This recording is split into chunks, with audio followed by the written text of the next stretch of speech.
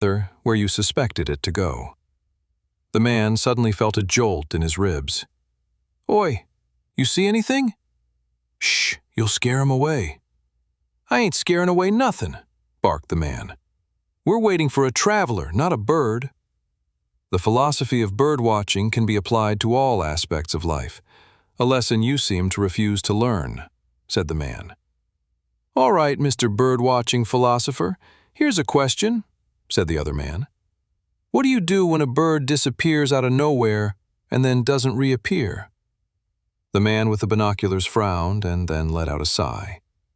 He then picked up his binoculars once more and kept focused on the spot he had been staring at before. "You wait," said the man. "You wait and you hope." On the opposite end of the square stood Edgar and the other members of the Travelers' Guild. The guildmaster could see the crowd was growing uneasy. Questions hovered in everyone's mind. Why hadn't Sam immediately returned to the market square after defeating Grendel? What the heck was going on? Questions weren't just what lingered in the air. There was also growing fear. Had Sam teleported to some unknown location for a final challenge, and the reason he wasn't back in the square yet was because he failed said challenge?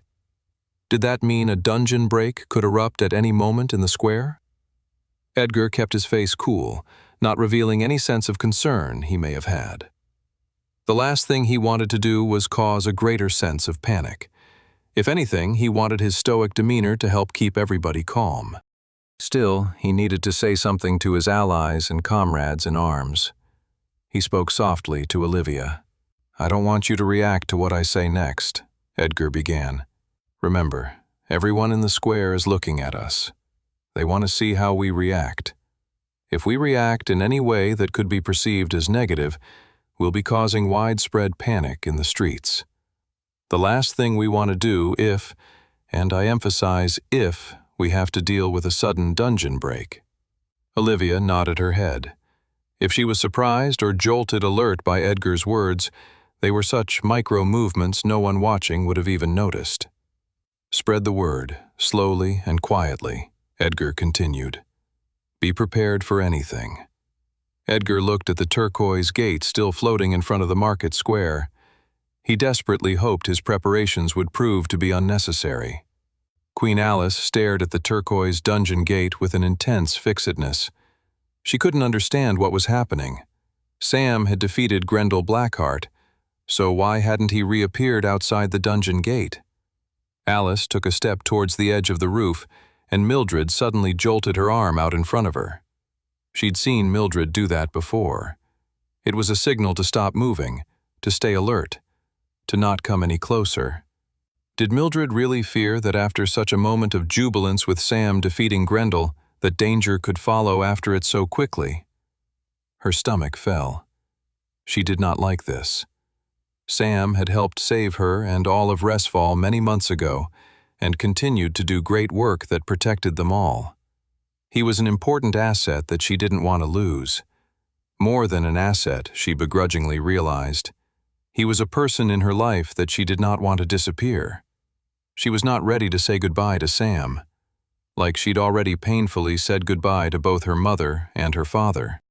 It was at that moment of fear and hopelessness that Alice's eyes burst with excitement at the sight of something emerging at the bottom of the turquoise gate.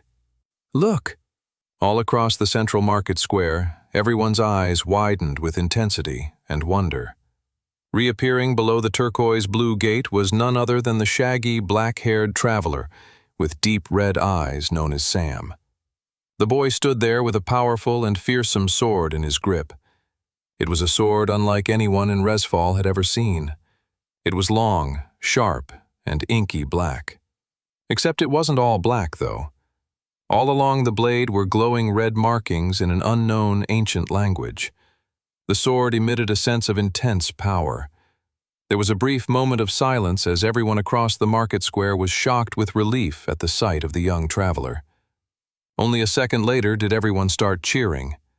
Sam smiled and lifted the sword above his head, accepting the city's applause.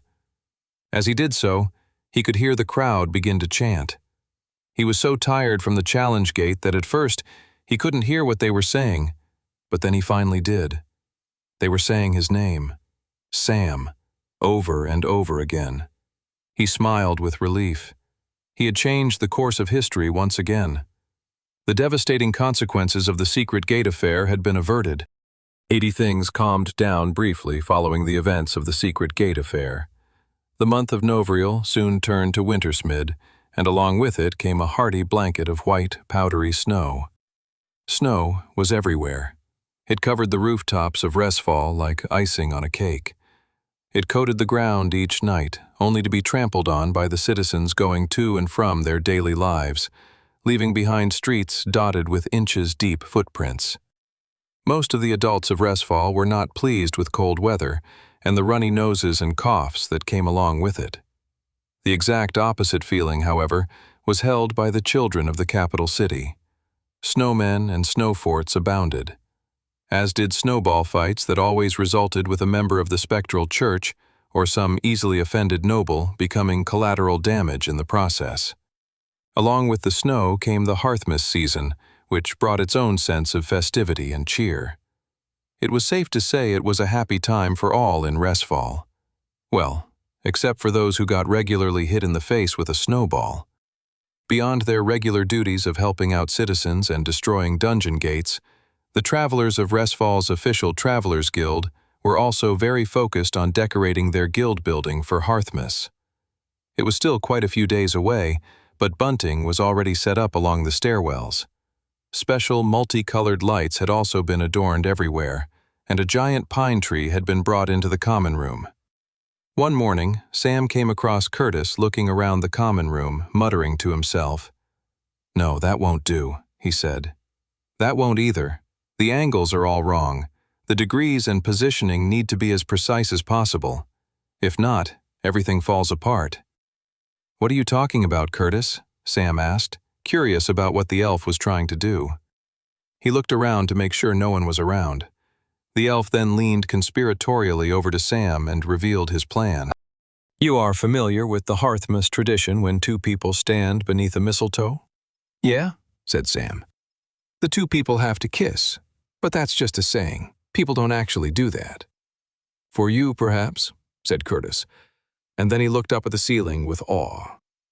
"But if I can map my coordinates precisely, I can predict my beautiful Captain Olivia's route across the Hearthmas party, and I can time it to such a degree that I'll just so spontaneously end up under the mistletoe at the exact same time as her.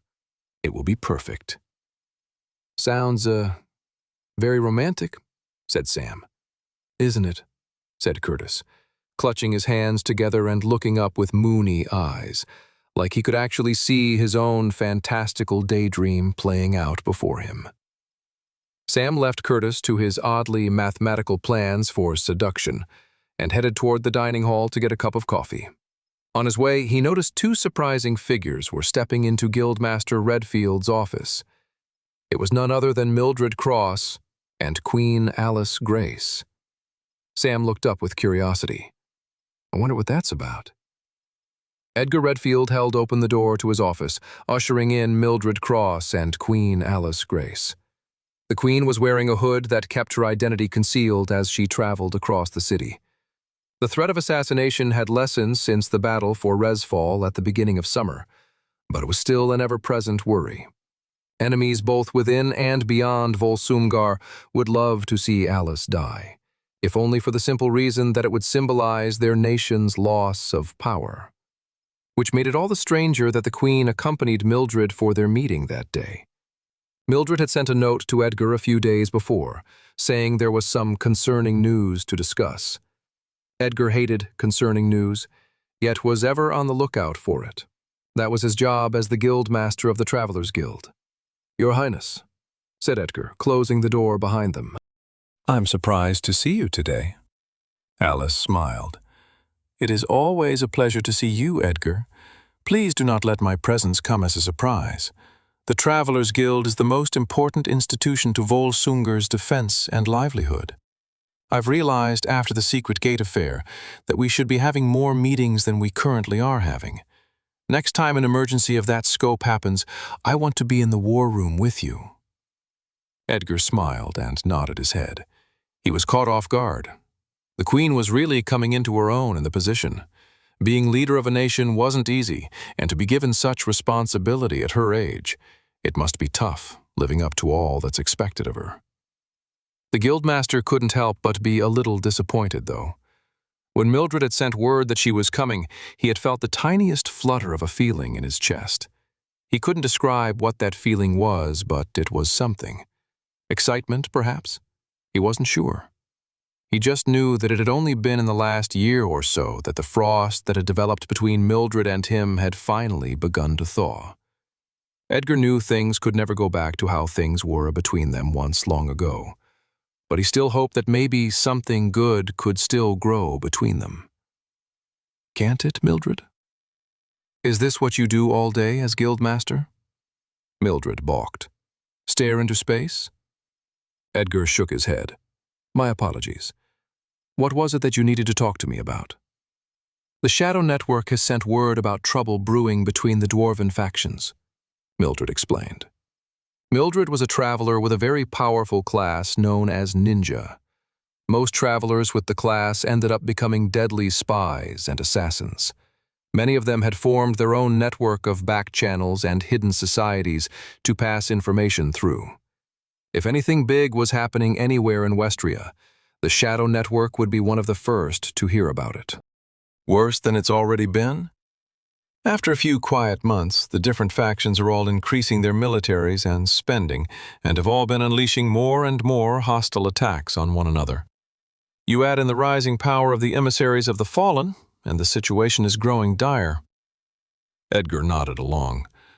While human and dwarven relations had never been incredible, the arrival of the dungeon gates a few years prior had only led the dwarves to pursue their traditional inclination to isolate themselves from the rest of the world even more. The dungeon gates allowed them to pursue their own network of travelers and use them to fight against one another in their long-standing civil war.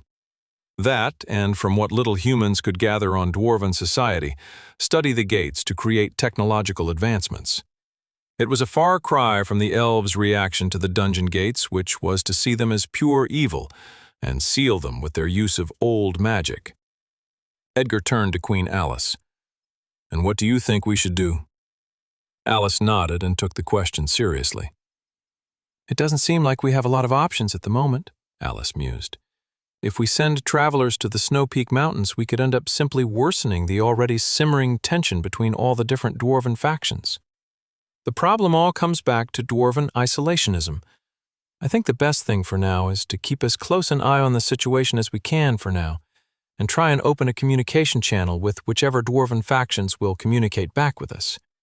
We can go over the situation in a few weeks' time once we've gathered more intel. Edgar and Mildred shared a look and a smile. Alice's cheeks instantly went red. What is it? Oh no, Mildred, do I have something in my teeth again?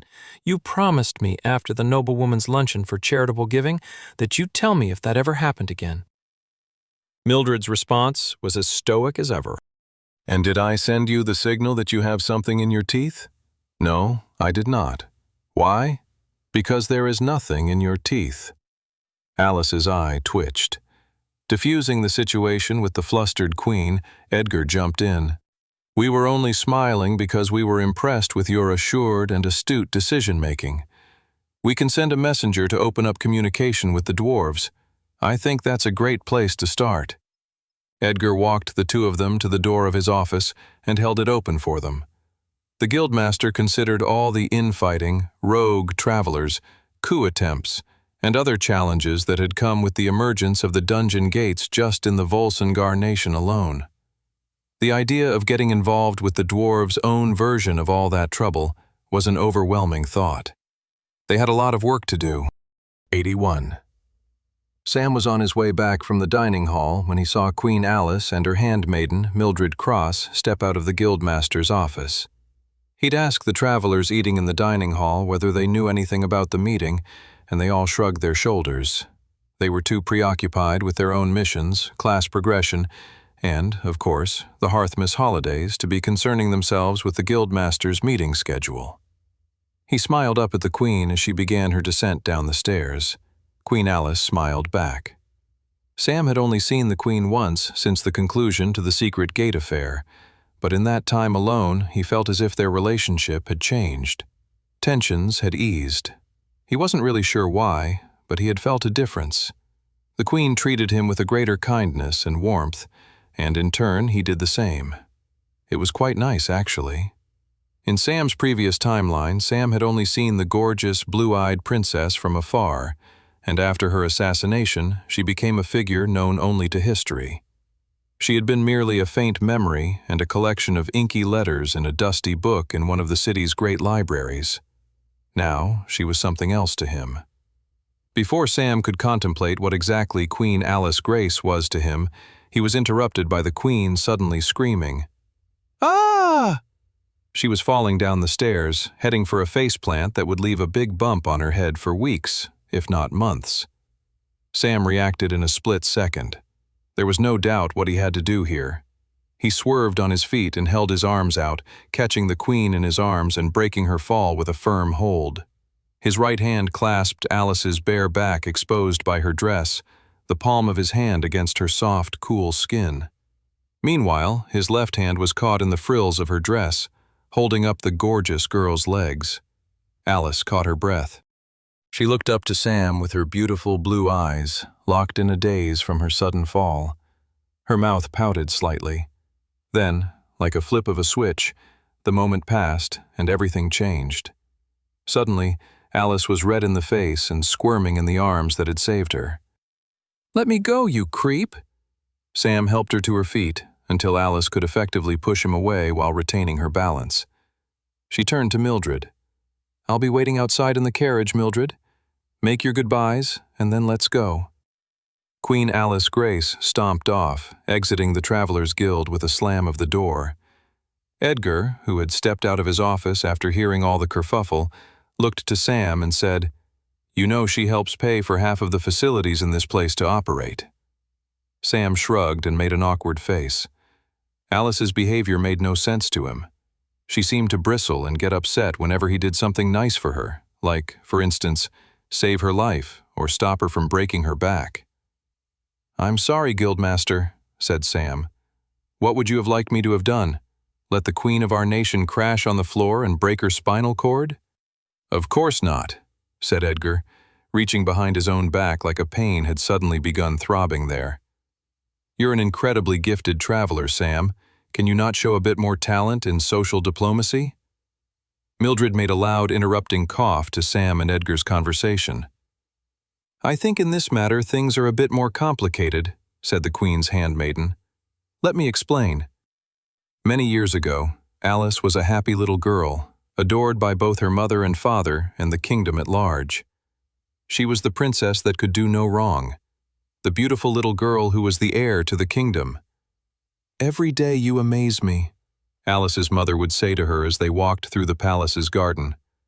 The Queen would nuzzle her nose against little Alice, tickling her and causing her to giggle. "You're my little sweet sugar bug," the Queen would call Alice endearingly. "I'm not a bug," pouted Alice. "But you are sweet, though," said the Queen, smiling happily. At night, both Alice's mother and father would snuggle up in her bed on either side of her and read her bedtime stories, fairy tales about far-off lands and magical creatures. Alice would fall asleep between her mother and father, happily knowing that she was loved. And then one day the happy times came to an end. Alice woke up and her mother wasn't at the breakfast table. No one was. She could see guards and servants hurrying through the palace, others whispering to one another. Something was wrong. Alice crept down the hall to where her mother and father slept. She saw maids running from the room with white cloths stained in red. As Alice got closer, loud and violent coughs echoed from the room. She arrived at the open doorway to the bedchamber. Her eyes widened at the sight. Moving spasmodically on the bed was her mother, clawing at sheets, moving violent, and coughing up large amounts of blood. Little Alice then heard someone say that she shouldn't be here, and she was quickly swept away by one of the servants. That was the last time Alice saw her mother. The woman who had showed Alice so much love and happiness died of a vicious disease known as the scarlet cough. There was no cure for it, and Alice's mother was dead by the following morning.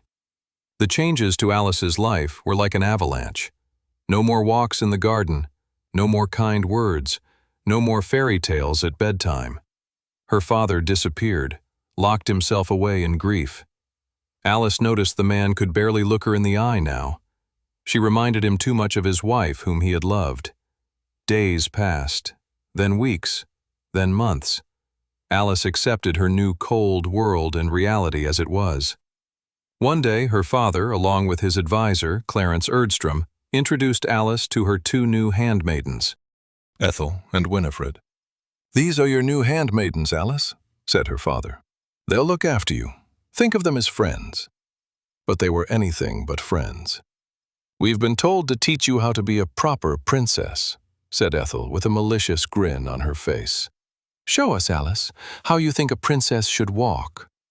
Little Alice took a step forward, and next thing she knew, she felt a push against her back and her face slammed on the ground. Ethel and Winifred laughed behind her. "You're expected to be our leader one day, and we can't have you tripping or stuttering or making mistakes. Now show us. Walk like a princess." Little Alice got back on her feet and stepped forward. Next thing she knew, she was back on the ground. The whole afternoon proceeded like this until she was covered in open, bloody scratches and bruises. Alice tried to talk to her father, but he was busy and preoccupied. Everybody was. Glowing portals had started emerging across Westria. Portals to other worlds. Portals that, if left alone, spawned monsters and terrifying beasts to wreak havoc on the lives of innocent people. Finally, when she did get a word in with her father, Winifred and Ethel were there. "Oh, I think what the princess means is that we just had a bit of a rough scuffle playing in the gardens. Isn't that right, Alice?" The two handmaidens made Alice pay for her attempts to save herself from her torture at their hands. For 3 days, they locked Alice in her closet and wouldn't let her out. "A weak little princess doesn't tell on her handmaidens," they hissed. "This is your punishment." Alice kicked the door and cried, but no one heard her. They starved her, only feeding her a minimal bowl of porridge during the entire 3 days. "You're not a good princess," they hissed through the door. "You deserve nothing but darkness like the little rodents that you are." After the 3 days, they let her out and let her eat. Alice wasn't the same after that, fearful of the torture happening again, so she kept her mouth shut. She began to think she deserved all this. She began to rationalize the torture of her two handmaidens. She was a princess of a kingdom, a privilege most people would never feel. A few people being mean to her wasn't that bad. There were larger things to worry about, like the dungeon gates sweeping the land. She found herself always looking over her shoulder, her mind racing 10 steps ahead to make sure she could avoid any more torture and humiliation if she could. But all that extra thinking, planning, and worrying led her to trip downstairs, stutter her words, and continuously make mistakes all the time. This became just another piece of Ethel and Winifred's arsenal against her. "A weak little princess doesn't deserve to be queen. You can't do anything, can you?" And no one seemed to catch on that the nation's own princess and heir was being abused by her handmaidens for years. Ethel and Winifred got away with it by putting on a facade to others that they were loving and adoring servants to Alice, and as soon as no one was looking, they would continue their never-ending torture of the princess. Alice just accepted that this was her life, and the years went by until one day she woke up and her two handmaidens were gone. The man who had hired the two women, Clarence Erdstrom, had been the one to fire them in the end. "They weren't the right fit for you, were they, Alice?" said Clarence with a kind grin. "Your father has actually decided to pick a handmaiden for you this time. Let me introduce her to you." A demure, quiet woman walked to Alice and bowed her head to Alice. "Princess, I'd like you to meet Mildred Cross." Alice didn't know it then, but her years of torture and abuse were finally coming to an end. 82. "She was a lot clumsier when I first started working for her," sighed Mildred. "It's what happens after years of psychological abuse like that, being told over and over again that you're not good enough, strong enough, or smart enough to do anything. You start to believe it and internalize it. The constant stress and anxiety takes over, and you make mistakes again and again because you're always on the lookout for danger. Edgar shook his head. Sam felt a sickness in his stomach. He had never heard of any of this in his previous timeline. This was one of those secrets kept hidden from the records of time. Sam felt a deep, empathetic sadness for Alice. He knew what it felt like to lose everyone you love and be thrust into a torturous situation. Just hearing about it made him angry. He imagined Clarence Erdstrom had hired these handmaidens to make her feel weak, and then fired them years later so that he could be seen as good in Alice's eyes. Scumbag, Sam thought as he considered all the insidious, horrible, rotten things that man had done in both this timeline and in Sam's previous lifetime as well. Edgar slammed a fist in the wall. The guildmaster's face was red. "I've known Alice since she was a little girl," said Edgar. "This happened under my watch." "You weren't there in the palace every day," said Mildred. "How were you supposed to know? That's the power of psychological torture. It's invisible to everyone but the abuser and their victim. It is what it is." "What happened to those two scummy handmaidens? Where are they now?" "After Clarence fired them, they disappeared," said Mildred. "No one saw them again. Some believe they were killed by a dungeon break, but no one knows." Sam shook his head. He then slowly remembered why Mildred had told him this story in the first place. "So, as you can see," said Mildred, "the Queen's clumsiness, while certainly amusing and charming at times, comes from a deeply sad place in her life. So when she falls, and then you, Sam, or should I say, Mr. is always in the exact right place at the exact right time, effortlessly saves and catches her, her reaction is one of agitation and stress." Sam and Edgar nodded. "It doesn't excuse her behavior," said Mildred, "but maybe you can understand a little bit more why she behaves the way that she does." Mildred then walked towards the exit of the guild. "I don't think there's anything more I can say. Happy Hearthmas and New Year if I don't see you before then." Mildred then opened the door and stepped out into the cold, wintry streets of Resfall. Sam and Edgar both turned to another, crestfallen. The guildmaster's eyes stared into Sam. "Stop being so perfect around the Queen," he barked. "That's an order." Sam was still thinking about Queen Alice, even as he sat down for dinner that evening. He didn't even touch his steak and ale pie or mashed potatoes, just staring into space, thinking about the discussion he had had with Mildred earlier that day. He kept thinking over and over again how he could do things differently. Maybe the next time the Queen inevitably tripped and fell, he could still catch her, but he could do something super goofy and embarrassing afterwards. That way he could protect her both physically and emotionally. It wasn't a perfect plan, but it would do for now. Really, it would be best if he could do something to show her that she had it within herself to get things right the first time she tried them. "Are you going to just sit there and not eat or talk?" said Clara, interrupting Sam from his contemplations. "Yeah, what's going on, Sam?" asked Toby. "You seem a bit out of it." Sam sighed. "Oh, I was just thinking about the Queen is all." Clara and Toby shared a grinning look with one another. "Oh, were you?" said Toby, blushing a bit. "Could you tell us more about these thoughts?" Clara slapped Toby in the shoulder. "Rude. We're at the dinner table, Tobes." "Come on, you're curious too," said Toby. "Not in whatever weird boy way that you were suggesting," said Clara. Sam cut his two friends' bickering short. "It's not like that. I was just, I don't know, like, the three of us.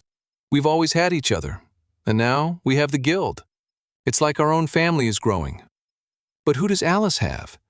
Her mother and father are both gone. She really just has Mildred, and that woman isn't the warmest person in the world. I don't know. I just think it must get quite lonely in that palace on her own." Both Clara and Toby sighed with deflation. "Well, that killed the mood," said Clara. "Yeah, I'm too sad to eat any more now," said Toby. Sam's eyes glazed over, ignoring his friends. He was getting an idea. "I know what I have to do," he said, slamming his hands on the table.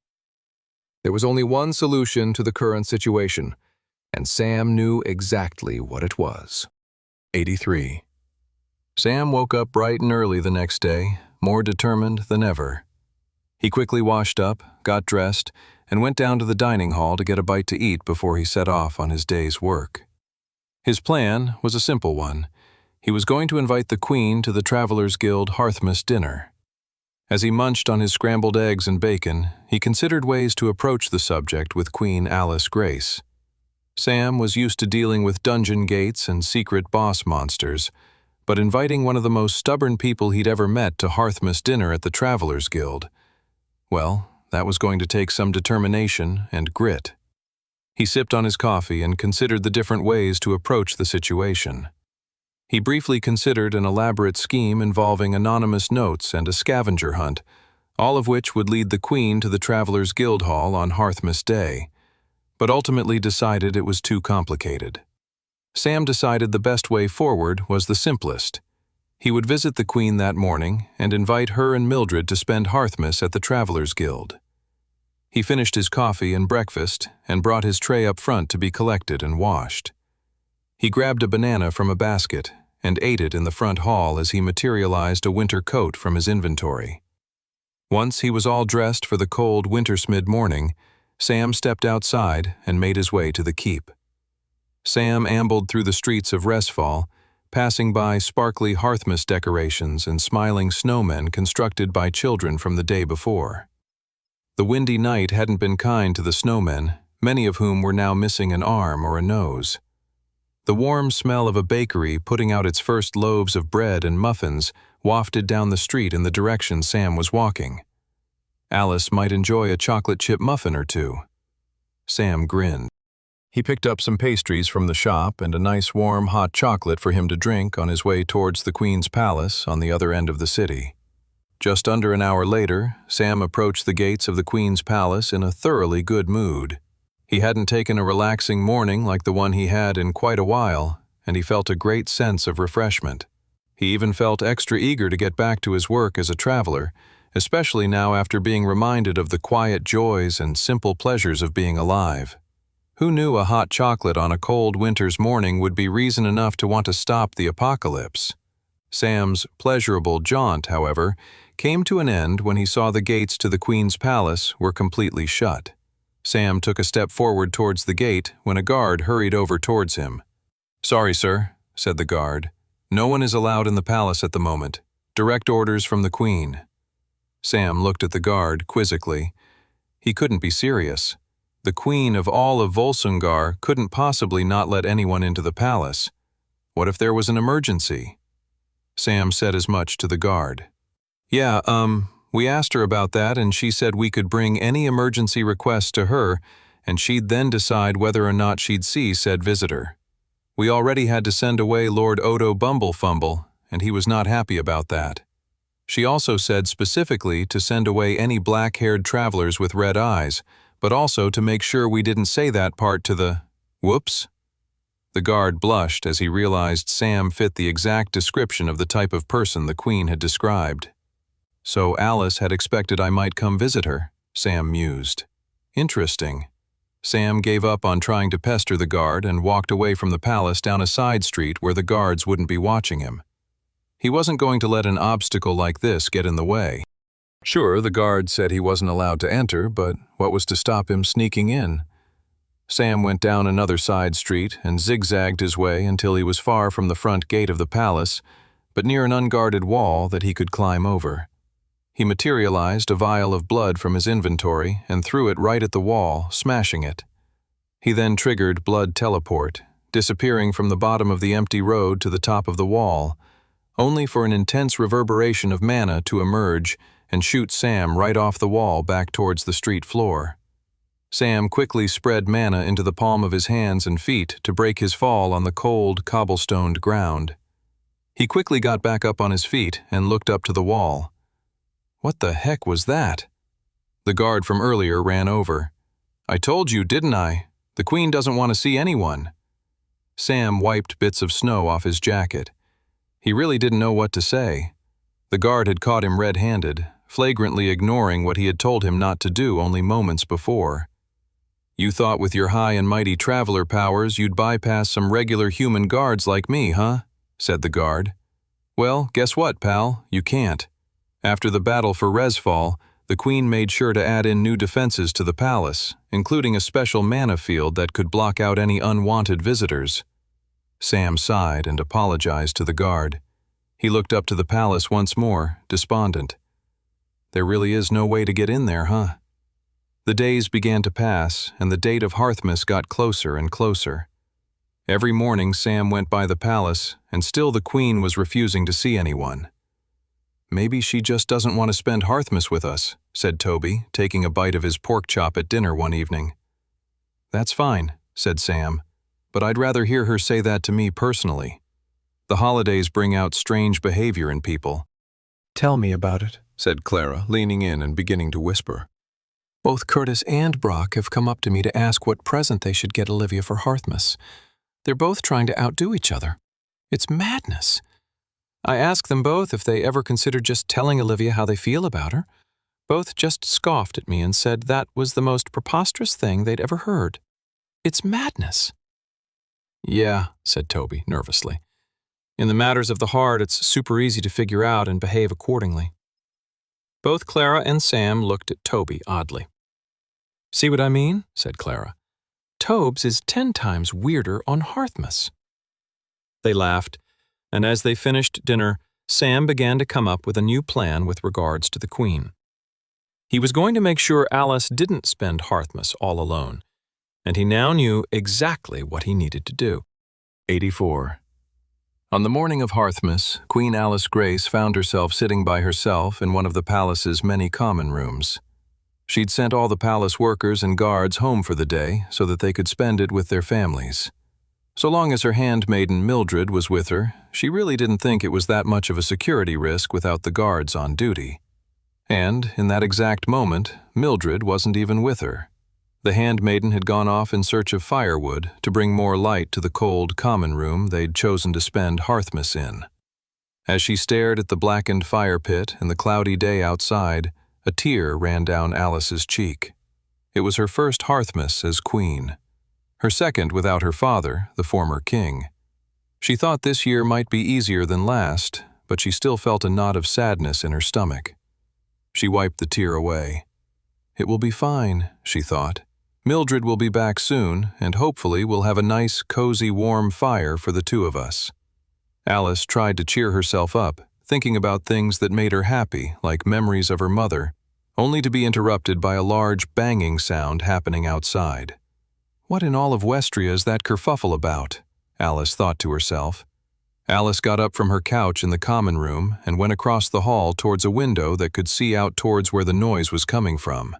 Her heart raced as she approached the window. It sounded like a catastrophic crash of some kind. Her thoughts immediately went to Mildred. Had she tried to carry too much firewood and fallen over? Alice couldn't really see Mildred doing that, but even still, she was very worried. Yet, when she looked out her window, she couldn't see Mildred anywhere. In fact, she couldn't believe what she saw. The gate to her castle had been battered down by what looked to be a large cow with a spiraling unicorn horn at the top of its head. The unicow, which was now hanging out in the snow in the middle of the palace's courtyard, let out a loud moo. The strange unicorn-cow hybrid had reins attached to it and was dragging a large sleigh behind it. Sitting at the front of the sleigh, holding on to the reins, was none other than the shaggy, black-haired traveler she had come to know as Sam. He was wearing a red Hearthmas hat on his head. Sam, she thought to herself. She felt her heart flutter. She felt a slight tinge of anger at his destruction of her palace gateway. She felt an uncomfortable level of confusion at the strange cow that was driving his sleigh. She smiled, looking down at the boy in the center of the courtyard, and could think only one thing. Sam, you're unbelievable. Sam grinned up to the castle window where he could see Queen Alice smiling down at him. He hated leaving things to the last minute, but he had a feeling that the Queen would have sent all the workers home for Hearthmas, and the mana field might not be operating without any guards on duty. His plan was proven right, and, in the end, Roxy, the unicow, had helped him bash his way through the palace gates. Everything was going exactly to plan until he felt an intense, hostile energy come his way. He leaped away from the carriage and saw a figure with intense, quick speed emerge out of nowhere in the snow. It was none other than the doughty Mildred Cross in her black and white handmaiden uniform. She narrowed her eyes at Sam and muttered, "The Queen said she didn't want any visitors at Harthmas." She began to pull out her hairpin, the same hairpin she'd stabbed countless rogue travelers and evil spectral church members around 9 months ago with. "What am I going to have to do to get you to leave?" Before a fight or anything worse could break out, a voice yelled out, "Stop!" Both Mildred and Sam turned to look and see Alice, stomping out into the snowy courtyard in her boots and jacket. "What are you doing here, Sam?" she said. Sam smiled at the beautiful Queen and said, "I was wondering if you and Mildred cared to join me and the rest of the Travelers Guild to celebrate Harthmas." Alice's shoulders fell. She looked both relieved and defeated. She wiped another tear from her eye. Her reason for crying all morning had proven unnecessary. She and Mildred weren't going to spend Harthmas all alone after all. All across Resfall, little kids ran down joyously from their bedrooms, their little feet clambering down the wooden staircases of their homes. They rushed with glee and excitement to the living room of their family homes, rushing to unwrap Harthmas presents beneath decorated trees. They squealed in delight as they opened up boxes filled with dolls, wooden toy soldiers, kites, bouncy balls, candy, and all other sorts of amusing and wondrous delights. And just as the kids thought the excitement was all done, they heard the sound of jingling bells ringing outside their window. The streets of Resfall were mostly empty, which was to be expected with everyone at home spending quality time with their families, which made it all the more peculiar to the children at home who heard the jingling sound. The kids ran up to their windowsills and looked out to catch for a brief second a wondrous and adorable cow with a unicorn horn galloping across the snowy streets of the capital city. And right behind the galloping unicow was a sleigh carrying 3 people. It all happened so fast none of the kids could say with enough certainty what they saw was indeed real. But each kid had the exact same question surface to their mind. Is that Queen Alice riding a sleigh dragged by a unicow? It was an unbelievable sight. None of the children's parents believed them when they recounted the event at lunch that day. But when the kids met up a few days later to play in the snow and they all shared and recounted a similar story, they realized then that they had witnessed a true Harthmas miracle. 85. "Wait, what?" Olivia shrieked in the common room upon hearing that Queen Alice Grace was going to be spending Harthmas with them all. "The Queen is joining us," she said, panting her breath in panic. "Why did nobody tell me this? I can't be lounging in my pajamas drinking my 5th glass of eggnog if the most important woman in all of Resfall is going to be celebrating the holidays with us." "You can go upstairs and change," said Toby. "And who cares if you had so many mugs of eggnog?" Brock nudged Toby and muttered, "It ain't the eggnog in that mug that's the problem, lad." "I have to change. I have to get ready. Oh my gosh," said Olivia, clambering over the presents and couches of the common room to go back upstairs to her room. Olivia wasn't the only one running around. All the travelers were frantically trying to dress themselves up or clean the guild hall itself up in an effort to impress the Queen. Most travelers all seemed to agree that pajamas were unsuitable to be wearing in the presence of Alice Grace, and they all needed to change out of them. Only Brock refused. "I'm not getting out of my gym jams even if the ghost of Ulfrock joined us." "Who's Ulfrock?" Brock shook his head and drank another sip of his mug of eggnog. "Kids today don't even know about Ulfrock, the ancient dwarven warrior," he sighed. "What can you do?" The whole guild hall was alight with activity, when from the window they could see Sam pull out front of the guild with the Queen and her handmaiden in his sleigh. "She's here! She's here! She's here!" The whispering spread throughout the guild hall like wildfire. Olivia was fully dressed in her best attire, running down the stairs to greet the Queen. Sam walked in with Queen Alice and Mildred Cross behind him. "Merry Harthmas!" The whole guild cheered, welcoming Alice and her handmaiden. The Queen blushed at the enthusiastic welcome. The next thing the Queen said none of them had been expecting. Is there anywhere I can change?" All the travelers blinked in confusion. Then the Queen lifted up a pair of pink pajamas and said, "Sam told me to bring these along?" Once everyone settled down from the arrival of Queen Alice joining them all for Hearthmas, and everyone had returned to wearing their comfy and cozy pajamas, Hearthmas in the Guildhall truly began. They all played puzzles and games while sipping on hot cocoa and marshmallows. The fireplace never died out, crackling and keeping them warm all throughout the day. Christmas dinner happened late in the afternoon, where the entire guild gathered in the dining hall for a feast of epic proportions. There were multiple turkeys, slabs of ham, bowls of mashed potatoes, pigs in blankets, Brussels sprouts, and more. Brock filled up his plate so that it was a mountain of meat, potatoes, and gravy. "You didn't put a single vegetable on your plate, Brock," Olivia chastised him. "Why would I ruin a Hearthmas meal by putting vegetables on it?" grunted the dwarf. "For your general well-being and nutrition, perhaps?" chimed in Curtis. "This giant piece of ham is improving my well-being by the second," Brock replied. Across the table sat Sam, Alice, Clara, and Toby, laughing and giggling at the conversation between the older travelers. After dinner, different groups exchanged presents with one another. Brock and Curtis approached Olivia with a sudden nervous caution. "Oh, watch this," whispered Clara to Alice. "This is sure to be good." The fighting between Brock and Curtis to get the best present for Olivia had gone on all week. Both of them had tried to spy and find out what the other had gotten. It had been an arms race of chocolate, flowers, and stuffed animals, each one trying to outdo the other. "My money is on Curtis," said Toby. "You're just saying that because he's your mentor," said Clara. Toby shook his head. "Curtis is one of the smartest people in the guild. I don't think he'd screw up his present for his captain. Brock, on the other hand?" Clara put her hands on her hips. "What are you trying to say? That travelers with the warrior class aren't as smart as those with the wizard class?" Toby blushed. No, I was just going to say that Brock is pretty single-minded in his love of fighting and drinking, and that wouldn't set him up very well to be a good present giver is all." "Well," said Clara, "I'll have you know that I helped him extensively more than I helped Curtis, so we'll just have to see. I bet you 10 gold coins that Olivia prefers Brock's present. What do you say, Tobes?"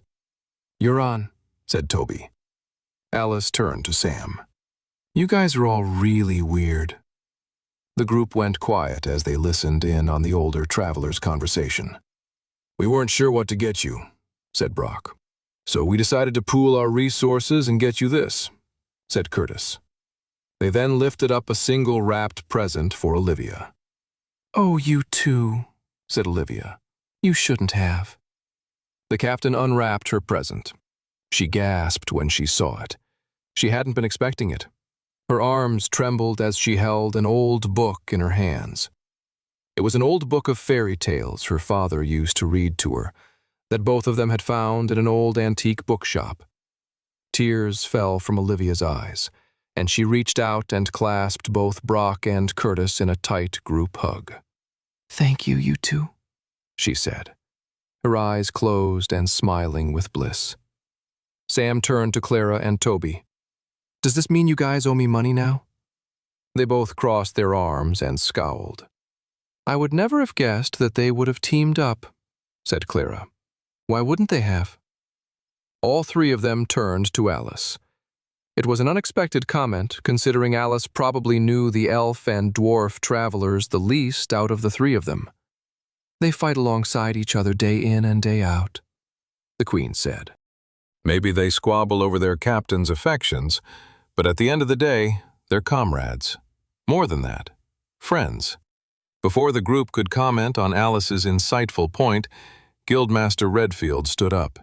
His cheeks were red, and his lips stained with red wine. He burped and then materialized a large pole in his hand. "All right, travelers, the most important part of the evening is now at hand. We're playing a game of limbo. Now get in a line." The Guildmaster held up the limbo pole with Mildred holding the other end.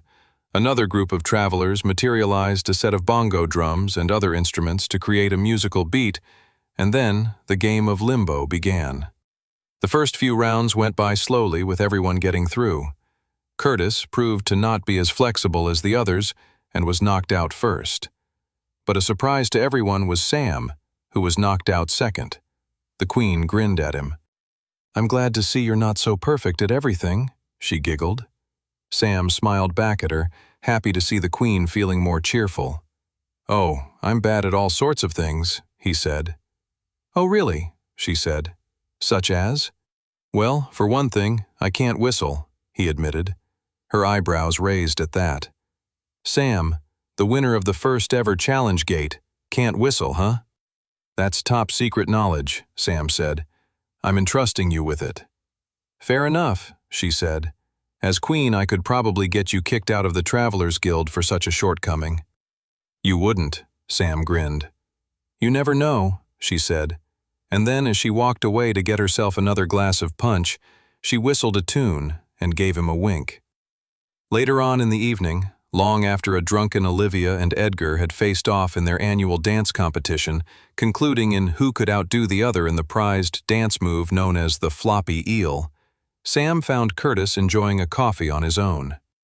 "Merry Hearthmas, Curtis," said Sam. What happened to your mistletoe plan? He smiled and shrugged.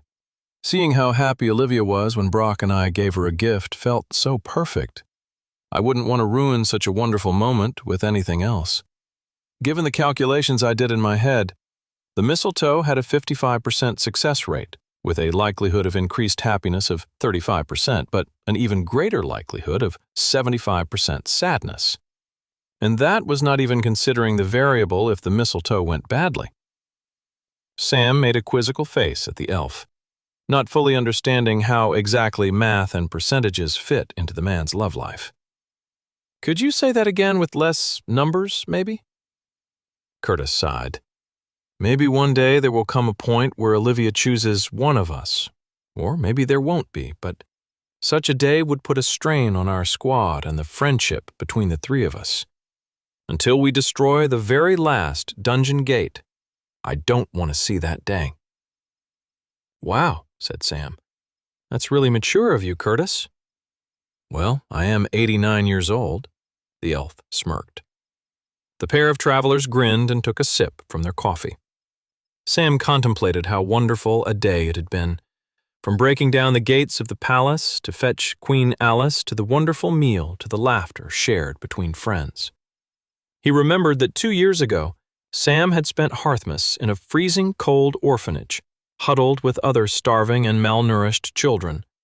Now, for the second year in a row, he had the chance to experience one of the most joyful days of his life. And each year, Hearthmas only continued to get better and improve. It felt like a measure of how much Sam had changed his previous timeline, that all this happiness and joy that was brought into the world hadn't existed before, and with each change he made, each significant alteration to the historical timeline, he helped improve the world in big ways and small. And one of those ways was the improvement of his own personal life, and the lives of all of those he cared about around him. And just when he thought the day couldn't get any better, one last memorable moment happened there and then. "Look," said the elf. "Maybe someone else is taking advantage of my intricately designed mistletoe setup." Across the hall, Sam saw Clara and Toby in the common room on their own. They were getting closer and closer to one another. Are they about to? Every second, they got closer and closer. Both Clara's and Toby's cheeks were blushing red, their eyes soft and gazing on one another. "Uh-oh," said Curtis. "I forgot to remove a—" Toby suddenly tripped. "Ah!" Things then went from bad to worse. Toby flew right into Clara, headbutting her in the forehead. "Ow!" The two lovebirds went hurtling backwards onto the floor. Toby's leg pulled on a piece of string that disrupted the guild hall's mana lighting system, instantly sending the entire guild into pitch blackness. Suddenly, the whole guild was screaming, and Edgar was barking, "Who's fooling around with the lights?" A few minutes later, they had lit candles and fireplaces, and everyone had pieced together what had happened. The episode came to be known and laughed about, to both Toby and Clara's embarrassed dismay, as the infamous mistletoe debacle. You couldn't ask for a better Hearthmas, Sam thought, chuckling to himself. 86 Hearthmas came and passed, and soon enough it was the last day of the month of Wintersmid, and it was time to celebrate year's end. Queen Alice had a massive party at the palace, where all the Travelers' Guild was welcomed along with many of the city and the nation's nobility. The entire Travelers' Guild got dressed up for the occasion and found themselves standing around, drinking bubbly water and eating tiny little food served up on platters by the palace staff. "I don't trust all this tiny food," said Toby, looking down at the little pieces of bread with some kind of salmon-y spread on them. "You know, neither do I," said Clara. "Remember how when we used to steal from nobles we'd always ignore this kind of stuff? Food not worth stealing is food not worth eating, in my humble opinion." "Did someone say nobles getting food stolen?" said an older noblewoman passing by. "My Hallows haunting evening was ruined a year ago with the disappearance of my golden hog. It was a travesty, I tell you." Sam, Clara, and Toby all went pale white, and then, with very serious expressions, said, "Yes, that sounds dreadful." When the woman was out of earshot, they all burst into laughter. "Who knew we'd have to confront the victim of our crimes?" cried Clara, wiping a tear of mirth from her eyes. "All I know is that lady's hog was definitely worth stealing," said Toby. "Agreed," said Sam. "Look," said Clara, grabbing Toby's arm. "I spot normal-sized food over there. Let's go check it out." Toby and Clara moved across the party while Sam stayed where he was sipping on his bubbly water. Across the party, Sam noticed Brock standing on his own in his crumpled tuxedo, trying to eat a tray of tiny food that he kept crushing to inedible bits with his burly dwarf fingers. "This food is too tiny for my fingers, lad," sighed Brock. "Is everything all right, Brock?" asked Sam. "Beyond the tiny food portions, I mean." "Ah, I'm all right, thanks for asking." "I am a bit glum, to be honest," answered the dwarf. "I just received word that my brother is coming to Resfall as a diplomatic envoy." "Oh, I thought that would have been a good thing?" Brock shook his head. "Not really, no. I don't get on with my brother very much." "Did something happen between you?" "Yes and no," sighed Brock. "It mainly comes down to he's just an irritable piece of crap is all." "I can't wait to meet him," said Sam. Sam quickly tried to think of a topic he could change the conversation towards. "Did Curtis not come out tonight?" The elf was nowhere to be seen. Brock shook his head. "No, he gets a bit funny this time of year." Before Sam could inquire more about Brock's statement, the Queen's handmaiden, Mildred Cross, suddenly opened up the doors to the balcony and began shooing everyone out there. "It's almost time, everyone," she said, pushing everyone out into the cold air of night. Clara and Toby joined Brock and Sam on the balcony, along with the other travelers of the guild. Even Alice left the important nobles and merchant families she was doing political work with to stand with Sam and the others as they counted down the time to midnight. 3, the crowd all cheered together. 2, 1. Across the city of Resfall, fireworks shot out into the clear night sky, exploding into massive, wondrous, and beautiful lights across the city. The year of 1767 had come to an end. The apocalyptic destruction of Westria by the hands of the Demon King was still many years away, but Sam felt the slow, dreadful march of time drag them closer and closer to that terrible event. After tonight, the winter holidays were over. Sam had to get back to work. 87. Sam woke up the next morning bright and early. It was the 1st of January 1768. The event, known as the Dwarven Cataclysm, was still a few months away, but was fast approaching nevertheless. He grimaced just thinking about the horrible event. Even now, much of the particularities of the Dwarven Cataclysm were shrouded in mystery. But there were a few things Sam knew for sure, and a few other things he could guess. He knew for sure that the outcome of the historical tragedy resulted in the total annihilation of the dwarven civilization. He also could guess that much of the blame could be attributed to the dwarven death cult known as the Emissaries of the Fallen and their evil leader, Theorin Silverblood. Sam shivered just thinking the despicable man's name. The man was responsible for so much death and misery across Westria. While Sam couldn't outright prove the connection, the dungeon orbs used by Clarence Erdstrom and the Archbishop in their attempt to take over Resfall last spring had Theorin's fingerprints all over it. Sam wouldn't have been surprised if he learned that Theorin had purposely led the Spectral Church to the discovery of dungeon orb magitechnology. The cult had even pushed its experiments and evil deeds onto the poor innocent mermaids and fishfolk of the Crystal Sea. Finally, in Sam's previous timeline, Theorin Silverblood's fanaticism had led to the wholesale destruction of the dwarves. Anger rushed through Sam the more he contemplated the evil deeds of the dwarven death cult's leader. The key to stopping the dwarven cataclysm lay in stopping Theorin Silverblood himself. There were a lot of steps between now and facing off against Theorin Silverblood, however. Sam knew he had to be patient. He also knew he didn't have any time to waste. Sam quickly washed up, got dressed, and headed down to the dining hall for breakfast before he went ahead and started tackling some missions and pursuing his traveler training regimen.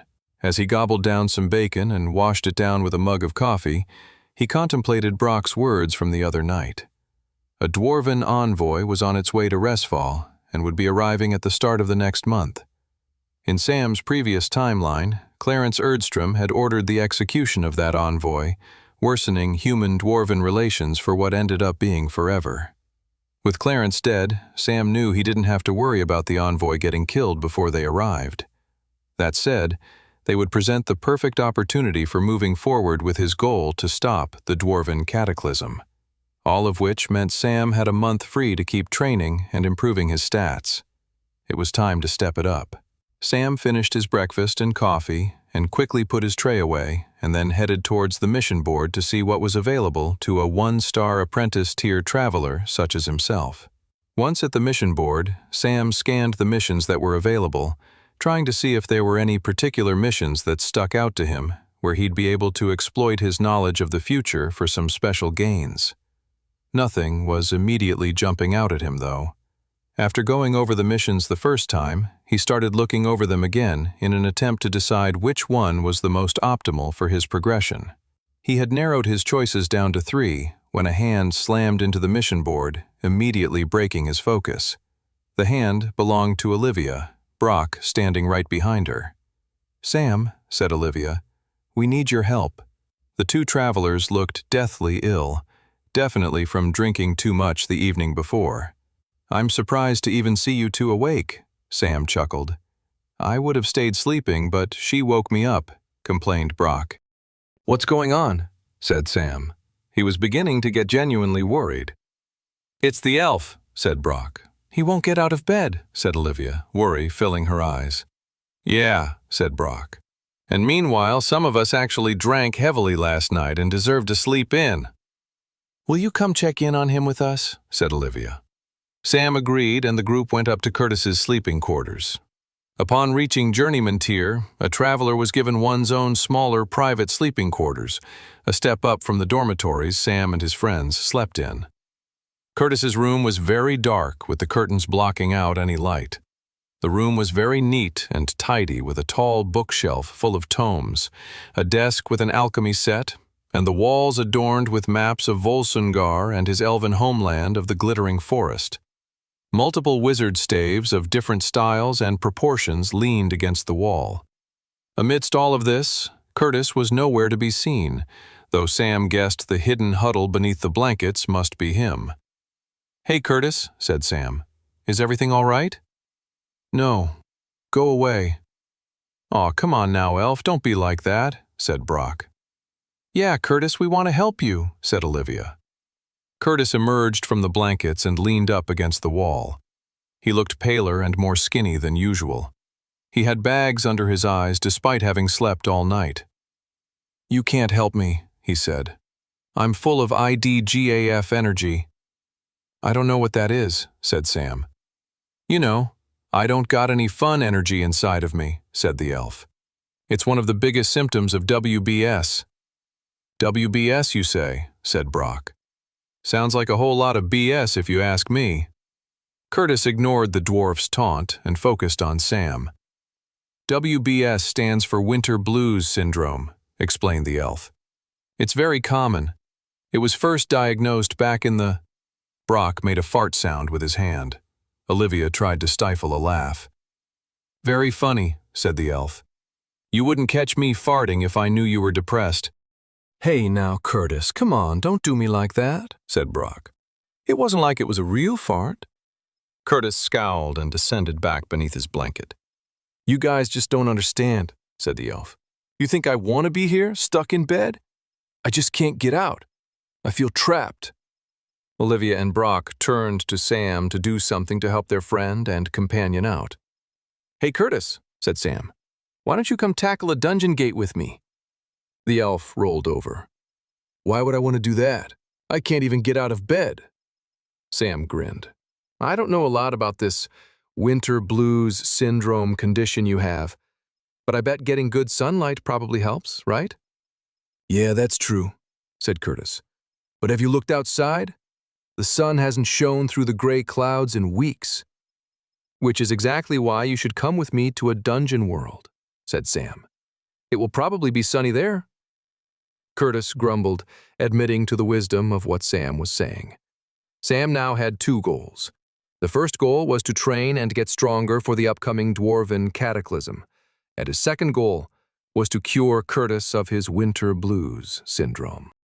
30 minutes after cajoling Curtis the elf wizard out of bed, the two of them were borrowing horses from the stable and heading off in the direction of a reported dungeon gate a few miles outside of the city. As they exited the eastern gate of the city, Sam couldn't help but be worried for Curtis.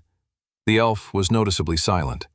Sam tried to engage the elf in his favorite conversation topics: the greatest wizard-class practitioners, recent discoveries in the realm of alchemy, the similarities and differences between elven old magic and magic users in the dungeon gate system. Curtis merely sighed and shrugged and continued to look off in the distance. The elf wasn't really riding his horse very well either. He was putting in the minimal amount of effort to have the horse move in the direction they needed to. As the horse clopped along, Curtis swayed almost like a lifeless corpse, bending without any will to the wind or anything else. As they traveled across the cold, desolate winter farmland outside of Resfall, Sam made it his top priority to get within the dungeon gate they were heading towards as soon as possible. "I need to get Curtis out of this gray, cold environment and somewhere sunnier." They eventually arrived at an old barnyard and farm. There were no trees for miles, just a huge, untouched blanket of snow stretched on for miles. Off in the distance, hovering above the white canvas of snow, was a glowing green portal, an apprentice-tier dungeon gate. "There it is," said Sam. He was looking forward to checking out the dungeon world inside. Sam loved being a traveler, training, slaying monsters, gathering loot, and getting stronger. It was what he lived for. A dungeon gate was a promise of all those things. It also had the potential to cure Curtis of his WBS. Sam was hoping the dungeon world did exactly that. If Curtis was cured of his mental affliction, they would be able to slay monsters twice as fast, and, who knows, maybe they could squeeze another dungeon gate in before they returned to Resfall. Sam could only hope. It all started with entering the dungeon gate hovering in the distance before them. They tied up their horses in the old barnyard and then trekked across the field of snow to the massive green portal floating just above the ground. "All right," said Sam. "This is it. You ready, Curtis? Can we go home?" "Buck up, Curtis," said Sam. "What is that thing Brock's always going on about?" "Hype juice. That's right, hype juice. This dungeon gate will be our hype juice. Get your sunglasses ready, Curtis, because we're about to go on a monster-slaying holiday of sunshine. Let's go!" Sam stepped into the portal, and Curtis followed right behind him. Sam's face fell as soon as he saw the dungeon world they had arrived in. They were in a snowy, mountainous landscape in the midst of the worst blizzard he'd ever seen. Oh, and it was hailing too. Darn. There was no sunshine in sight.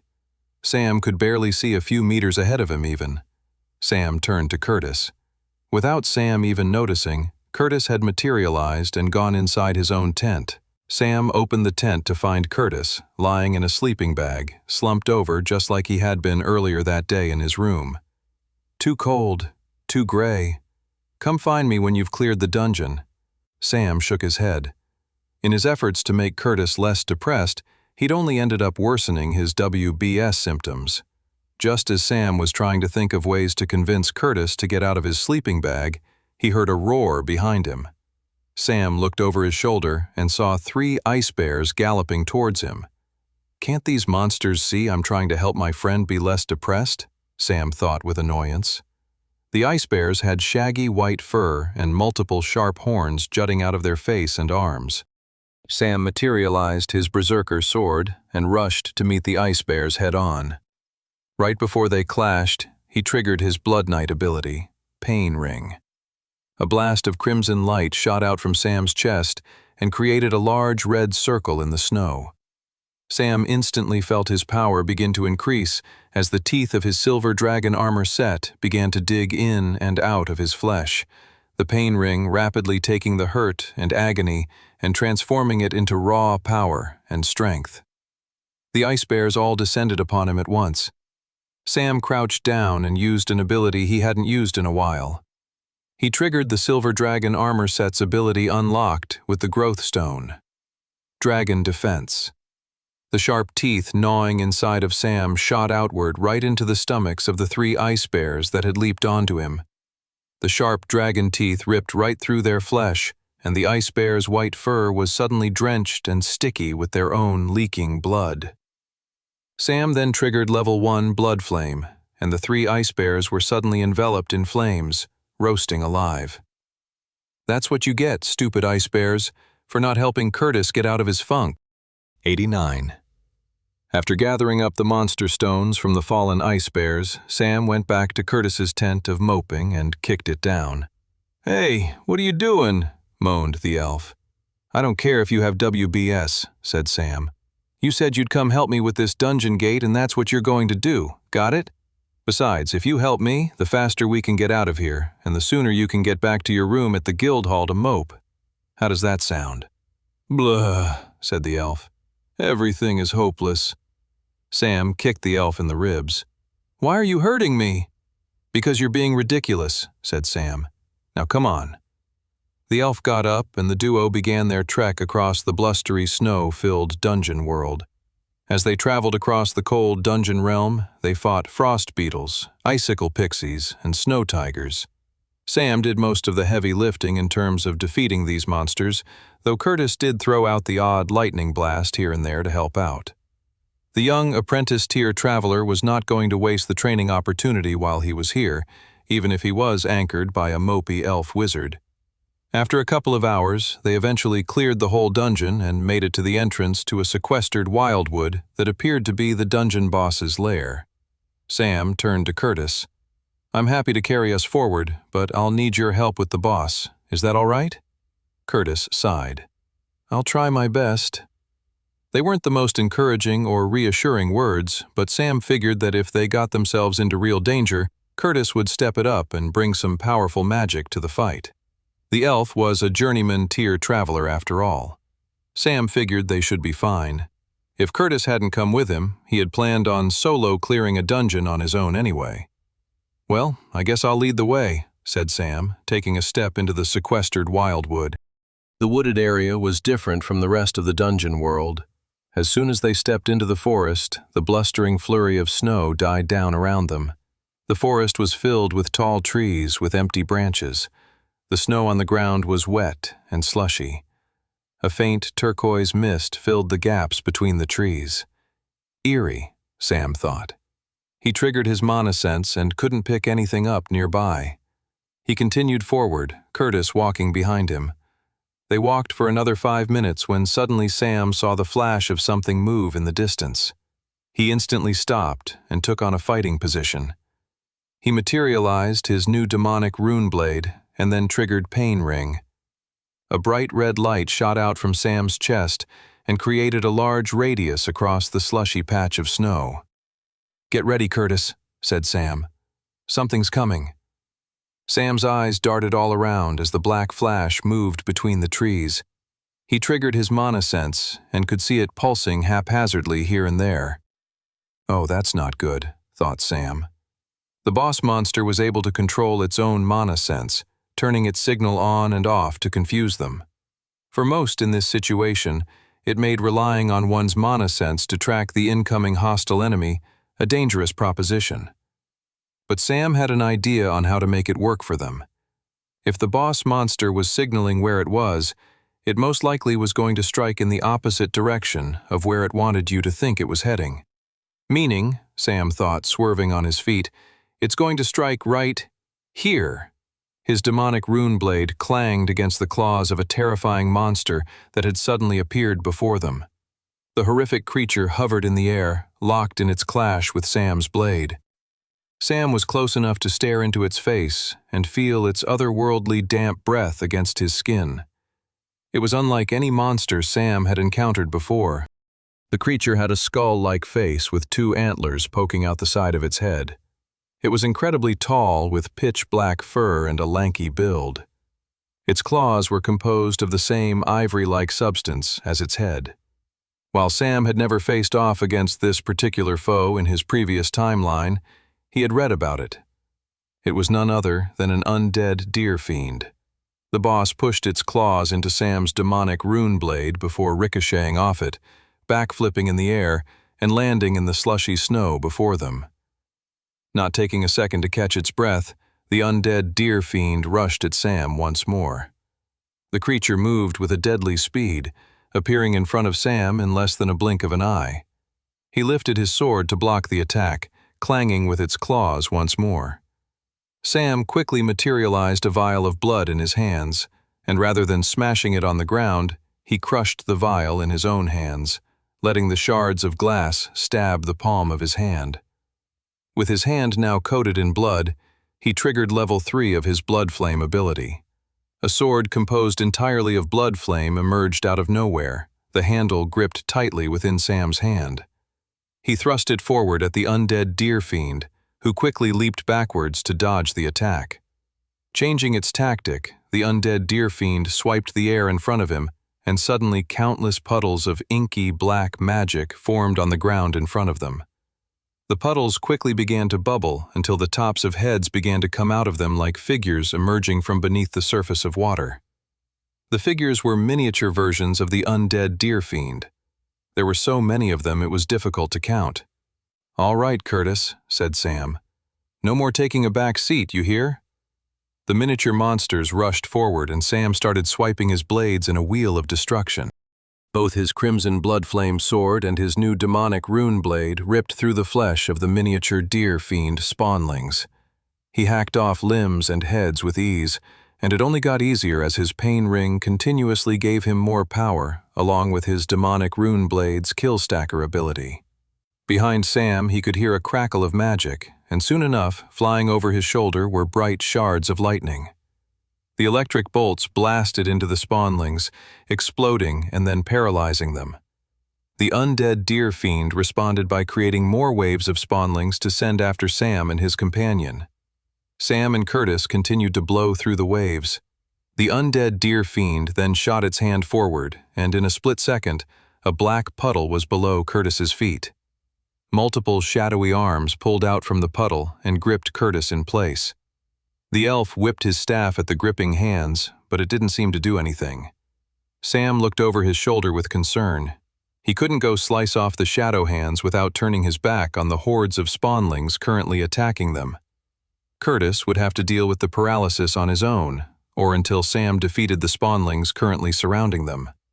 Sam rushed forward and demolished more and more spawnlings with his demonic rune blade. It didn't matter how many of them he killed, the undead deer fiend kept summoning more. Sam was in the middle of slashing a spawnling in half when a message suddenly appeared in his prompt. "Hurting Hook has leveled up." Sam's eyes widened with glee. His herding hook skill had leveled up from level 1 to level 2, meaning it had a new evolution that he could take advantage of. And right now, Sam needed every advantage he could get. Sam dematerialized his Bloodflame sword to free up his hand. He then triggered Herding Hook. A bright orange chain shot out from his palm and knocked right into a spawnling's chest. The Herding Hook then started dragging the spawnling closer to Sam, just as it had always done. But there was something different about the ability now. The chain felt less sturdy. It was more bendable now. Sam grinned and then whipped the spawnling on the hook, sending it hurling into a crowd of spawnlings, knocking them over. "Aw, yeah," Sam thought. "Let's do this." 90, Sam then rushed through the horde of spawnlings, slicing them up into little bits with his demonic rune blade. When he needed to catch his breath, he triggered Herding Hook, taking hold of a spawnling and then spinning the chain around, using the spawnling like a powerful destructive flail. The spawnling on the hook's head and claws smashed into its allies, wreaking destruction. Soon, Sam was destroying the horde of spawnlings faster than the undead deer fiend could summon them back. Finally, Sam took hold of one spawnling with his Herding Hook ability, and with the combined strength from his Pain Ring and the Kill Stacker ability, he whipped the spawnling right in the direction of the undead deer fiend. The spawnling flew through the air until it smashed the undead deer fiend's head and, like a cannonball, blew it right off. Sam caught his breath as he watched black blood spurt out from the undead deer fiend's neck where its head used to be. The creature's body collapsed onto the slush-filled ground. As its body hit the floor, a loud thump sound echoed across the dungeon world. The spawnlings all melted away, disappearing into the slush of the forest's snowy ground. That was exhausting, Sam thought, catching his breath. But not too bad either. The dungeon boss had been annoying with its ability to spawn loads of tiny miniature versions of itself, but it actually lent itself to his new demonic rune blade's Kill Stacker ability. All in all, it was a tough fight, but Sam got exactly what he wanted out of it. His Herding Hook ability had leveled up, pushing his progress as a traveler even further. He quickly reviewed his stats to see what powers he had gained. Sam, Class, Blood Knight, Super Rare, Rank, Apprentice Tier. Abilities, Pain Ring, Novice Tier, Level 2. Mark part of the battlefield as yours. Within that circle, the more you are hurt, the more powerful your attacks. Battle awareness also now increases as you take more damage. Herding Hook, Apprentice Tier, Level 2. Shoot a hook rope that if it hits an enemy, it pulls them back closer towards you. Hook can be bended at will to whip and hurl enemies with. Class, Deathlord, Legendary, Rank, Apprentice Tier. Abilities, Bloodflame, Novice Tier, Level 3. Morph all spilled blood in a nearby radius into a powerful magical fire. Can also create Bloodflame projectiles in hand from spilled blood. Can now conjure Bloodflame sword from spilled blood. Blood Teleport, Apprentice Tier, Level 1. Teleport to and from spilt blood on the battlefield. Strength, 33.1. Agility, 32.2. Endurance, 32.7. Magic Affinity, 32.9. Skill Quests. Pain Ring, Level 3. Destroy 3,000 monsters with the aid of Battle Awareness. 1,800/3,000. Blood Flame, Level 4. Gain mastery with your Bloodflame sword. Herding Hook, Level 3. Gain mastery over your new Herding Hook. Blood Teleport, Level 2. Gain mastery over Blood Teleport. Sam grinned at his progress. Being able to bend Herding Hook would make the ability so much more versatile, which was fantastic. Beyond the great new ability evolution, Sam was pleased to see all of his stats had steadily grown as well. He was a long way off Journeyman tier, but he was glad to see he was already in the process of getting there. Sam? Sam turned around to see Curtis still caught in the paralysis puddle spell the undead deer fiend had created. The elf was squirming and jabbing the strange, shadowy hands emerging from the puddle with his staff. Neither magic nor physical attack seemed to be stopping the paralysis, said Curtis. Luckily, it only seems to be a positional paralysis. I can still move the majority of my body." Sam's brows furrowed quizzically. He walked over to Curtis and lifted up his sword. "Ah, what are you doing, you maniac?" cried Curtis. "You'll accidentally swipe my legs." Sam swished his sword, only for it to go right through the shadowy hands gripping Curtis's legs. Curtis blinked, and then sighed with relief to see that his legs were still intact, and that Sam had not cut them off from his body. "You should be more careful," chastised the elf. Sam smirked. "You're not the only one who knows his angles, Curtis. I'm 100% confident in my swordsmanship skills. If I wasn't, I wouldn't have dared slashed so close to your legs." "Humph," said the elf. "Easy for you to say when your legs aren't at risk. That said, the angle at which you slashed your sword was indeed perfect." "I'll take that as a thank you," said Sam. "For what? I'm still not free from this thing." "I find that very troubling," said Sam. "The paralysis attack should have faded away along with the undead deer fiend. The only possible explanation would be—" Curtis's face went incredibly pale. His eyes widened. A creeping shadow began to loom over both of them. Sam turned around to see the undead deer fiend had gotten back on its feet and even grown its head back.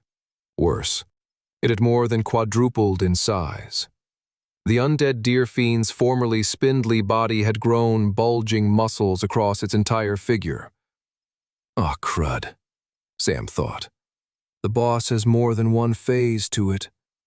"Okay, stay where you are, Curtis," said Sam, his eyes narrowing on the new incarnated form of the boss monster. Based on the creature's transformation, Sam assumed this new phase of the boss monster had given it a significant increase in its stats. However, Sam's initial pain ring was still going, so he should be able to take it out fairly quickly, considering how much power and strength he had boosted already. He was still within the time limit from his demonic rune blade's kill stacker ability as well. Sam rushed forward. When he got in range, he pushed his feet off the ground and sent himself hurtling high in the air.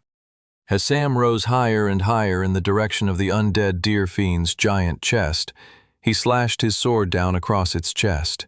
The tip of the blade skidded across its front, not dealing any damage whatsoever. Sam's eyes winced with disappointment. He didn't let up, though. Still in the air, he swirled, going for a second attack. Again, it was completely ineffective. Maybe it's his chest, Sam thought. Perhaps it's invulnerable in that specific part of its body. As soon as Sam's feet hit the ground, he immediately went to work putting his new theory to the test. He did a rapid flurry of attacks at the creature's legs. He screamed with rage as he did so, putting all of his might into the attack.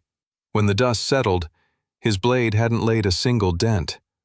The boss monster retaliated, throwing a massive punch towards the ground where Sam stood. Sam jumped away, just barely dodging the attack. It seemed safe to assume that the creature was heavily immune to physical attacks. That, or the monster had reached very high tiers of endurance and strength, in which case Sam could try his sword again in a couple of minutes after his pain ring had raised his power levels even higher by that point. That meant Sam would have to defeat the monster with magical attacks. Keeping his distance from the massive creature, Sam ran circles around it. As he did that, he triggered the level 2 evolution of Blood Flame, drawing upon the dead flesh of the defeated spawnlings from earlier to create a powerful crimson blood flame ball in the palm of his hand. He whipped the magic attack at the boss monster. The blood flame ball hurled through the air and then smashed into the creature's chest. "You gotta be kidding me." Sam continued to circle the monster, using his blood flame projectile attack. He whipped one magic ball after another at different parts of the boss monster's body, all in an effort to discern where its weak point was. After 3 or 4 minutes of not dealing any damage, Sam had come to a very disconcerting piece of knowledge. The boss monster was invulnerable to both physical attacks and blood magic. It was impossible for Sam to defeat the undead deer fiend on his own. Curtis simply stood there and watched the battle between Sam and the undead deer fiend unfold. The strange shadow magic still kept him locked in position, unable to move anywhere else. All Curtis could do was stand there and watch the battle happening in front of him. Sam threw out magic ball after magic ball, followed by one sword strike after another. Despite the fact that Sam's attacks seemed to be completely futile against the monster, the boy didn't let up. Why does he keep fighting? Why doesn't he give up? Why doesn't he see the battle as hopeless? Curtis couldn't answer these questions off the top of his head. They didn't make sense to him. They didn't have a logic or a reason to explain why Sam kept fighting. It was as if he was fighting despite the hopelessness. Curtis couldn't believe what he was witnessing. The passion, the drive, the optimism. Curtis felt a flurry of emotion rush through him, like something had snapped in his mind. What the heck am I even doing? 91, Sam kept slashing against the boss monster. His attacks continued to do nothing. But still, he held out hope. The pain ring would eventually push his power levels up, and then he'd break through. He had to. He wasn't going to let this boss monster defeat him. Sam kept slashing resolutely when a massive chained hook composed entirely of crackling blue lightning shot forward right through the undead deer fiend's chest. The boss monster shook spasmodically until the lightning hook wrenched itself from out of the fiend's chest, pulling out its beating black heart along with it.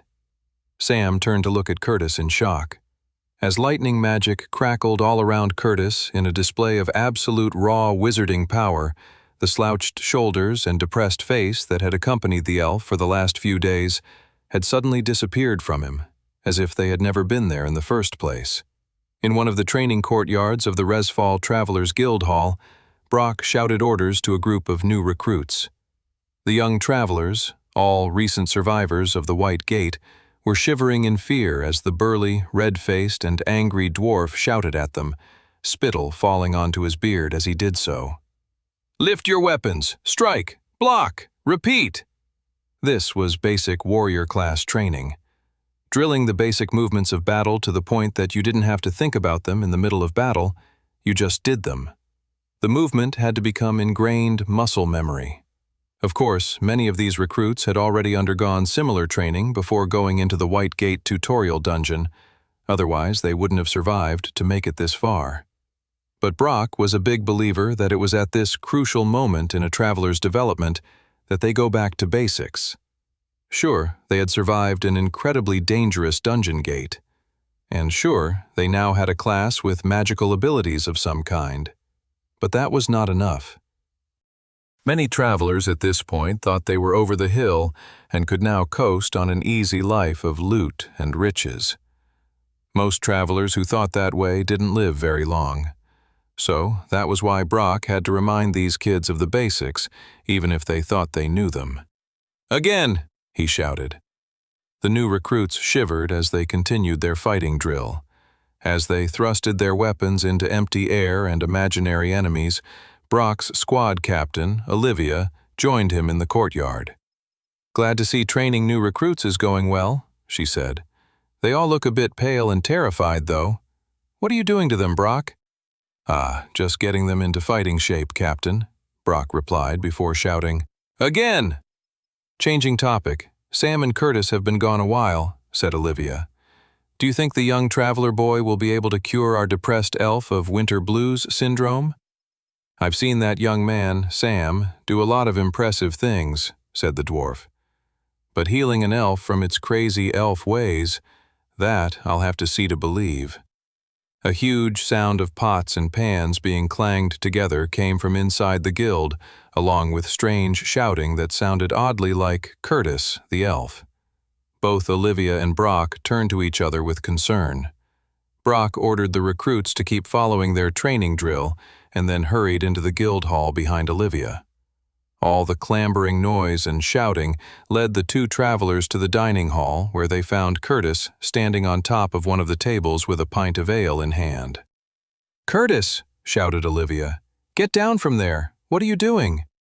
"I refuse to be sad by the lack of sunlight," shouted Curtis. "I'm a new Curtis. Curtis reborn. The Curtis of fun." "A fun Curtis?" Brock balked. "That will be the—" Olivia nudged the dwarf in the ribs. The two of them saw Sam in the corner, drinking an amused cup of coffee. "What have you done to our Curtis?" said Olivia. "He's acting like a completely different person." Sam simply grinned and shrugged. "I don't know what to say," said Sam. "All I did was go out and clear a dungeon with him." Both Olivia and Brock turned back to look at the elf with concern. "Now listen," said Curtis. "As a new practitioner in the art of having fun, I've discovered a few very important rules. Rule number 1 is to relax. Breathe in, breathe out. See? It's easy. Rule number 2 is to be spontaneous, just like me standing on this table. These are the core building blocks to fun optimization.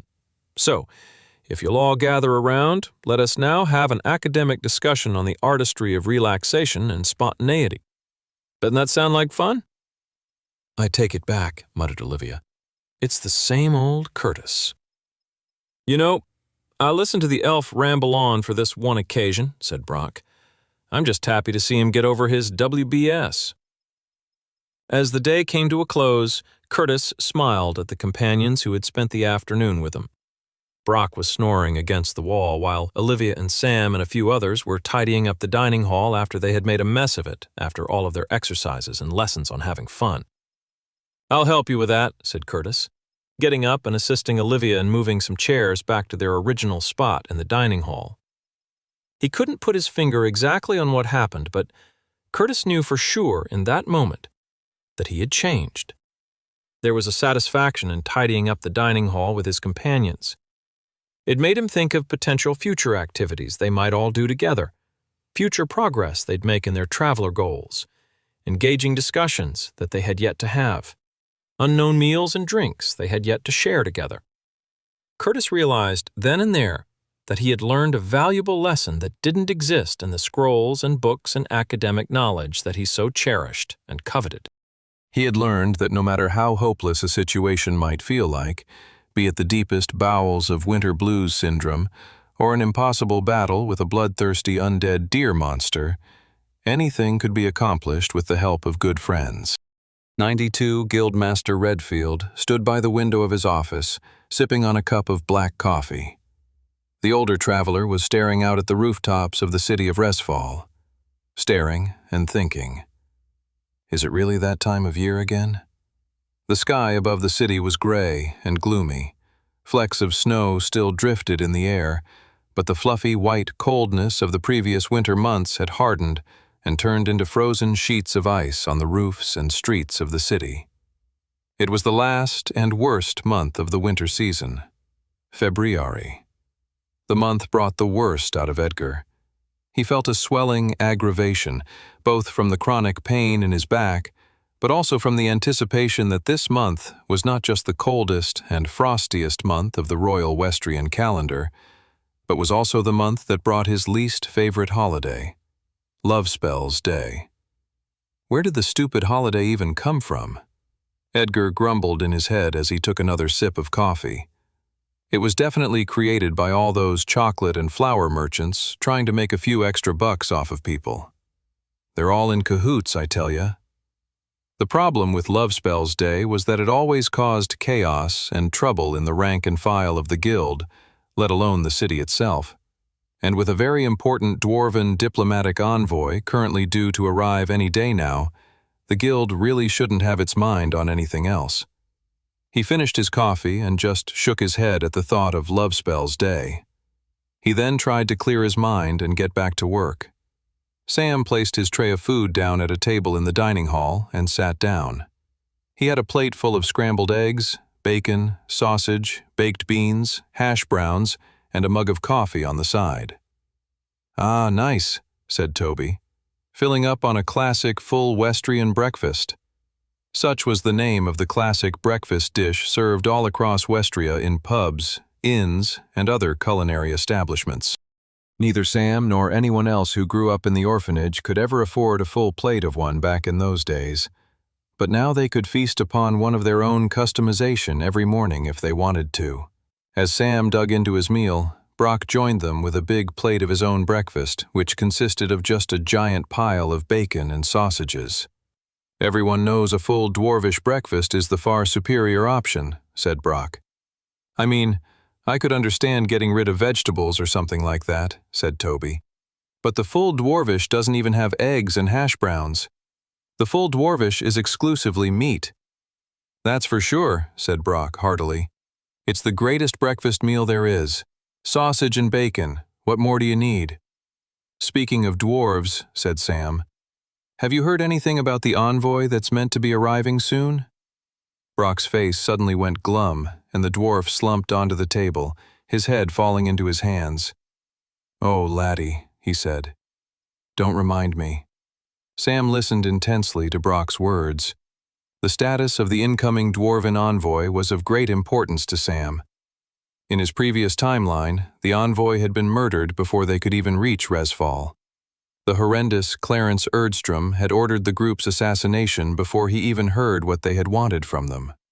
Scholars wondered for years afterwards what the envoy may have been coming to ask for, whether or not the meeting between the humans and the dwarves might have resulted in a different outcome than the devastating event known as the Dwarven Cataclysm. With Clarence now dead and out of the picture, and Queen Alice Grace on the throne, the possibility to see what the dwarven envoy wanted would be enough to help Sam push forward in his mission to stop the Dwarven Cataclysm and ultimately the apocalypse of all of Westria in a few years' time. The meeting with the dwarves was of the utmost significance. Brock sighed once more. My brother should be here in the next couple of... A young traveler ran into the dining hall, panting and out of breath. The woman was red in the cheeks with a few tears in her eyes from running so fast. Everyone turned to look at her with alarm. Sam knew exactly what her face foretold. Danger, crisis, emergency. It was all the features of panic and fear, features that were now also on Toby's face, following the woman's arrival into the dining hall. What is it? Asked Sam. His mind suddenly raced. Something couldn't have happened to the dwarven envoy, could it? Clarence Erdstrom was dead, hence no assassination. Don't tell me fate had it in store for that group of dwarves no matter what. Then the young traveler spoke, and it wasn't at all what Sam was expecting to hear. There's a strange man on the eastern wall of Resfall, said the woman. He seems to be unleashing some kind of magical spell. Sam had no idea what was going on. His knowledge of the future hadn't prepared him for this. This was definitely something unique to this new second timeline. Are we undergoing an attack of some kind? Everyone in the guild hall got up and ran outside. A huge crowd had formed near the eastern wall of the city. Clara, Olivia, and Curtis were there as well. Everyone gathered and looked up at the looming figure standing on the wall on his own. Hanging from the mysterious man's shoulders and held in both of his hands was a powerful mana-powered guitar. He began to play, unleashing an incredible guitar solo that echoed across the entire city. Wow, said Clara. That guy's amazing, said Olivia. Who is that guy? Said another woman nearby. He's so cool. What a rebel. All the women blushed and squealed with delight. Toby, Brock, and Curtis all looked at each other with concern on their faces. Brock grumbled. Let me introduce you to my brother. He goes by the name of Shredder. 93. Oh my gosh, said Olivia, blushing. Is that really your brother, Brock? Will you introduce us? Both Clara and Olivia looked absolutely giddy. Sam looked up to the man playing the epic riffs on his mana-powered guitar above them all. The dwarf wore a red bandana over his head and black sunglasses to cover his eyes. He had a long gray beard that went well past his neck. He wore a ripped jean jacket with a black t-shirt underneath. The t-shirt said, Steel Soldiers, Boldheim, 1765. He's so cool, said Clara, clutching on to Olivia. Olivia turned to Brock. You will introduce us, won't you? Curtis coughed and turned to Brock. May I have a private word with you, dearest Brock? The two men walked off to the side. Are you thinking what I'm thinking? Asked Brock. Of course I am, said Curtis, holding out a hand to be shaken. Brock clasped it, and they both declared at once, We must form an unlikely alliance to stop Olivia's infatuation with the dreadful Shredder from going any further. The guitar solo came to an end and everyone cheered. The dwarf musician then jumped from the wall, doing a front flip as he descended and then landed perfectly on his feet. A glow of mana rippled off his boots right where he had landed. The man strode forward, clearing a pathway of admiring women and citizens as he moved. He went right up to Brock and held out his hands for a hug. "It's good to see you, little bro," said Shredder. "We're twins," said Brock. "We're the same age." "Sorry, little bro," said Shredder, "but one of us had to come out first, and that person was me, which makes you, ipso facto, my highly impressionable little munchkin of a bro." Brock's eyes narrowed, and his cheeks went beet red with anger. The dwarf rolled up his sleeves and said, "I'll arm wrestle you right now to see who's the littler of the two of us. Come on, Shredder, let's go." Entering from the gate nearby was a group of 3 other dwarves. They strode towards Shredder and Brock. "That arm wrestle will have to wait, Brock, or should I say, little Brock," chuckled Shredder. "Oh my God, he's so funny," giggled Olivia and Clara. Toby and Sam turned to each other. "Tell me I'm not losing my mind, Sam," said Toby. "Little Brock, was that not hilarious? Oh goddess, is this how I die in the end? By losing my marbles?" Sam grinned. "You're not losing it, Tobes. Some guys just have so much charisma even their goofy jokes land." "Man," said Toby, "that Shredder guy must drink so much hype juice, it's unreal." The rest of the dwarven envoy caught up with Shredder. The dwarf musician turned to Brock and said, "We've actually come here for a very serious reason, bro. We seek counsel with Queen Alice Grace. I hate to cut our pleasant reunion short, but we're here on an urgent matter that cannot wait." Shredder, along with the rest of the dwarven envoy, started heading in the direction of the royal keep. As they walked away, many women in the crowd watched Shredder with a dreamy look in their eyes. "Wow, I wonder what they all see in him," said Toby. "What do you think, Sam?" But Sam was nowhere to be found. He had just disappeared out of thin air. Toby blinked. "Sam?" Queen Alice Grace was sitting in her library reading a book on dwarvish history. She was studying up in preparation for the arrival of the dwarven envoy that was supposed to be arriving in a few days' time. Her head was spinning with the names of ancient kings and former wars and never-ending grievances with the elves. This was going to be her first major diplomatic meeting with another one of the many races of Westria. She did not want to screw it up. "Just don't trip on your dress," she said to herself. She had another couple of days to rehearse and practice pretending that she wasn't a clumsy klutz. Loud footsteps echoed from down the hall, breaking Alice away from her concentrated reading. Soon, her handmaiden, Mildred, appeared at the door. The woman looked out of breath and slightly flustered, which was not a common sight for a woman like Mildred Cross. "Your Highness," said the handmaiden, "it looks as if the dwarven envoy has arrived sooner than we expected, and they're on their way to the palace now." Alice's eyes widened. "But I've only gotten through Volume 1 of the Encyclopedia of Dwarven Myths and Legends," she cried. "Volume 2 is just going to have to wait," said Mildred. Alice shut the book emphatically and stood up. "You're right, Mildred. We don't have a lot of time. Tell the palace staff to get the throne room ready and make sure the dwarven envoy has a warm welcome. Let's make this meeting one to be proud of." Mildred grinned. "Sounds good, Your Highness. I'll let the others know now." The handmaiden disappeared down the hall, and Queen Alice went to follow after her, when a new commotion emerged from the other end of the hall. It was the shaggy, black-haired traveler boy known as Sam. He was pushing his way past a group of servants. "The dwarven envoy has arrived," said Sam. Queen Alice scrunched her nose in annoyance that Sam thought she didn't know that already. Nor did she want him to know that she only found out roughly 30 seconds earlier. She flicked her hair behind her shoulder and said, "I'm well aware." "Okay, great," said Sam. "Here's the thing. This meeting is far more important than you might realize. Please listen carefully to what I'm about to tell you, Your Highness. The fate of Westria depends on it."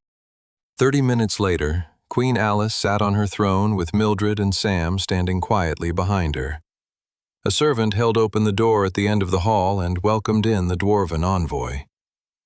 "Here we go," said Queen Alice under her breath. The biggest diplomatic moment in the history of her time as queen was now upon her. For most of Westrian history, humans acted as a middleman between the elves and dwarves. Their relationship with either race was mostly neutral more than anything, but in comparison to how the two other races felt about each other, it was a lovey-dovey friendship. But since the arrival of the dungeon gates, communication between the humans and dwarves had slowed down, and with the ever-growing intensity of the Dwarven Civil War, the dwarves had grown increasingly more isolationist and hermetic. This meeting today would hopefully move things towards a better, more open relationship between the two powerful groups of people. For Alice, that felt like enough pressure.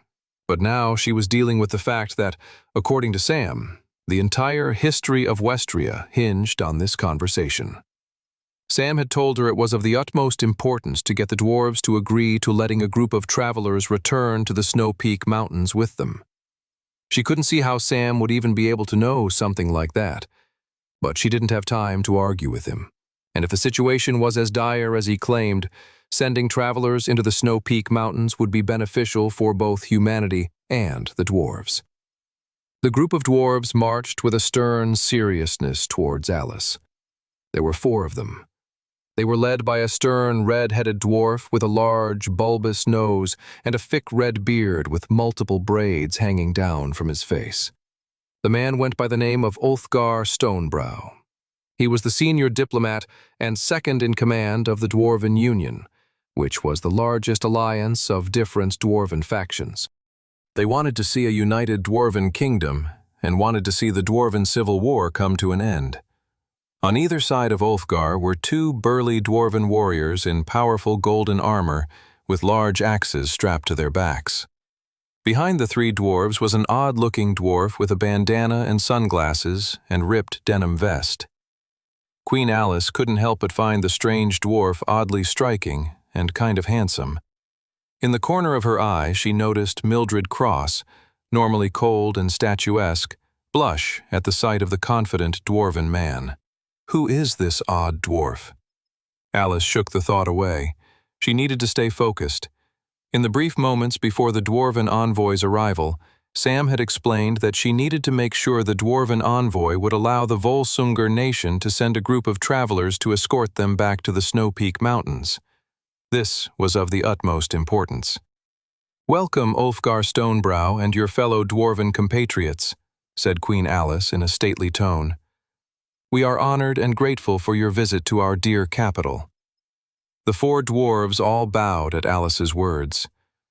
"Thank you for having us, young Queen Alice Grace," said Ulfgar. "It is you who has done us a deep honor." Alice smiled and nodded at the man. She could tell the pleasantries were coming to an end. The real discussion was about to begin. "Alas," said Ulfgar, "we did not travel down from our home in the Snow Peak Mountains merely to speak kind words to you, lovely as that might be. The dwarven race is in grave trouble." Alice nodded. "Does the Civil War continue to take the lives of many?" "So you've heard," Ulfgar sighed. "It's good to know news of our plight has managed to leave the confines of our mountain homeland. But things have worsened greatly. The emissaries of the fallen have grown in power. Their dark magic and experiments have led to our underground civilization being overtaken by horrific monstrosities of their own creation." Alice listened closely to the diplomat's words. She had heard of the emissaries of the fallen before, and fairly recently as well. She recalled Sam informing her in his debrief of the Crystal Sea Mermaid crisis that it was this particularly evil dwarven death cult that had been behind the mermaid kidnappings. So it looked as if they were causing just as much trouble, if not more, mayhem in their own dwarven lands. "Given the current direness of our situation," said Ulfgar, "we've come in search of aid. The emissaries and the other major faction in the Dwarven Civil War, the Rostock League, are now working together, and they've managed to derail many of our main supply routes. We come to you, Queen Alice, as a society in desperate need of help. We humbly request that Volsungar help us in any way they can, supply us with food and weapons to assist us in our plight." Alice nodded her head at the important dwarven diplomat's words. She gulped, knowing that the time had come to do what Sam had asked her to do. It wasn't just a simple request, for no leader of Volsungar or any other human kingdom for that matter had dared request access to the Snow Peak Mountains in the last century of Westrian history. The dwarves would potentially see it as a huge affront to their sovereignty and way of life, and would send diplomatic relations between humans and dwarves to an even worse place. Probably not as bad as the frosty relationship the dwarves shared with the elves, but still, Alice didn't want to be known in the history books as the queen who sabotaged Volsungar's ties with the dwarves of the Snow Peak Mountains. "Speaking on behalf of my nation," Alice began, "I want to help the Dwarven Union as much as we possibly can. Beyond sending supplies, don't you think it might be worthwhile for Volsungar to send some of our best travelers to help out in the war effort?" Ulfgar's eyes widened at that. He was clearly not expecting Alice to make such a bold statement. The dwarves have been proud and content to keep their mountain affairs and civilization to themselves for centuries. "I thank you for the offer, Queen Alice Grace. But at this point in time, unwanted guests is the last thing we need." Alice nodded her head at the man's words. She realized Ulfgar wasn't going to make this easy for her. But she ignored her fears and concerns, taking solace in the fact that Sam had told her that all of Westria needed them to find a way into the Snow Peak Mountains before it was too late, and something truly terrible happened. "Let me put it another way," said Alice. "You'd like Volsungar to help you, and we'd be glad to help. But our aid isn't free. If you'd like us to supply your people with food and weapons, you would need to accept letting a group of travelers from the Resfall Travelers Guild enter the Snow Peak Mountains to take stock of the situation." Ulfgar and the other dwarves were taken aback, so Alice continued. "The endless bloodshed from the Dwarven Civil War has to come to an end," she said. "I believe the Dwarven Union, along with our help, has the power to do it. Together we can unify the dwarves and stop this war from claiming any more innocent lives." Before Ulfgar could say anything, one of the warriors put a hand on his shoulders. "One moment, Your Highness," said Ulfgar. The dwarves moved down the hall out of earshot of the queen to whisper amongst themselves. Alice watched nervously as she watched what seems to be an animated back-and-forth discussion between them. After a few minutes, the envoy returned to Alice to present their opinions. "We have considered your offer," said Ulfgar. "And our answer is—" Alice's heart began to race. The fate of all of Westria came down to this one decision. No. 95. Alice couldn't believe it. No! Ulfgar Stonebrow's rejection echoed in her mind far beyond the man's own utterance. She was taken aback. She didn't understand. The dwarves weren't in a position to be rejecting her offer. Not only that, her offer was put forth in an effort to help them. Her stomach lurched. Had she really just sealed Westria's fate to something truly horrible? She wanted to turn behind to Mildred, or even Sam, and ask for help and guidance. But she knew she couldn't. It would show weakness in the eyes of the dwarves. She needed to stay strong and absolute in her initial opinion. Before she could say anything in reply, Ulfgar spoke again. "Right now, we decline the offer," explained the dwarf. "However, we've agreed we need time to think. The current situation in Resfall doesn't inspire confidence." Alice's eyebrows furrowed. "The current situation in Resfall doesn't inspire confidence?" she thought. What's that supposed to mean? Despite being irritated by the man's words, she also felt a sense of relief. Alice's heartbeat steadied. There's still hope, she thought to herself. "You are welcome to stay in the guest rooms of the palace," said Alice. "You can stay as long as you'd like, and I urge you to stay for the annual Love Spells Day ball. You'll be honored guests." The dwarves nodded. "We'd love that," said Ulfgar. "Thank you for your hospitality. Let us chat more soon." With that, Ulfgar turned around and led his envoy of dwarves out and away from the throne hall. Sam's heart raced. It didn't slow down until the dwarven envoy had left the throne room. He even used his mana sense to track them down the hall to ensure in his mind that they were completely and utterly out of earshot. Mildred and Alice must have been thinking the exact same thing, because neither one of them moved either. Finally, when it seemed safe to talk, Sam turned to both of them. "Well, that was interesting," he said. The conversation between Alice and Ulfgar hadn't gone as perfectly as he had hoped, but thankfully there was still reason to be optimistic. They said they were going to think about Alice's offer, and they also had a clue as to why at the moment they didn't want to take it. Ulfgar's words echoed in his mind. The current situation in Resfall doesn't inspire confidence. They needed to figure out what the dwarven diplomat meant by that, and rectify it immediately. Once they did, hopefully he would allow for the safe passage of Volsungar's travelers into the Snow Peak Mountains. The dwarves had been incapable of stopping the dwarven cataclysm in Sam's previous timeline, and he didn't have faith in them to stop it in this one.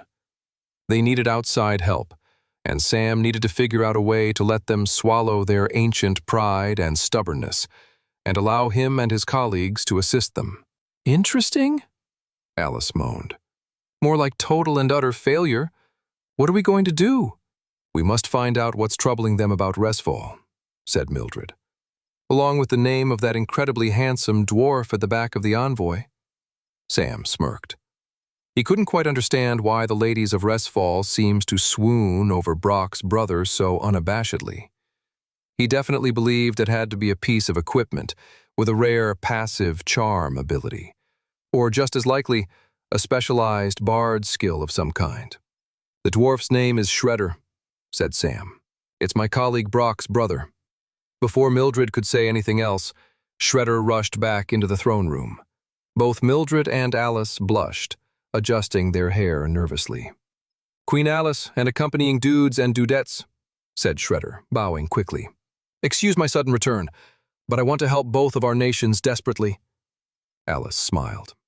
"Okay. Can you tell me what's the issue with Ulfgar? What is troubling him here in Resfall? It's not like we're in a civil war." Shredder nodded vigorously like he was shaking his head to powerful music. "Listen, Queen Alice. Your offer to Ulfgar was totally radical and righteous," said Shredder. "But you have to understand, Ulfgar, he's more of an old-fashioned dude, and he's got some pretty old-school beliefs. I've tried to tell him time and time again to loosen up, man, or chill out, dude, but he just doesn't have it in him." "Okay," said Alice. "But what does that have to do with me and Volsungar?" "It's all-encompassing," said Shredder. "First off, us dwarves are a prideful bunch of dudes and dudettes, you dig? So let's say Ulfgar can get over that stubborn pride and accept your righteous help. It then opens up a whole host of new diplomatic issues. Such a move would be seen as a powerful and bold gesture of goodwill towards Volsungar. Will that anger the southern human kingdom of Opali? Will that worsen domestic issues in the Snow Peak Mountains? I can see the slogans now. First they let humans in here, next they'll bring elves." "All right," said Alice. "I think I'm following what you're saying. How do we put Ulfgar's mind at ease, then?" "Most excellent question," said Shredder. "Everywhere Ulfgar looks in Resfall, he sees new figureheads, new institutions, change and progress everywhere. It makes him uneasy. It makes him fear you as allies, for he questions the very stability you stand on. You're a very young queen. That troubles him most severely. You have no heir or continuing bloodline. If you were to fall ill or be assassinated, it would be chaos in the streets, a power vacuum. It would put the Dwarven Union on the back foot after boldly deciding to work with you." Alice crossed her arms. "What would you like me to do? Get married and pregnant in the next week, then? That's ridiculous." Shredder shook his head. "No, that would be too extreme. It's my belief that all Ulfgar needs to see is a bit more stability here, or the potential future for greater stability. Remember, he has an old-fashioned mind. I think if he were to see you with some kind of promising suitor that would maybe alleviate his concerns, and he would then accept your offer." "A promising suitor?" Alice balked. "I hate that idea." Mildred chimed in. "It might not be such a bad idea, Your Grace. Remember, it doesn't have to be a real suitor, just someone that seems legitimate in Ulfgar's eyes." "So excellently put, charming Dudette," said Shredder. "No one's asking you to fall in love, just to put up an appearance that you might be. Honestly, it could be any dude within reason. For instance, this dude right here would be perfectly suitable. Word of his feats have reached and impressed the dwarves in the Snow Peak Mountains." Alice turned to Sam, blushing deep red, and then frowned. Sam felt a bit uneasy in his stomach. Both Shredder and Mildred grinned devilishly. "No," said Alice. "There must be another way," said Sam. And so began a new plan to win over the dwarves. Sam and Queen Alice would have to pretend to be in love. 96. Just over a week later, the Royal Love Spells Day Ball arrived. Sam waited in the foyer of the Resfall Travelers Guild Hall. He leaned against a nearby wall in his black and white tuxedo, fiddling nervously with his bow tie. He looked at the clock on the wall. Where is everyone? He wondered. It was agreed they'd all be here in the foyer by now. He was feeling nervous and agitated. Last year, he had attended the Royal Love Spells Day Ball with the mission of getting more intel on Clarence Erdstrom and saving Mildred Cross from assassination. Now, he had a very different type of mission this evening, and one that required a particular set of skills. A particular set of skills that were not as immediately accessible as the ones associated with his two powerful traveler classes. Tonight, he had to pretend to be courting Queen Alice Grace, and that they were madly in love. Only Alice, Mildred, and Shredder were aware of this plan. Everyone else was in the dark. Their performance would have to convince everyone if it were to succeed in convincing Ulfgar Stonebrow. Sam pulled out a handkerchief and wiped sweat from his sleeve. "Oh, look who's nervous," chuckled Brock, arriving in a tuxedo of his own, alongside Olivia and Curtis. Olivia was wearing a long violet gown with a low neckline and an ever lower droop exposing her back. "Hoping to dance with a special lady, Sam?" asked Olivia. "No, Love Spells Day is the day to pursue it," said Curtis. "Thank you, no, I was just a little sweat." Brock handed him a flask. "Here, have some hype juice." Olivia swatted the dwarf's hand away from Sam. "You know the guildmaster doesn't want the younger travelers drinking," said the adept tier captain. "And besides, I could use some hype juice myself." She then snatched the flask out of Brock's hands and took a big swig. Curtis and Brock exchanged a look. Sam knew the two men were both madly in love with their captain, but they also knew that Olivia had a powerful drunken alter ego. The floppy eel dance she liked to do at Hearthmas was one of the stronger examples of this alternative persona of Olivia's. "Okay, Olivia, that's enough for now," said Brock. "You don't need any more hype." Olivia crossed her arms and pouted. "One can never have enough hype. Besides, I don't want to be nervous when I see Shredder again." She blushed, just thinking about the dwarven bard. Curtis and Brock then exchanged another look of knowing intent. What are those two up to? Sam wondered to himself. He couldn't contemplate the question for long, as his attention was soon turned to Toby and Clara standing at the top of the stairs. Clara was wearing a stunning red dress, and Toby was wearing a tuxedo but with a red bow tie and a red handkerchief. Did they color coordinate their outfits? Both of them blushed as everyone looked up at them. "Well, aren't you two cute?" smiled Olivia. Toby and Clara didn't say anything, but then reached out an arm and clasped each other's hand, and then walked down the steps together. Everyone cheered. "Glad to see the mistletoe debacle didn't finish you two off," laughed Brock. The group complimented one another on their outfits until finally Guildmaster Redfield stepped in from outside. "All right, the carriages are here," declared the Guildmaster. "Remember, tonight is all about work and showing that the Travelers Guild is an important and respected institution. I don't care what you think Love Spells Day might be about, or a feeling you have in your tummy, or a poem that you wrote. I don't want to hear it. Tonight is all about work. Nobody fall in love, got it? Sam's right eye twitched. The collar of his dress shirt suddenly felt very tight. Sam sat to the side in the carriage and looked out the window as they strolled through the streets of Resval. Pubs were filled with merry groups of people dancing, while restaurants were filled with couples eating between dim romantic candlelight. It shouldn't be called Love Spells Day, sighed Curtis, looking out at all the different couples holding hands. More like Single Awareness Day, am I right, Elf? Said Brock, taking a swig of his flask. Agreed, said Curtis. Besides, we have other things to focus on tonight. Brock's eyes narrowed and nodded at the elf. Indeed. Whatever you two are up to, you better not embarrass the guild, said Edgar, staring at them both sternly. Of course, said both Brock and Curtis rapidly, like two children caught creating mischief and trying to deny any involvement whatsoever. Sam couldn't even laugh at his two traveler colleagues. His eyes were focused on the silhouette of the royal palace in the distance. He couldn't stop thinking about the plan for the evening. They needed to convince Ulfgar Stonebrow that he and Alice were madly in love.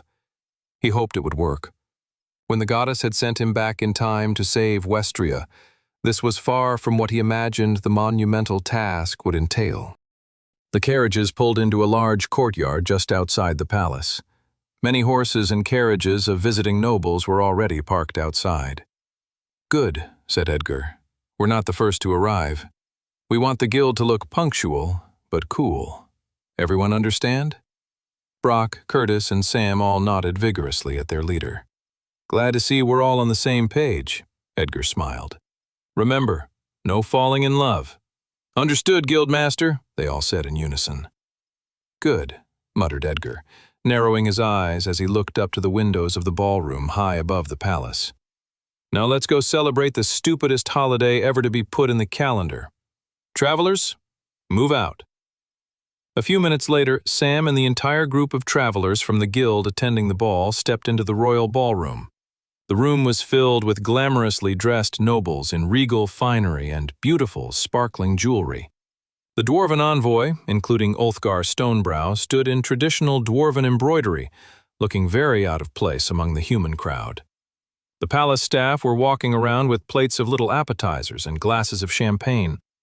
In the distance, Sam overheard a conversation. "Oh, it is so wonderful to have a creek on one's estate," said one man.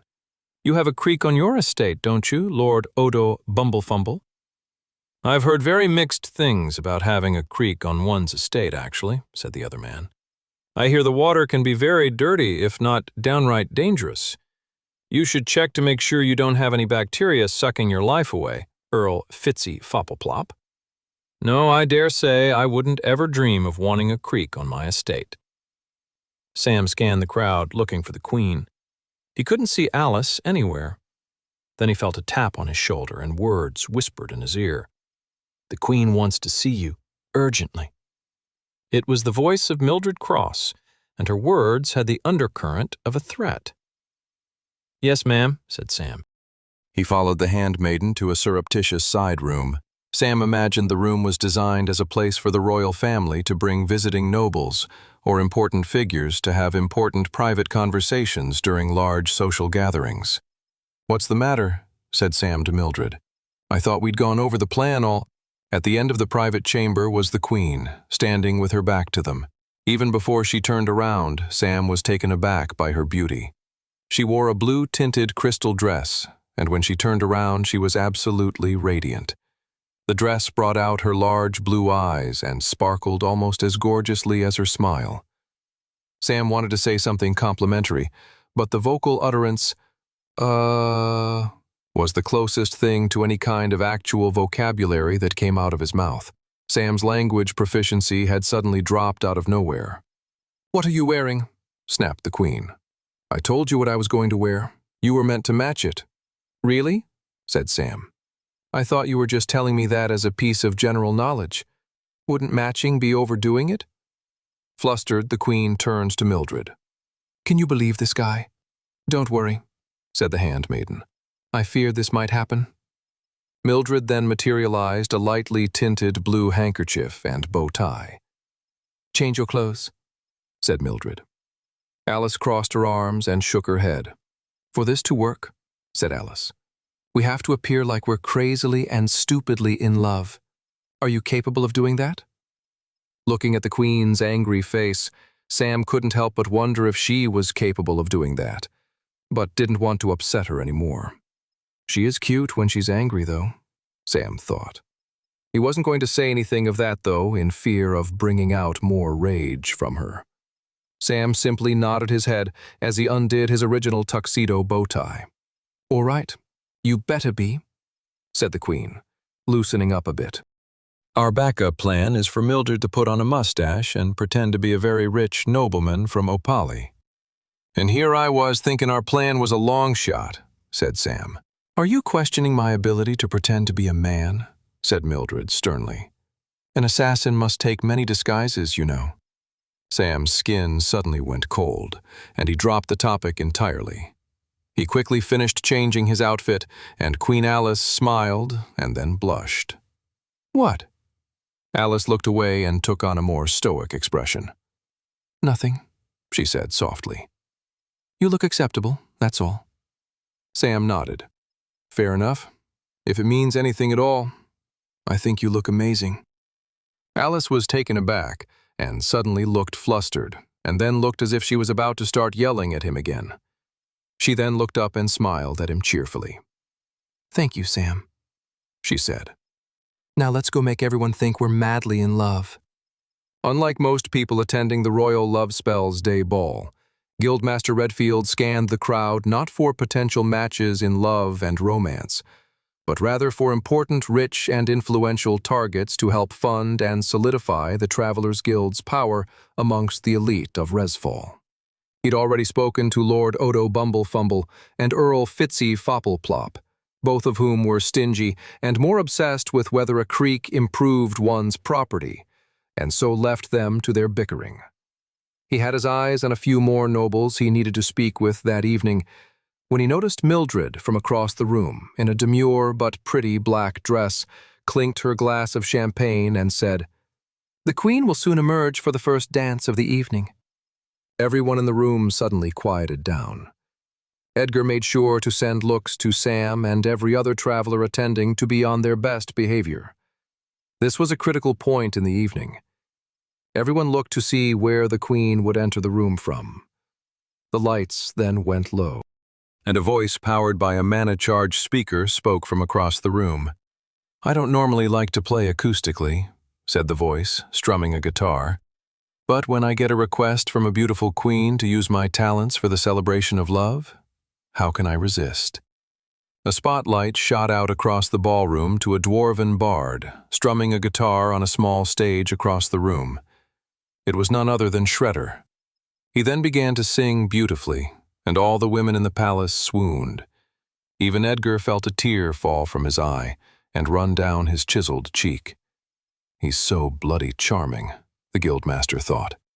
And now, sang Shredder softly, slowing down his voice so that it was somewhere between singing and talking, I present the Queen of Resfall, Alice Grace. A spotlight then shone on the Queen emerging from a side entrance, dressed in a beautiful, shining dress. Who will she pick to dance with on a special day like Love Spells Day? Edgar nodded his head in understanding. So she's reviving an old tradition, huh? The former queen, Alice's mother before she passed away, used to make a big show on Love Spells Day about coming out and asking the king to dance. It was a romantic gesture that showed the solidity of their marriage and union. But why is Queen Alice doing this? And who is she going to ask? Shredder returns to playing a slow and melodic tune on his guitar as the Queen slowly walked towards the center of the ballroom, where space had been made for dancing. She began to approach the crowd of onlooking nobles and guests. Then the Queen presented her hand, and the crowd stirred. A hand clasped back. Edgar looked over and couldn't believe it. Is that Sam with the Queen?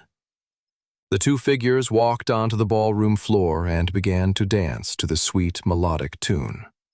They make a cute pairing, huh? Said Mildred, who had suddenly appeared at his side. Yeah, "They do," said Edgar softly. "They remind me of a couple I used to know." "Stop it," said Mildred. "Just watch." "You need to stare into my eyes more," hissed Alice. Sam focused his eyes on the Queen. "Smile, you dolt," she said. "Act natural." Sam mustered a grin while thinking to himself, "How am I supposed to act natural with you barking orders at me?" But he knew bickering with the Queen in front of all these people would be the last thing to do to convince them that they were in love. Alice took a step towards him. "Hold me closer," she said gently. Sam felt a shock as he placed his hand on Alice's back. He felt even more of a tingle as he felt the young Queen's fingers clasp behind his neck. They danced while everyone watched on with admiration. Mildred smiled at the two young people dancing together. She saw how the crowd of ball-goers stirred. First, they stared. Then they whispered with delight. The handmaiden kept her eyes on Ulfgar Stonebrow and watched how the older dwarf man smiled at the sight of young love. Indeed, that was how everyone across the ball was perceiving the dance between Sam and the Queen. Mildred grinned, watching Sam and the Queen stare into each other's eyes. There were only 2 people in the entire ballroom that night convinced that the dancing pair were only pretending to have feelings for one another, and they went by the names of Sam and Alice. Following Sam and Alice's dance, Shredder invited more people to the floor to get dancing. "Aw, what?" crooned Shredder. "Are you all too shy to dance with the one you fancy the most? That's okay. The Queen said I could play a few of my favorite tunes to help loosen you up. So, people of Resfall, are you ready to rock?" Shredder began to infuse mana into his fingers and play at the guitar, creating a more electric sound like he'd done when he had first arrived standing on the walls of the city. He began to create an epic guitar solo before a whole band emerged behind him with a drummer and bass guitarist. They started playing a song, and everyone began jumping up and down on the dance floor, shaking their head and hair, going wild. "'Tis the opposite of an elegant affair," harumphed Lord Odo Bumblefumble. "Indeed," sniffled Earl Fitzy Foppleplop. It was the first time the 2 noblemen had agreed on anything that night. An hour later, Curtis and Brock stood by the punch table, furtively glancing over their shoulders. "No one seems to have caught on to our plan, Elf," Brock mused. "Indeed," said Curtis. "Operation Destroy Shredder's charming allure on the ladies can finally begin." The 2 comrades gave each other a nod and went to work on their plan. Hanging high above the ballroom was a floating magic bucket full of mud. Curtis had provided the magical floating charm and the schematics and general know-how of the palace ballroom on where to situate it most effectively. Brock had provided the mud. When the lights had dimmed for Alice and Sam's dance earlier that night, Curtis had used that opportunity when all eyes were focused on the 2 of them to let his floating magic charm let the bucket fly above Shredder's head. Obviously, they couldn't trigger their trap then without spoiling Sam and Alice's dance. They chose to wait until later in the evening, and that moment was now. Brock and Curtis stood at opposite ends of the ballroom to make sure their angles were right. From Brock's side, he gave a thumbs up. Curtis took in the angles from his side. A quick calculation in his mind showed him that now was the perfect opportunity to trigger the floating charm once again and have the bucket tip over and splash mud all over Shredder's face. "Let's see how charming the man is when he's covered in mud," thought Curtis, snapping his fingers. The bucket, high above the palace ballroom, began to dip, and just as the bucket was about to descend upon Shredder and where he was standing, something terrible and unforeseen happened. He invited Olivia and 2 other noble ladies to dance on stage with him and the band. "Oh no," thought Curtis. "Olivia's going to get completely splattered with mud all over her beautiful face and dress. She'll never forgive us." In that moment, time seemed to slow to a crawl. The bucket tipped over and mud began to pour out of it. In 4 seconds, it would be all over Olivia. Brock and Curtis exchanged a look of utter horror and regret. 3 seconds. They both covered their eyes. 2 seconds. What have we done? 1 second. Watch out! Shredder pushed Olivia and the noble ladies aside and jumped straight into the falling mud, absorbing it all and protecting the noble women from getting even a speck of mud on them. The music stopped and everyone blinked in shock. Shredder was drenched in so much mud you couldn't see his face. He wiped the mud off of his eyes and mouth. "It ain't a real party unless you get a bit dirty, am I right, people?" shouted Shredder. "Who's ready to rock?" Everyone clapped and cheered. "Shredder is so cool. He's the best. Whoever tried to pour mud on him is clearly just jealous and will never have as much charm as Shredder." Brock and Curtis slumped off into a corner in dismay. "I'm glad Olivia didn't get hit with that mud," sighed Brock. "Me too," said Curtis. "Me 3, said Guildmaster Redfield, appearing behind him. "You guys should know better than to behave that way. You're both charming enough men that you don't need to resort to petty mudslinging. Now repeat this mantra. I am enough." Said Brock. "That seems a bit, just do as I say." And so, as everyone danced and enjoyed the Love Spells Day ball, 3 men could be heard in the corner yelling at each other again and again the words, "I am enough. I am enough. I am enough." Toby looked at the Guildmaster, Brock, and Curtis with a quizzical expression on his face.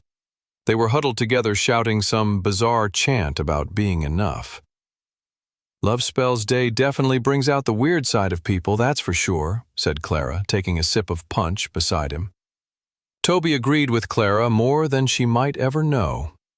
Weird did not begin to describe Toby's odd reactions, muscle tics, and strange neurotic thoughts that had been swirling in his mind for the last 10 minutes or so.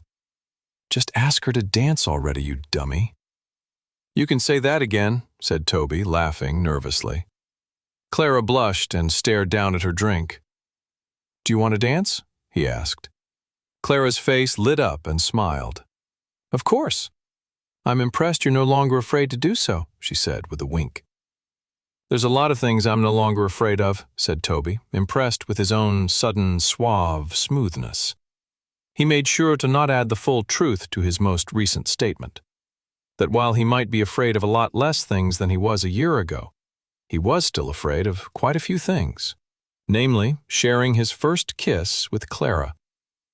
He wasn't afraid of the act itself, or, at the very least, it was at the bottom of his list of many paranoid concerns. He was more afraid of something going wrong, of the moment not being perfect. He tried to rid these thoughts from his mind as Clara took his hand and they walked out to the dance floor.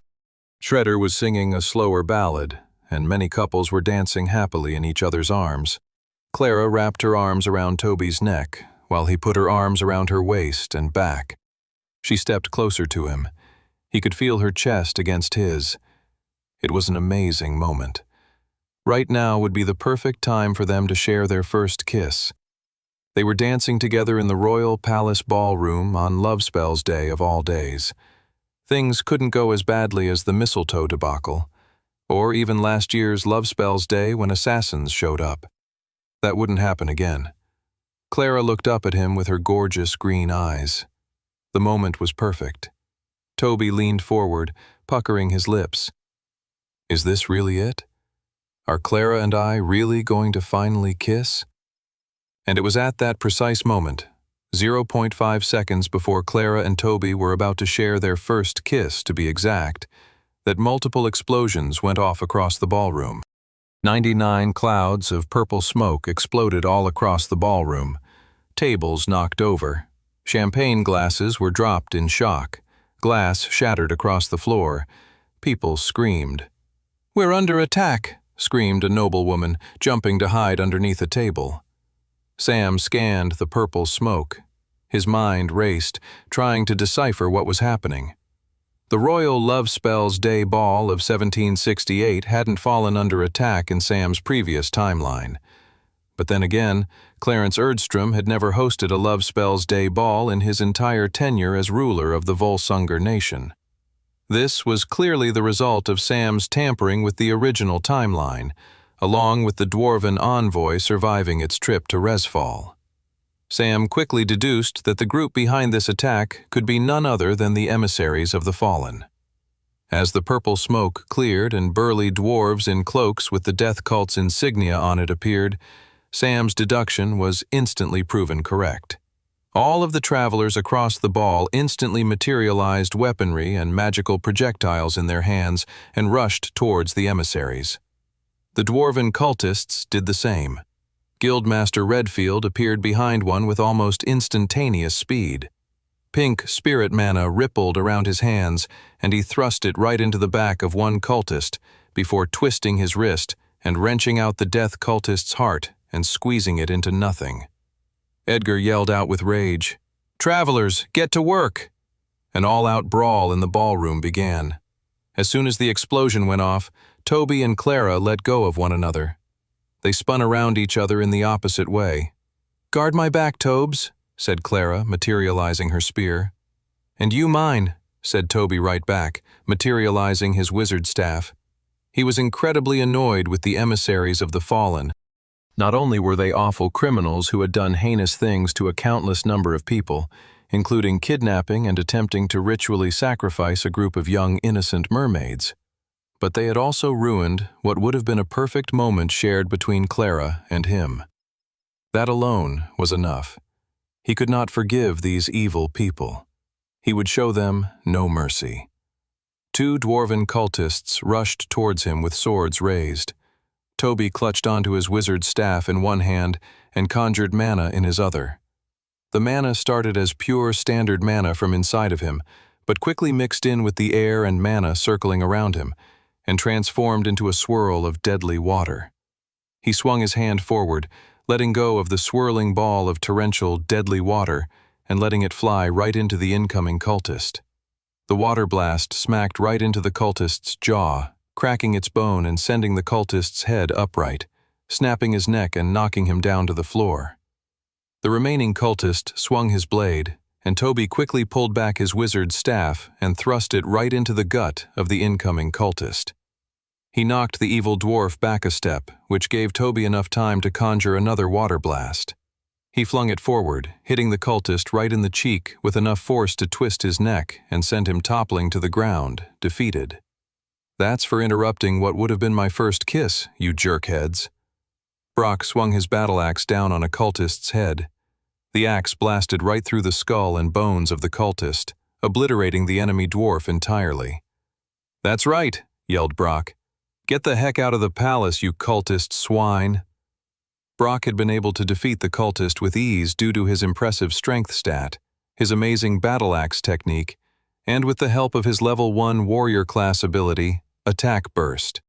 The added strength and mana made his swing so much more powerful that the cultist's defense could not survive the blow in the slightest. The dwarf traveler rushed forward to take on another cultist about to attack some seriously panicked nobles. "Someone help us!" screamed a noblewoman. Brock leaped through the air, swinging his warhammer like a baseball bat. He landed on the ballroom floor just as his swing connected with the death cultist, sending his head off towards the ceiling and crashing into the extravagant chandeliers. "Thank you," said the nobles, sighing with relief. "Don't thank me," said Brock. "I'm just doing my job, but if you do want to show me your gratitude for saving your lives, please keep tally of how many cultists I destroy."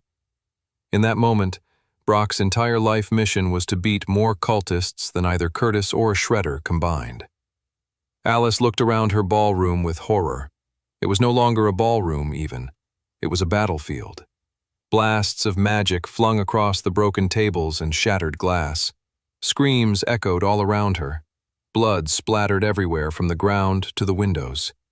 She felt a fury begin to rise in her. "These intruders," she said, "have ruined my ball." The anger began to swell and throb in her chest, and she recalled some of the training she and Mildred had been doing in secret. "You must learn to stay calm," Mildred had told her, "even as the torrents of rage burn inside of you." Alice took a deep breath, even as she clenched her fists. She rushed towards a cultist as her right arm and hand began to crinkle and break down until it became a fist composed entirely of volcanic, fiery phoenix energy. She punched a cultist in the face with such strength and power that they flew across the room, smashing out through a window to fall to their death many flights below. "I worked hard on organizing this ball," she muttered, terrifying both allies and enemies around her. "And anyone who tries to mess with it will pay." 100, Mildred shot out her hand with such speed that you could barely see her arms moving. She was jabbing multiple incoming cultists with her hairpin. She stabbed the cultists in the eyes, heart, and brain, whichever was easiest to puncture given the angle and situation. "Stay back, Your Highness," she shouted. "Even with your phoenix power, I don't want you too exposed." Queen Alice hurried behind her.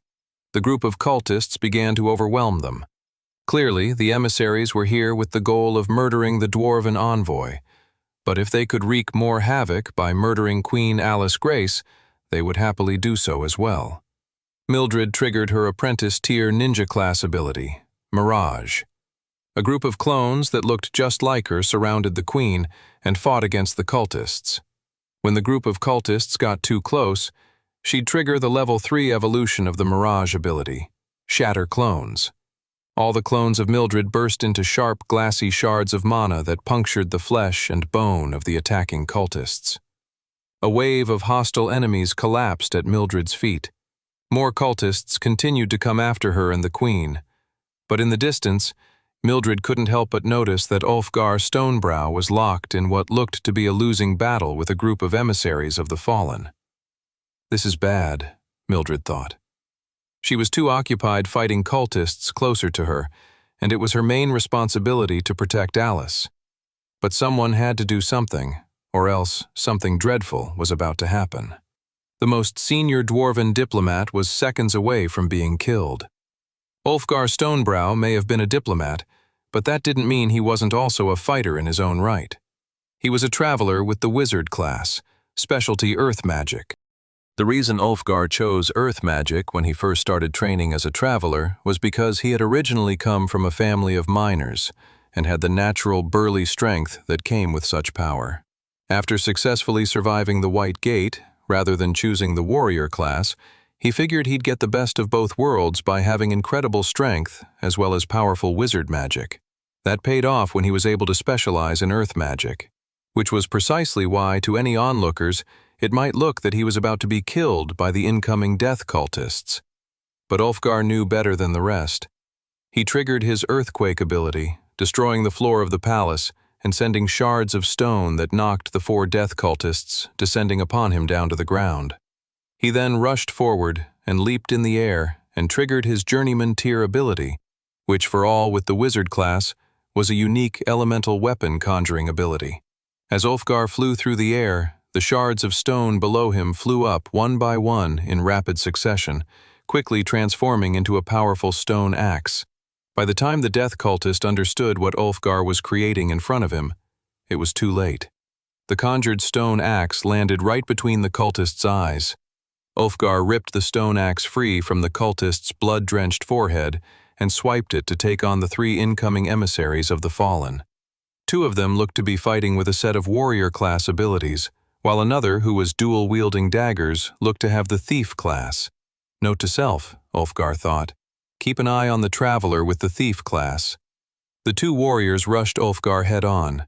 The senior dwarf diplomat stretched out his free hand and clutched the air, triggering his earthquake ability.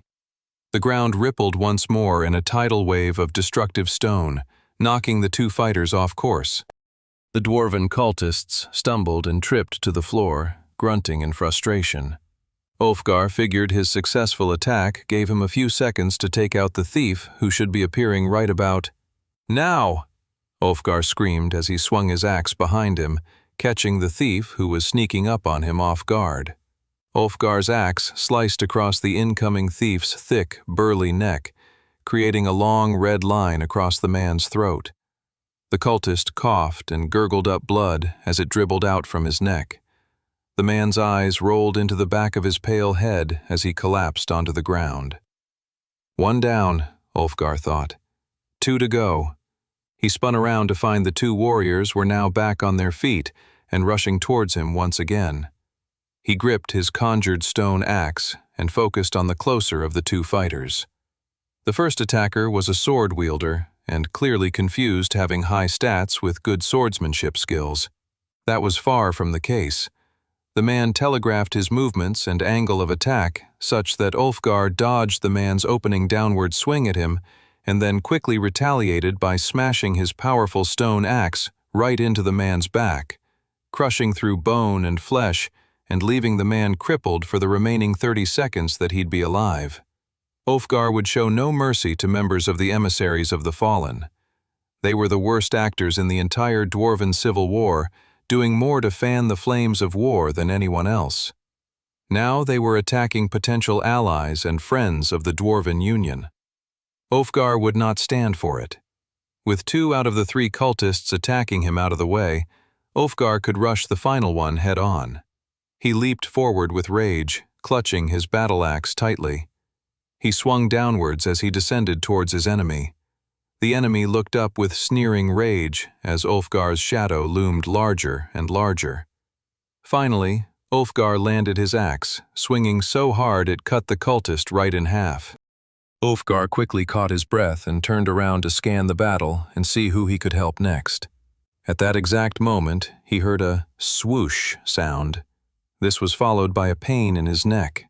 He reached up his hand to where the pain was and pulled out a thin needle. This doesn't look good, Ulfgar thought. His vision began to wobble, and he found himself suddenly on the floor of the ballroom. A dwarven cultist suddenly appeared over top of Ulfgar, snickering with glee. "You put up a good fight, Ulfgar, I'll give you that," said the man. "But it's over for you now." Ulfgar's vision continued to wobble from the small dart attack that had caught him off guard.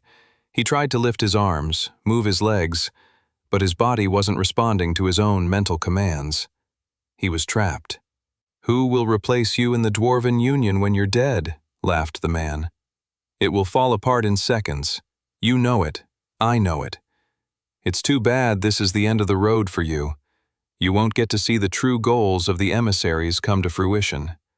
The emissaries will end Dwarven civilization once and for all. Everyone you love will die. Your friends, your family, all gone, and you won't even get a chance to stop it." Ulfgar wept as he heard this. He thought about his wife and kids. He thought about all the things he wasn't going to see. His kids growing up. The joys of being a grandfather. All of these things he had looked forward to were disappearing right before his eyes. An anger bubbled up inside of him as he felt his vision go black. Is this really it? He wished he could do more. The cultist pulled out a sharp silver dagger to finish him off with. He lifted the dagger in the air, but the dagger never reached Ulfgar's heart. Just as the cultist was about to kill him, his head went flying off his neck. When the fountain of blood finally stopped spurting out from the headless body, Ulfgar's savior was revealed. A shaggy black-haired traveler with crimson-red eyes. Life returned to Ulfgar's face and Sam reached out his hand to help him up. The senior dwarven diplomat seemed shocked to see his body was moving again. "The man's paralysis attack is cancelled out upon his death," explained Sam, seeing the confusion writ on the dwarf's face. Sam looked around the ballroom to see that the fighting had come to an end. The travelers of Resfall, along with their dwarven allies, had made quick work of the attack. There were no injuries or fatalities. Queen Alice quickly ordered everyone to be escorted out of the room and placed in more comforting chambers. She ordered hot cocoa be made for all the shell-shocked guests, and for blankets to be brought out to everyone. If anyone wanted to go home, she made sure some kind of guard or traveler would make sure they got home safe. It was quite the evening. If Sam had known about it from his previous timeline, he would have wanted to stop it. Sadly, it was a new event for this timeline's history books. The evening went on to be known as the Blood-Soaked Ball. An hour later, Queen Alice held an emergency meeting with the Dwarven Envoy and the Travelers' Guild at the request of Ulfgar Stonebrow. Currently present was Ulfgar Stonebrow, Edgar Redfield, her handmaiden Mildred Cross, and, of course, herself. They had quickly surmised that the emissaries of the Fallen had used shape-shifting magic to appear as humans, and had entered the ball under cover as nobles. It was a devious plan, and Alice knew they would have to increase security even more going forward. Alice sat at her throne and listened to Ulfgar as he kneeled before her and bowed his head in shame. "It is my apologies to you, Queen Alice Grace, for letting the scourge of dwarven civilization cause mayhem at your royal boar," said Ulfgar. He then stood up. "Thank you for agreeing to this meeting," said the senior dwarven diplomat. Even before the attack by the emissaries of the fallen, I was already beginning to be impressed by your rule, Queen Grace.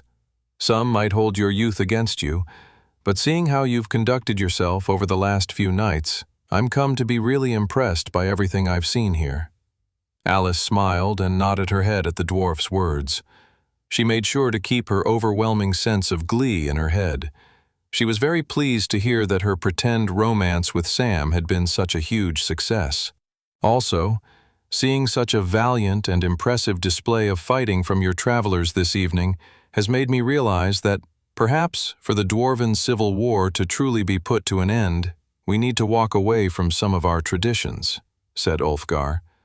All of which is to say, if you're still willing to lend us your mighty travelers to come aid us in the Snow Peak Mountains, the Dwarven Union will gladly accept them. Alice turned to Guildmaster Redfield. "Well, Edgar," said Alice, "do you have any travelers you can spare?" The Guildmaster nodded his head sternly. "Absolutely," said Edgar. "One of the cultists told me of a major plot being orchestrated by the emissaries of the fallen," Ulfgar explained. "It means my envoy and I must return to the Snow Peak Mountains and our capital of Oldstone at once." "Understood," said Edgar. "I'll have a team formed by tomorrow morning before you depart." By the look on Edgar's face, Alice could tell the man already knew the travelers he had in mind for the job.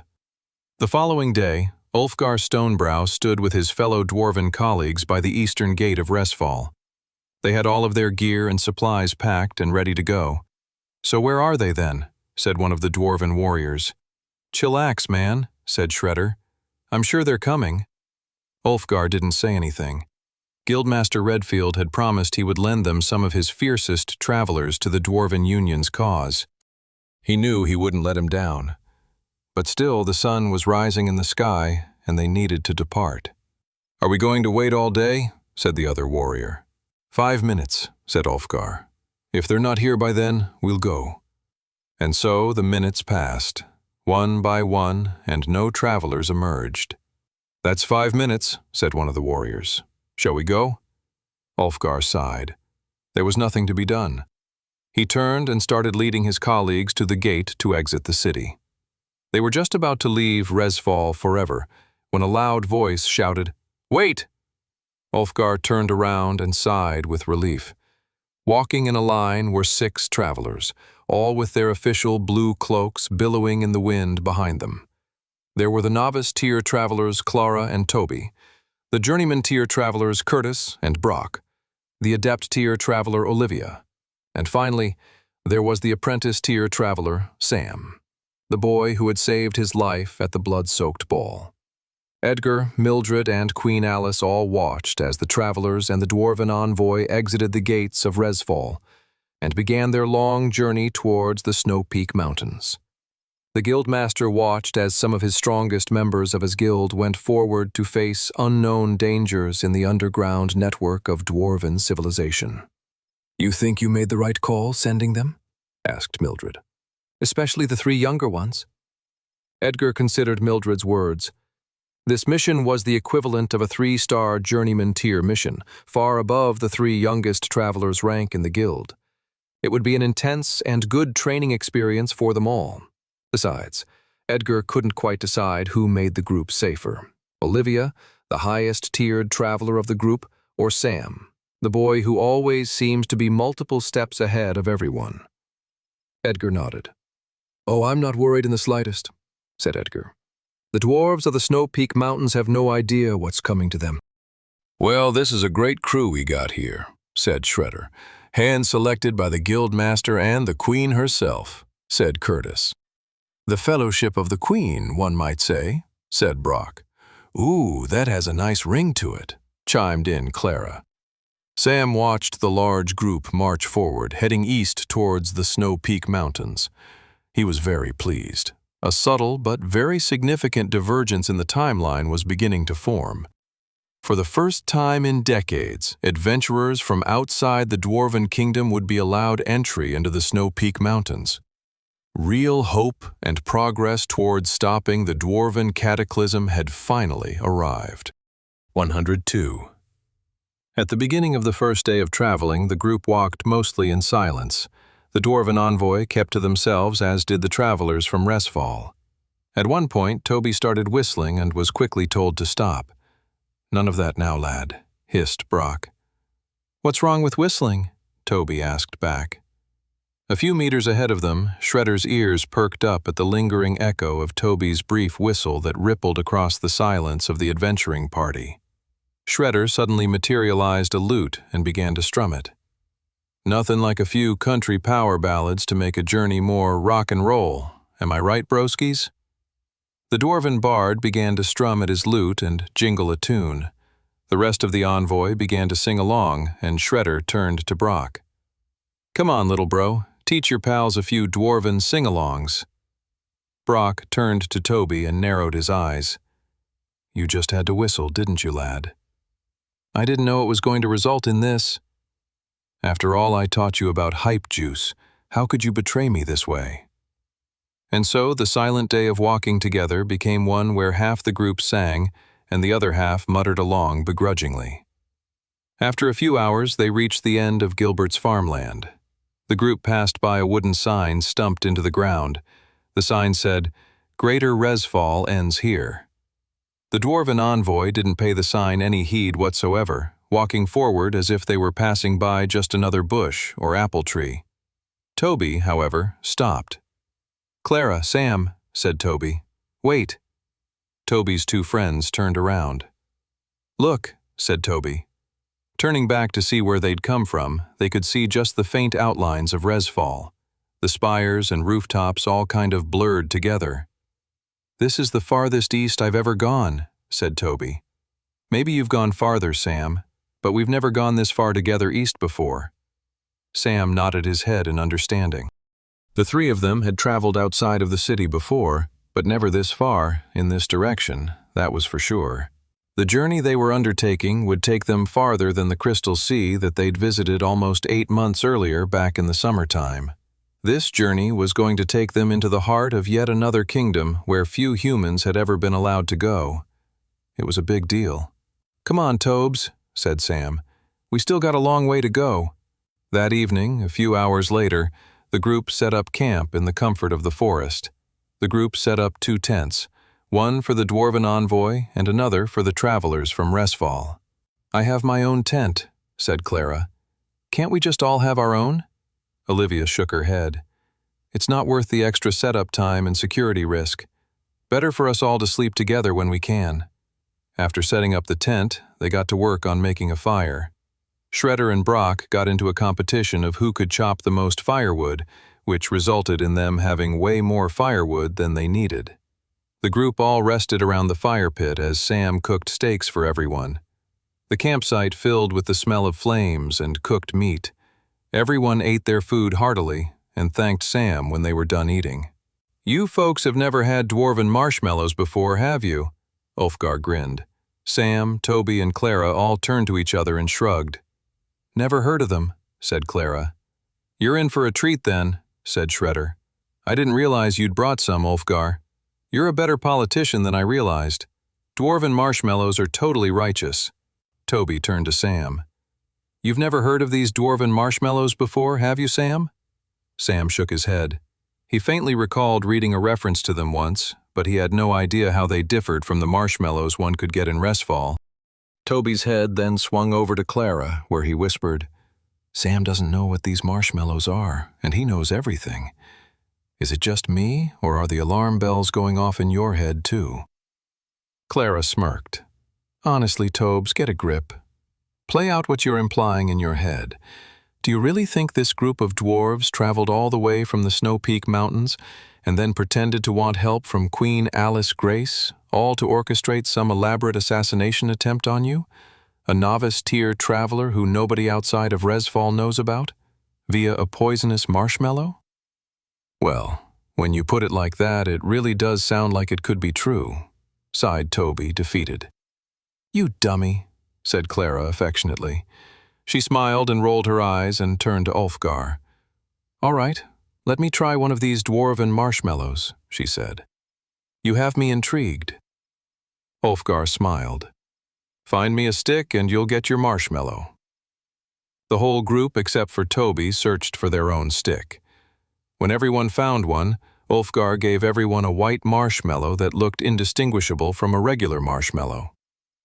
Now go ahead, heat it up on the fire. Everyone sat back around the fire and held their marshmallows to the flame. Then, suddenly, the marshmallows began to expand and expand until they were the size of a balloon. Everyone's eyes widened with wonder. Clara pulled her stick away from the fire and yanked the enlarged marshmallow with both her hands. She blew on it to cool it down. After waiting another cautious 30 seconds, she then dug in and took a bite. Whoa, she said. It tastes like a chocolate banana sundae. Mine tastes like blueberry pie, said Olivia. Mine tastes like apple crumble and custard, said Sam. All the dwarves laughed. Every young dwarf grows up loving dwarven marshmallows and their assortment of flavors, said Ulfgar happily. Dwarven magitechnology has evolved in ways that has made us both stronger and fatter, laughed Shredder, munching on his own large marshmallow. Exactly, Ulfgar grinned. I'm happy to share a little piece of dwarven culture with you all. Brock wiped a tear from his eye, munching on his dwarven marshmallow. You knew just what flavor to give me, said Brock. It was my favorite flavor as a kid. What flavor did you get? Asked Curtis. You gotta try it, said Brock. It tastes just like ale, except soft and chewy. Brock shoved the marshmallow in Curtis's face, and the elf pulled his nose away, repulsed. The group of adventurers all laughed. When things settled down, Brock sighed and said, I forgot about dwarven marshmallows, you know. I haven't thought about them since I left, you know. Sam listened closely to Brock's words. The dwarf had not spoken much about how he had ended up in the human kingdom of Volsungar. One came across dwarves now and then in Resfall and beyond, but they were still a rare sighting for the most part. For Brock to have ended up in Resfall and a part of the Travelers' Guild there, well, there had to be a larger story behind that. You don't even know, little brother, sighed Shredder. Things have gotten really bad in the mountains. Worse than when you left. A silence then blanketed the group once more. It was clearer then than it had been before. They were traveling into grave danger, and they still had a long way to go to get there. 103 days passed. The group traveled across fields and valleys, across rivers and creeks, through forests and swamps. For days it didn't stop raining. It was hard to stay cheerful after spending so many hours in the rain. It made traveling that much more arduous.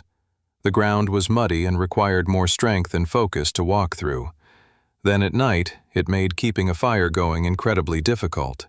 Finally, sleeping at night was extra uncomfortable because everyone and everything was so damp and miserable.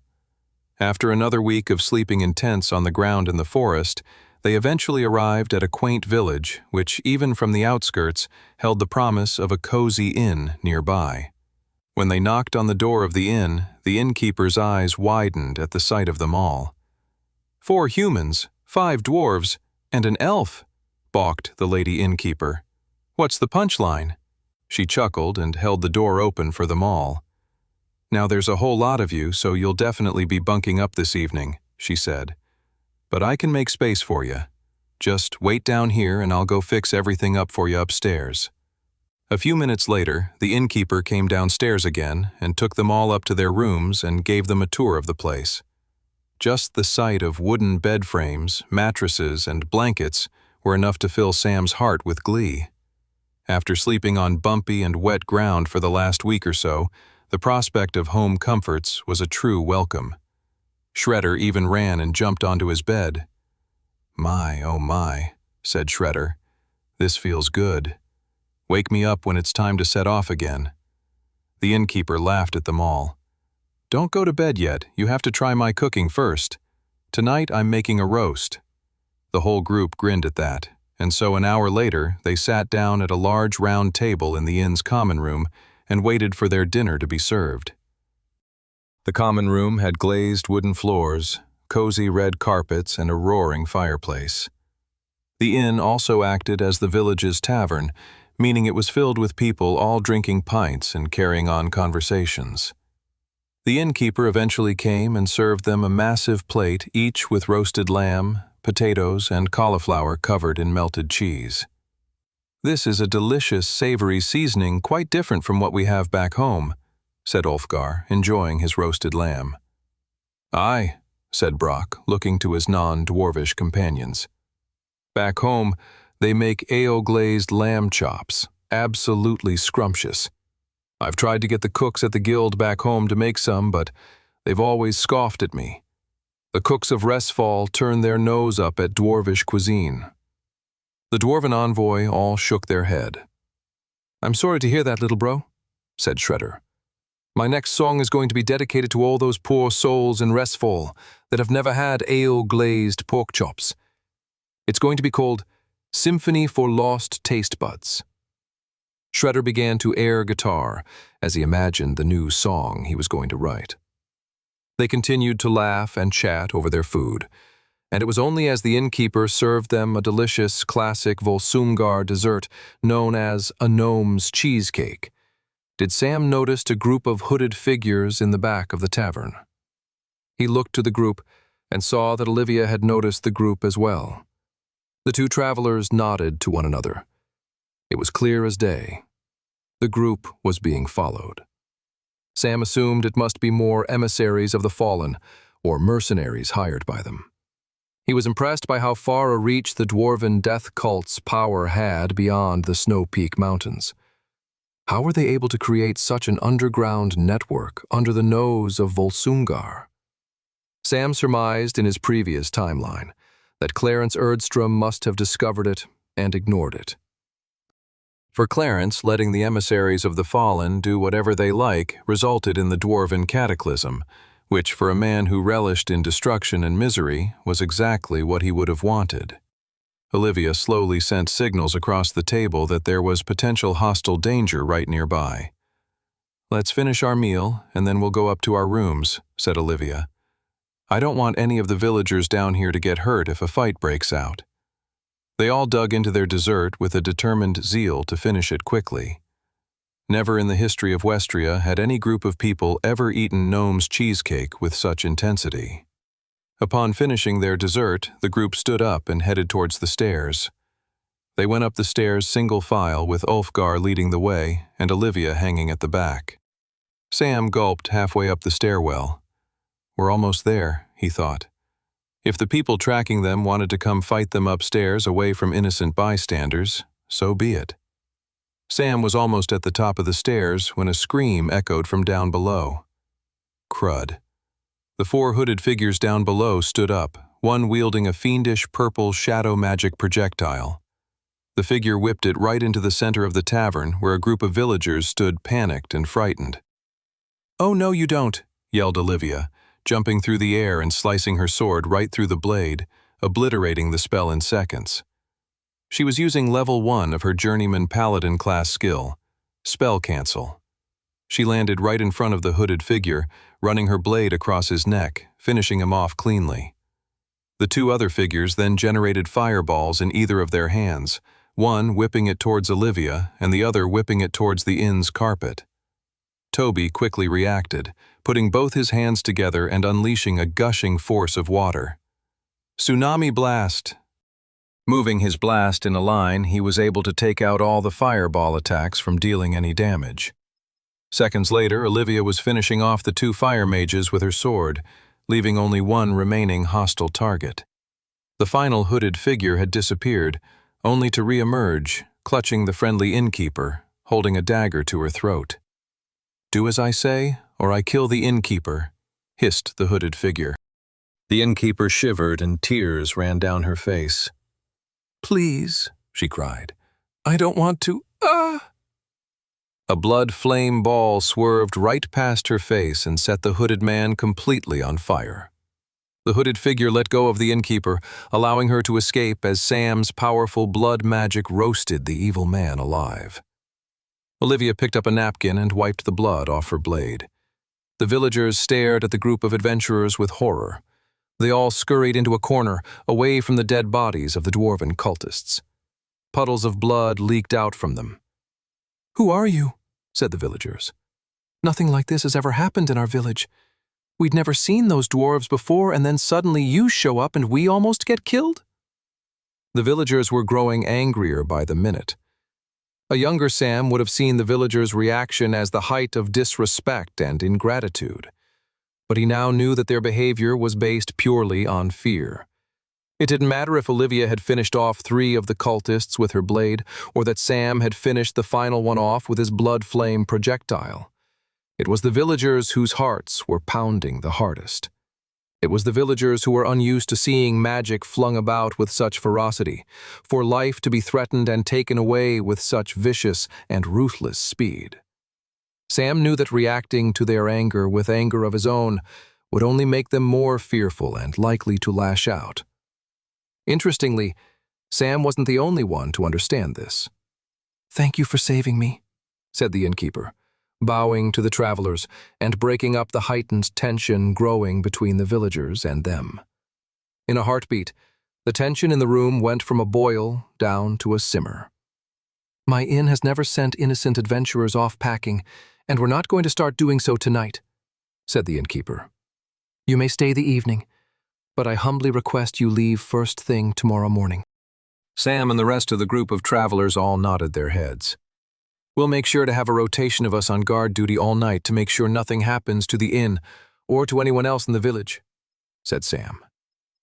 What was going to be the adventuring party's first cozy night of traveling in ages had turned into their bloodiest one yet. They all could only hope for a good night's sleep at the next inn they stayed at. They set off bright and early the next day. They traveled in a squad formation, everyone triggering their mana sense at all times. Those in the back of the squad hid their tracks as they moved forward.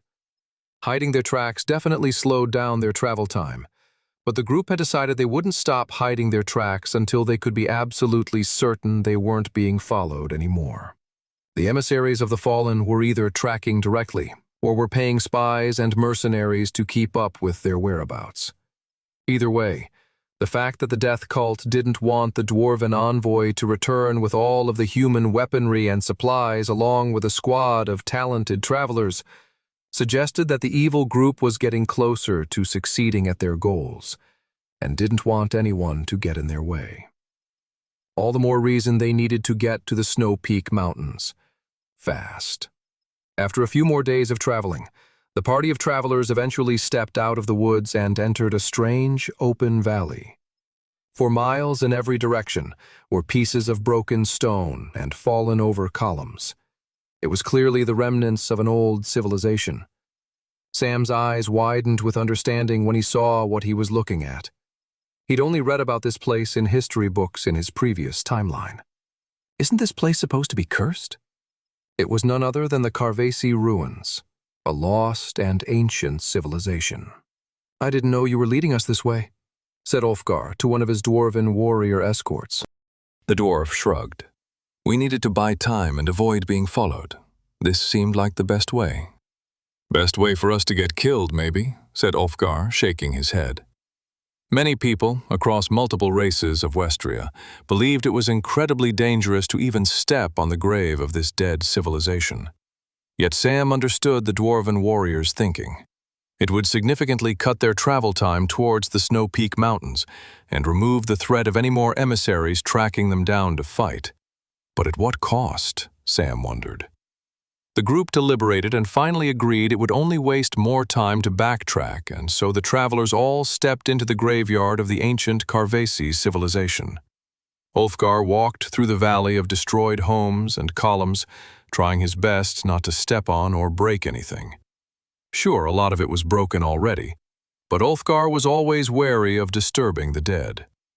"Man," said Shredder, Am I going to write the most radical and epic song about walking through the Carvesi ruins? Sure, said Ulfgar, but don't do it now. Let the Carvesi rest in peace. Let us be grateful for having safe passage through this ancient burial ground. The sun was beginning to set overhead, and the group had all agreed it was better to travel through the cursed place as fast as possible, even if it meant traveling through the night.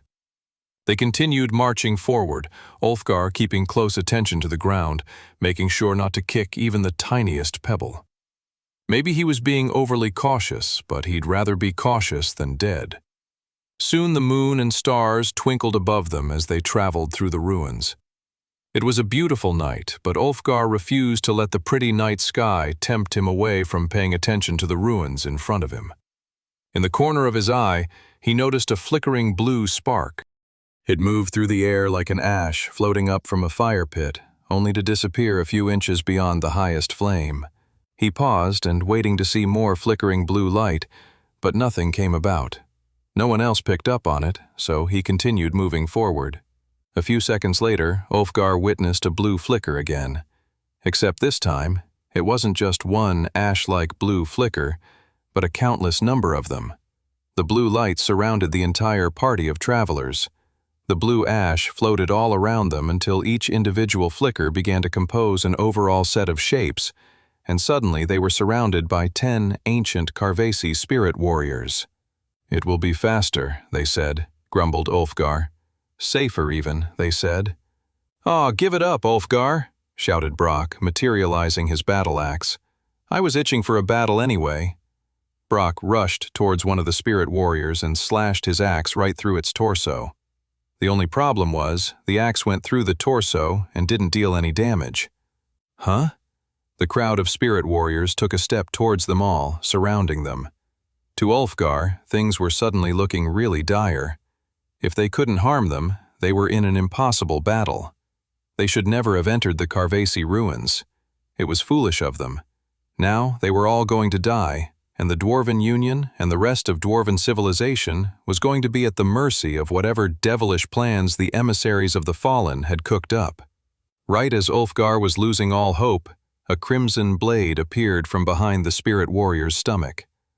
"Ugh," hissed the spirit warrior. Somehow the blade was dealing damage to the spectral creatures.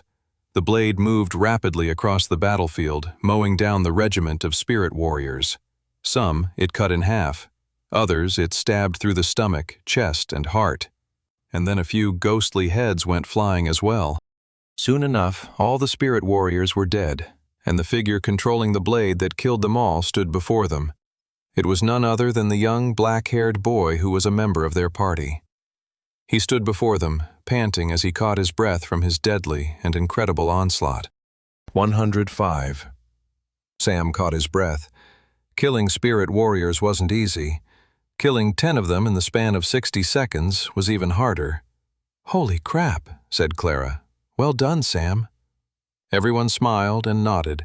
If it hadn't been for him, they would have all been killed by the Carvesi spirit warriors. Thankfully, due to his knowledge from his previous timeline, Sam had known how to defeat them. They were immune to physical attacks, but not magical ones, which was why he attacked them with his conjured blood flame sword. More than this, however, he had a solution for his companions who lacked magical attacks. He materialized a bushel of a strange-looking plant. "This here is called Spirit Bloom," said Sam. "Everyone grab a handful and rub your weapon in it. Dousing your weapon in the pollen of Spirit Bloom makes it harmful towards ghosts and other spectral creatures." Everyone did as Sam said, in awe of his knowledge.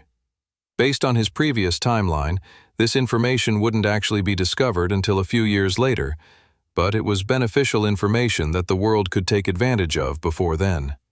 Sam was just happy he'd been able to grab a whole bushel of it when he had visited Nimriel Silverwood's enchanted garden.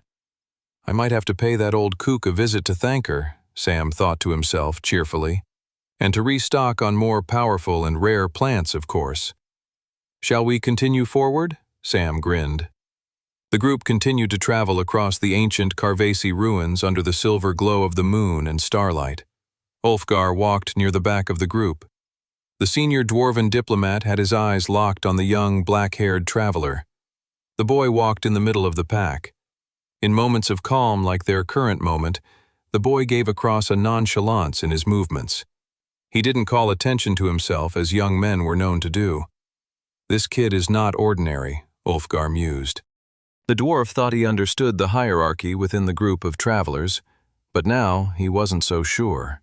Beyond his envoy, it seemed that Olivia and her squad were the de facto leaders with seniority within the band of adventurers, but there was something about that black-haired kid with strange red eyes. It was like he was leading them all, while happily accepting his position in the middle of the pack. He'd make a heck of a politician, Ulfgar thought, though he was very glad to have the boy as a swordsman in their group. Ulfgar continued to watch the boy as they moved forward. Strange, Ulfgar thought. I hope we can trust him. A few hours later, the group of adventurers reached the final edges of the Carvesi ruins. Look, said Toby, pointing. No more broken-down buildings or creepy ghost monsters. There was just one problem. The place that Toby was pointing at was just beyond a massive chasm in the ground that stretched on for miles. There was only one way across, a narrow stone bridge. That looks safe and inviting, doesn't it, Tobes? Said Clara, nudging her friend in the ribs. The boy gulped, his voice squeaking as he tried to play it cool, and said, It sure does. Anyone picking up anything with their mana sense? Said Olivia. Everyone in the group shook their head. Well, then let's cross that chasm and leave this cursed place behind us, said Olivia, marching ahead of everyone. The group moved forward. They traveled across the stone bridge, single file. There were no guardrails or anything. Perhaps once, a long time ago, the bridge had more features that made it safer to cross, but after centuries of being weather-beaten, it was just a curvaceous piece of stone across a large, empty chasm of blackness. Don't look down, Toby kept saying to himself. Don't look down, don't look down, don't look down. They eventually reached the middle of the bridge. Toby felt like there was now nowhere safe to look. To turn around would only show how futile it would be to return back. To look to either side only revealed the intense danger of the chasm.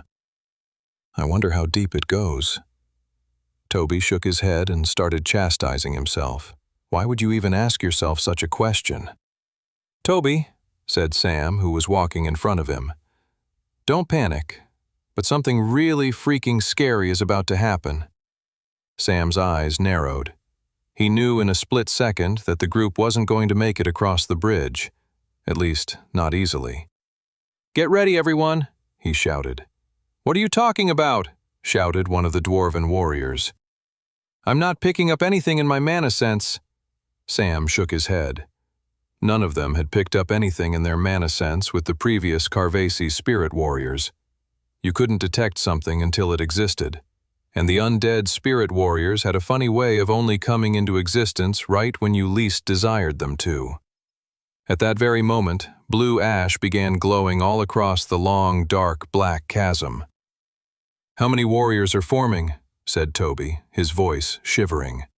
Not warriors, said Sam. Just one. Look.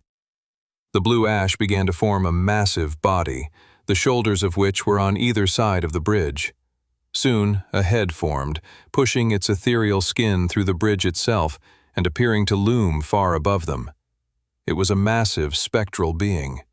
It was an ancient Carvesi king. Just like the other spirit warriors had fought them for trespassing on the site of their ruined and destroyed civilization, this king was the last test the group had to face for defying the will of the long-lost Carvesi civilization. The ancient spirit king raised his hand in the air. Everyone get back, said Olivia.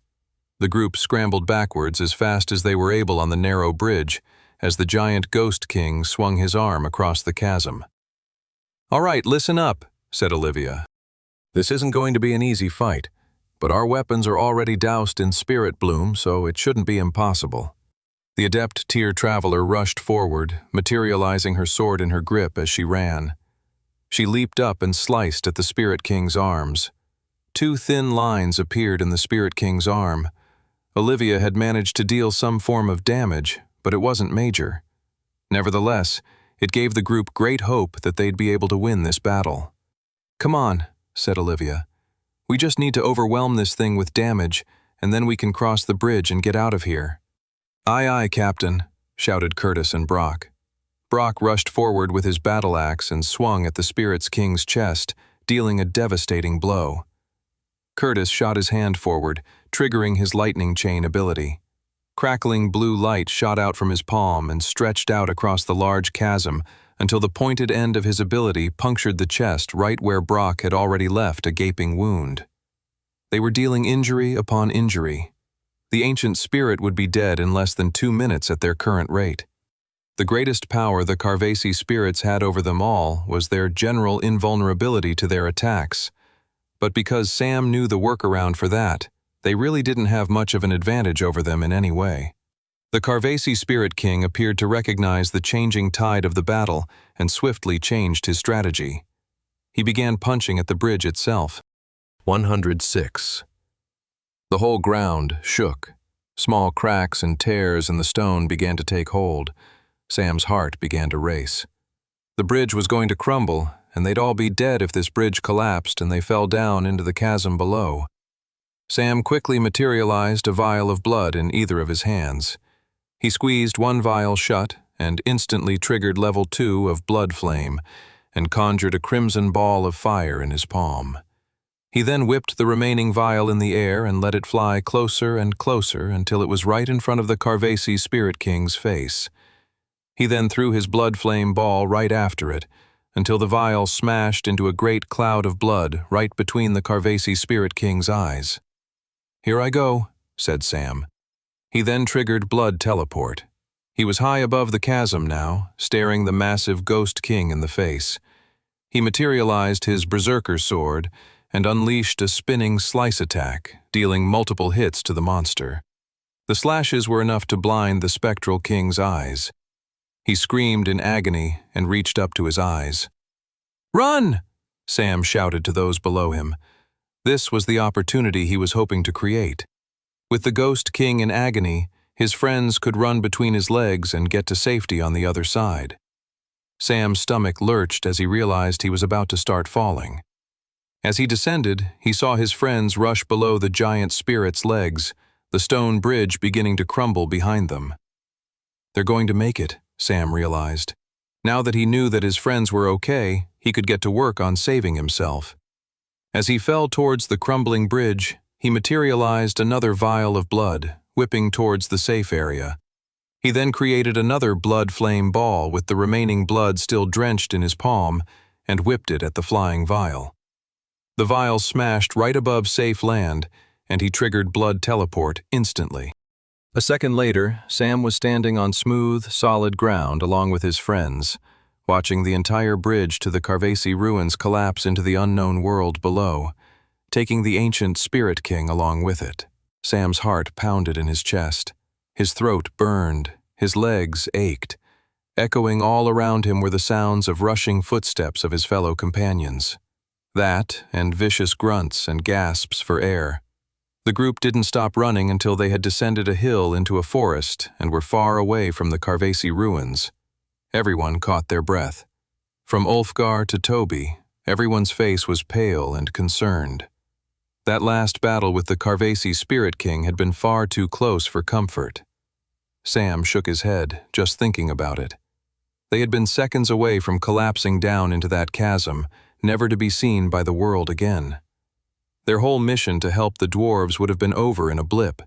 Sam's overarching quest to stop the Demon King's apocalyptic destruction of all of Westria would have been over as well. He would have failed the goddess. Thank goodness then that we got through, Sam thought, trying to cheer himself up. If your hearts are pumping like mine, said Sam, I say we just keep moving forward to our destination. We can sleep at the end of the day when we're even further from those blasted ruins. Everyone nodded their head at that. And look, Sam continued, we're making headway. He pointed upward where the silhouette of the Snow Peak Mountains loomed above them. From this vantage point, they could see rigid details of the mountains, the cliff faces, the snow-capped peaks and the patches of ice mixed in with rock lower down. They were getting close to their destination. Over the next few days, they traveled across the lowlands, getting closer and closer to the Snow Peak Mountains. The weather got significantly colder as they approached the foot of the mountains. The wind howled regularly all around them, as if a shrieking banshee had joined their adventuring party. Soon enough, the mountains loomed almost over top of them, and they stood at the entrance to the mountain pass. "While I doubt we'll face anything quite as nasty as the Carvesi Spirit King," said Ulfgar, "the mountain pass has many powerful monsters of its own. Be on your guard." Everyone nodded, and the group began their ascent up the mountain. Olivia and Ulfgar marched at the front, while Sam, Clara, and Toby walked closer to the back of the group. "So, wait, we're here at the mountains," said Clara. "And I know that most dwarves live underground, but why isn't there an entrance closer to the bottom of the mountain?" "Presumably for defensive purposes," said Toby. "Keeping the entrance to their underground world high up in the mountains makes their civilization even harder to penetrate. It explains why, for most of Westrian history, the dwarves have never been conquered by any other race. They're simply too fortified with the mountains." "Toby's right," said Sam. "The Snow Peak Mountains only has 3 known entrances known as the 3 Doors. Each door is incredibly massive and well defended. We're on our way to the western door, which is defended on the inside by the ancient dwarven stronghold of Oldestone. To the north is the northern door that allows access to the desert wildlands where the nomadic orc tribes roam. Then, further south is a door that opens out into greater lands of the southern kingdom of Opali. Obviously, no humans have ever taken that route, and trade and mercantilism with the southern human kingdom has always happened via ships on the southern sea." Sam thought wistfully to his previous timeline. The horrors of the dwarven cataclysm remained unknown to the rest of the world for many years due to the closure of all the doors. It was perhaps the last heroic thing the dwarven people had done for Greater Westria, which was keeping the scourge that destroyed them locked away in the Snow Peak Mountains, untouched by the rest of the world. "All of this talk about how well defended the dwarves are from outsiders is really beginning to freak me out as a potential visiting outsider," said Toby. "Yeah, I hear that," said Clara. "Don't worry," Sam smiled. "We have Ulfgar and the other dwarves to defend our presence. I'm sure it won't be too bad." His 2 friends looked slightly reassured but not entirely convinced. Sam wasn't going to push the point. He wanted his friends to feel confidence in their journey, but he really had no idea how the dwarven world was going to welcome outsiders such as themselves. Even still, he figured they could worry about that after surviving the treacherous mountain pass. The mountain pass was long and winding.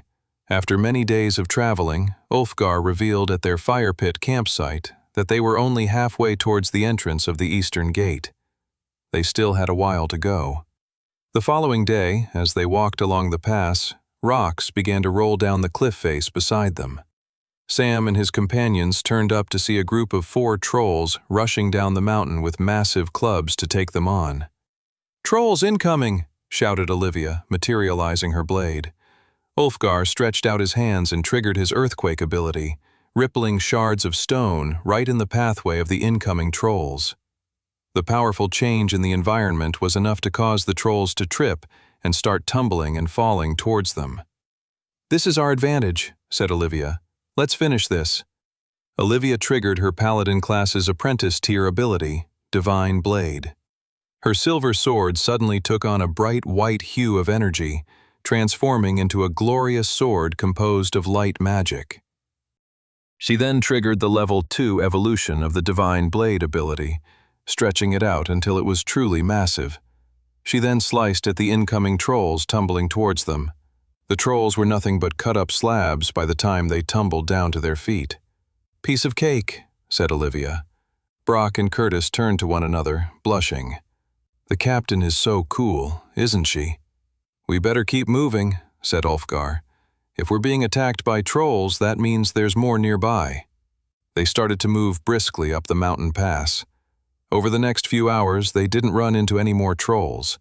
Sam was beginning to think they were making really good time, when suddenly, a blast of purple magic came out of nowhere, hurtling right towards Sam's head.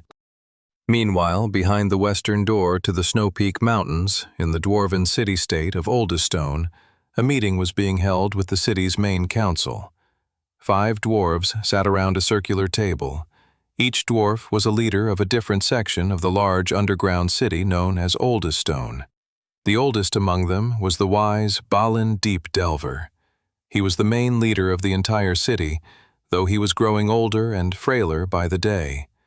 His power on the council was beginning to sway, and others were seizing a political opportunity against him and his successor, Ulfgar Stonebrow. "We have news that the emissaries of the Fallen are going to take advantage of the western door being currently open," said one of the younger members. "We've left ourselves exposed for attack." "Agreed," said another. "It needs to be closed and shut for the foreseeable future." Balin gathered his words and said, "And what about Ulfgar? Are we not waiting for him to return with aid from the Volsungur kingdom? Once we close the western door, we won't be able to open it again for quite a while."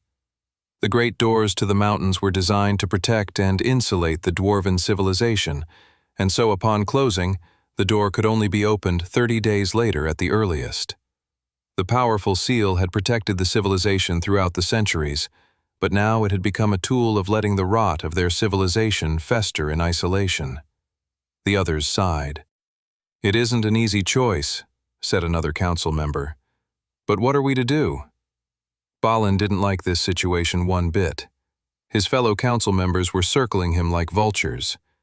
It was deeply insulting because he wasn't even dead yet. "Ulfgar Stonebrow is loved by the people of Oldestone and across the factions that make up the Dwarven Union," said Balin. "We must allow him and his party a few more days to arrive." The group looked frustrated, but they ultimately gave in. "Fine," one of the members said. "But if they're not here in a few days' time, we're shutting the gate, for the safety of us all." Sam ducked his head, dodging the incoming blast of purple shadow magic. They were suddenly surrounded by 15 hooded figures, all wearing the emissaries of the Fallen insignia. They must have been waiting for us this whole time, Sam realized.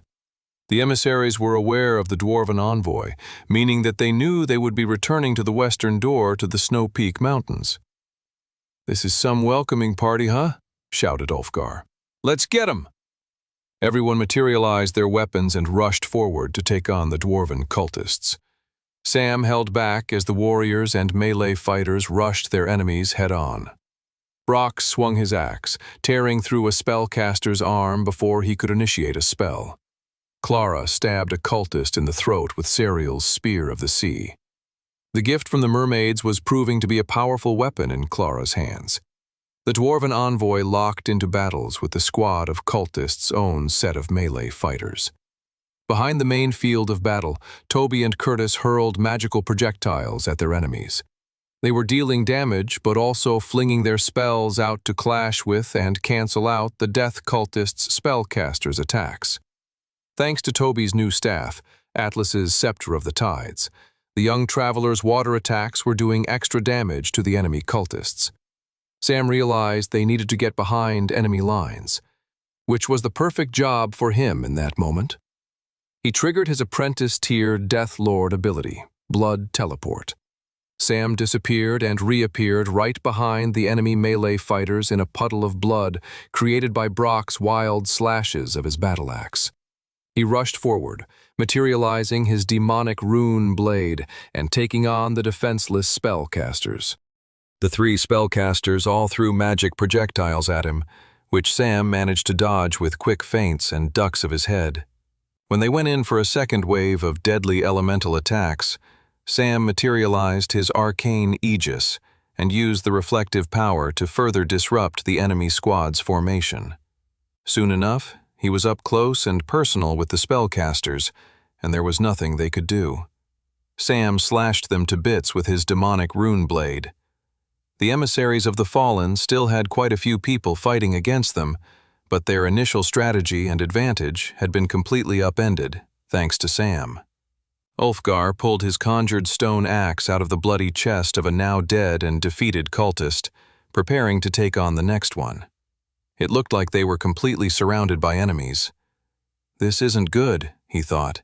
He knew they were all powerful and capable travelers, but the emissaries of the Fallen used dark magic and experiments to enhance their powers.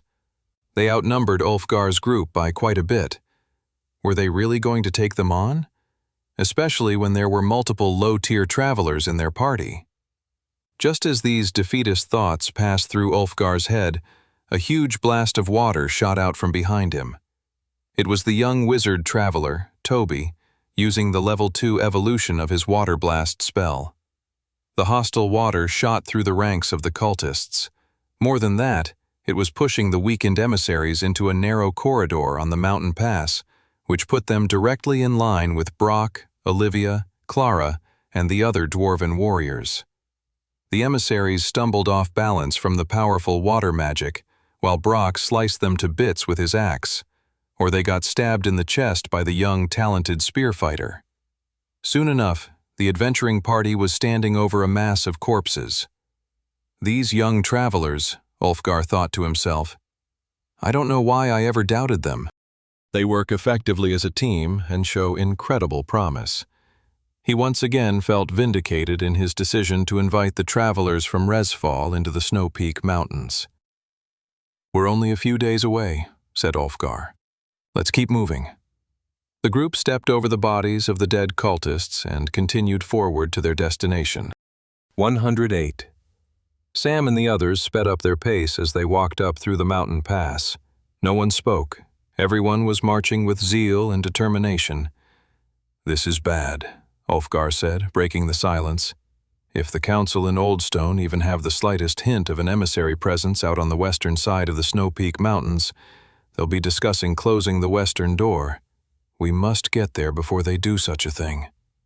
Sam materialized a flask of water and took a swig. He was tired. They all were. But he knew they had to keep pushing. If what Ulfgar said was true, they didn't have a second to waste. A few days later, the Council of Oldstone met again. Balin Deepdelver sat down at his head chair in the council's main meeting room. He nodded his head, greeting the other members as they all stepped into the chamber and sat down.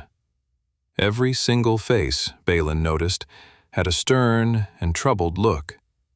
I assume this meeting was called to discuss the matter with the western door, said Balin softly. He had been preparing to hear the worst from the other council members. He'd bought Ulfgar as much time as he could. He wasn't sure how much more sway he could have with these council members. Time is up, said one council member. Ulfgar still isn't here. We can't afford to keep the western door open unless we want the emissaries of the Fallen to ransack all of Oldstone. Another member slammed their fist on the table. I'm in complete agreement. It's madness that the door is still open. Balin, you must see that we need to close the western door at once. Balin nodded his head. We will give the 24-hour notice to the hunters and merchants who leave the city gates and close the gates tomorrow. Balin looked at each and every remaining council member, and they all nodded their head in agreement. There, Balin thought to himself, I've bought you just a little bit more time, Ulfgar. Please, do not waste it. Sam woke up from their campsite before the sun had even rose. He dematerialized his sleeping bag and other materials quickly into his inventory and hurried outside of the tent along with everyone else. Olivia dematerialized the main tent, and Ulfgar did the same for the dwarven envoy's sleeping area. Within seconds, their camp was cleared, and they were marching up the long mountain pass once more. They would have never camped if they didn't have to, but the journey was still too long for them to push forward without resting. They needed a bit of sleep if they hoped to continue towards the dwarven capital at a fast pace. As agonizing as it sometimes could be, sometimes taking a break was just as important as pushing oneself. Moving forward, Sam watched Olivia trigger a powerful ability.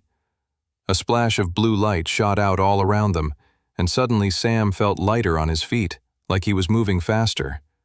The whole group was. Sam was impressed. Good thinking, Olivia.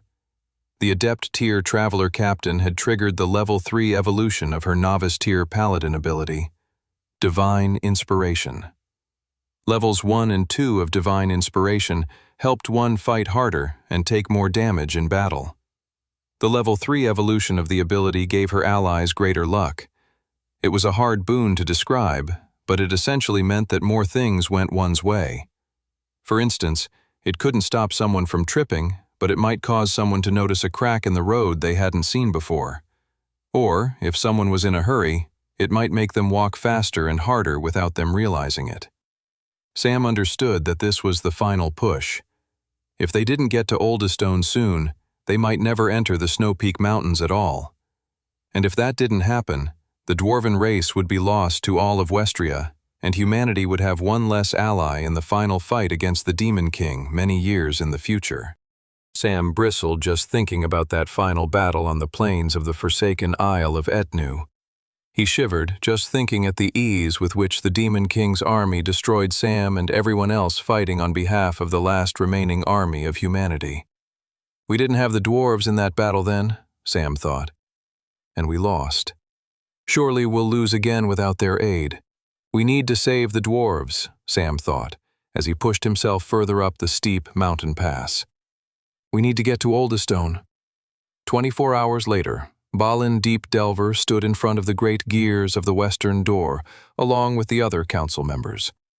A group of 20 of Oldestone's strongest dwarves were on either side. Such was the might needed to pull and get the ancient doors to shut and close off the mountain entrance for the foreseeable future. "The time has come," said one of the council members. "For the sake of all of Oldestone, we must sacrifice Ulfgar and his envoy to the outside world. The western door must be shut." Balin Deep Delver shook his head.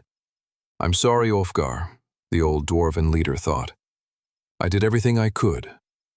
"Begin shutting the western door," commanded one of the council members. The large group of dwarves began pulling the large, mana-engraved ropes that powered the gears of the ancient western door. Either side of the massive doorway to the outside world began to shut. The large open area showing the gray sky and flurry of snow began to become a narrower and narrower rectangle of space as the two sides of the door began to pull in closer and closer together. In 30 seconds, the entire eastern side of the Snow Peak Mountains would be shut from the rest of Westria. Then, Balin's eyes widened. "Stop!" someone yelled. There was someone approaching the door, not just someone, someones. Balin smiled at the sight. A whole group of travelers, dwarven, human, and even one elf, stood at the entrance of the western door to the great Snow Peak Mountains. Ulfgar and the dwarven envoy had finally returned. 109.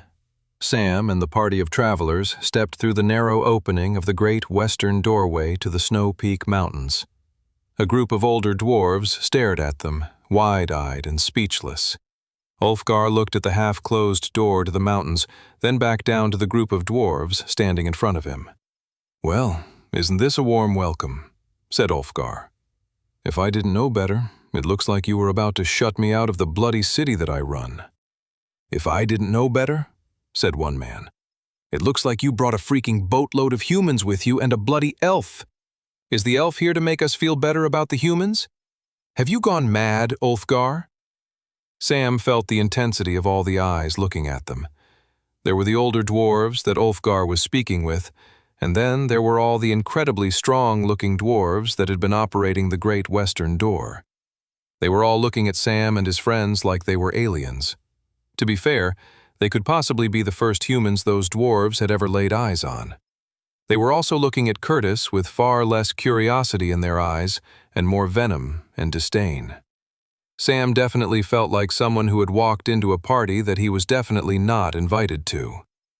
The moment of tension was broken by an older and frailer dwarf smiling and raising his arms and walking towards Ulfgar. "Ulfgar, I'm happy to see your return," said the man. "It's good to see you too, Balin," said Ulfgar. "I'm sure we have you to thank for the western door still being open.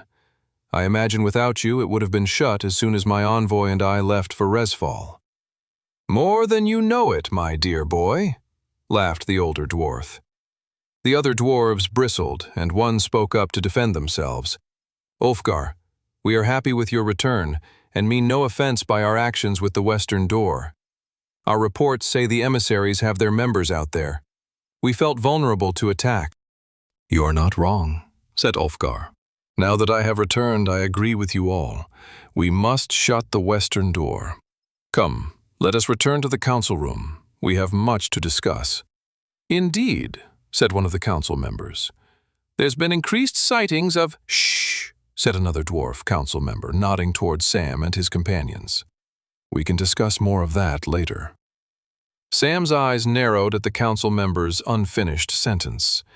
He had a pretty strong hunch about what they were talking about, and it all led to the Dwarven Cataclysm.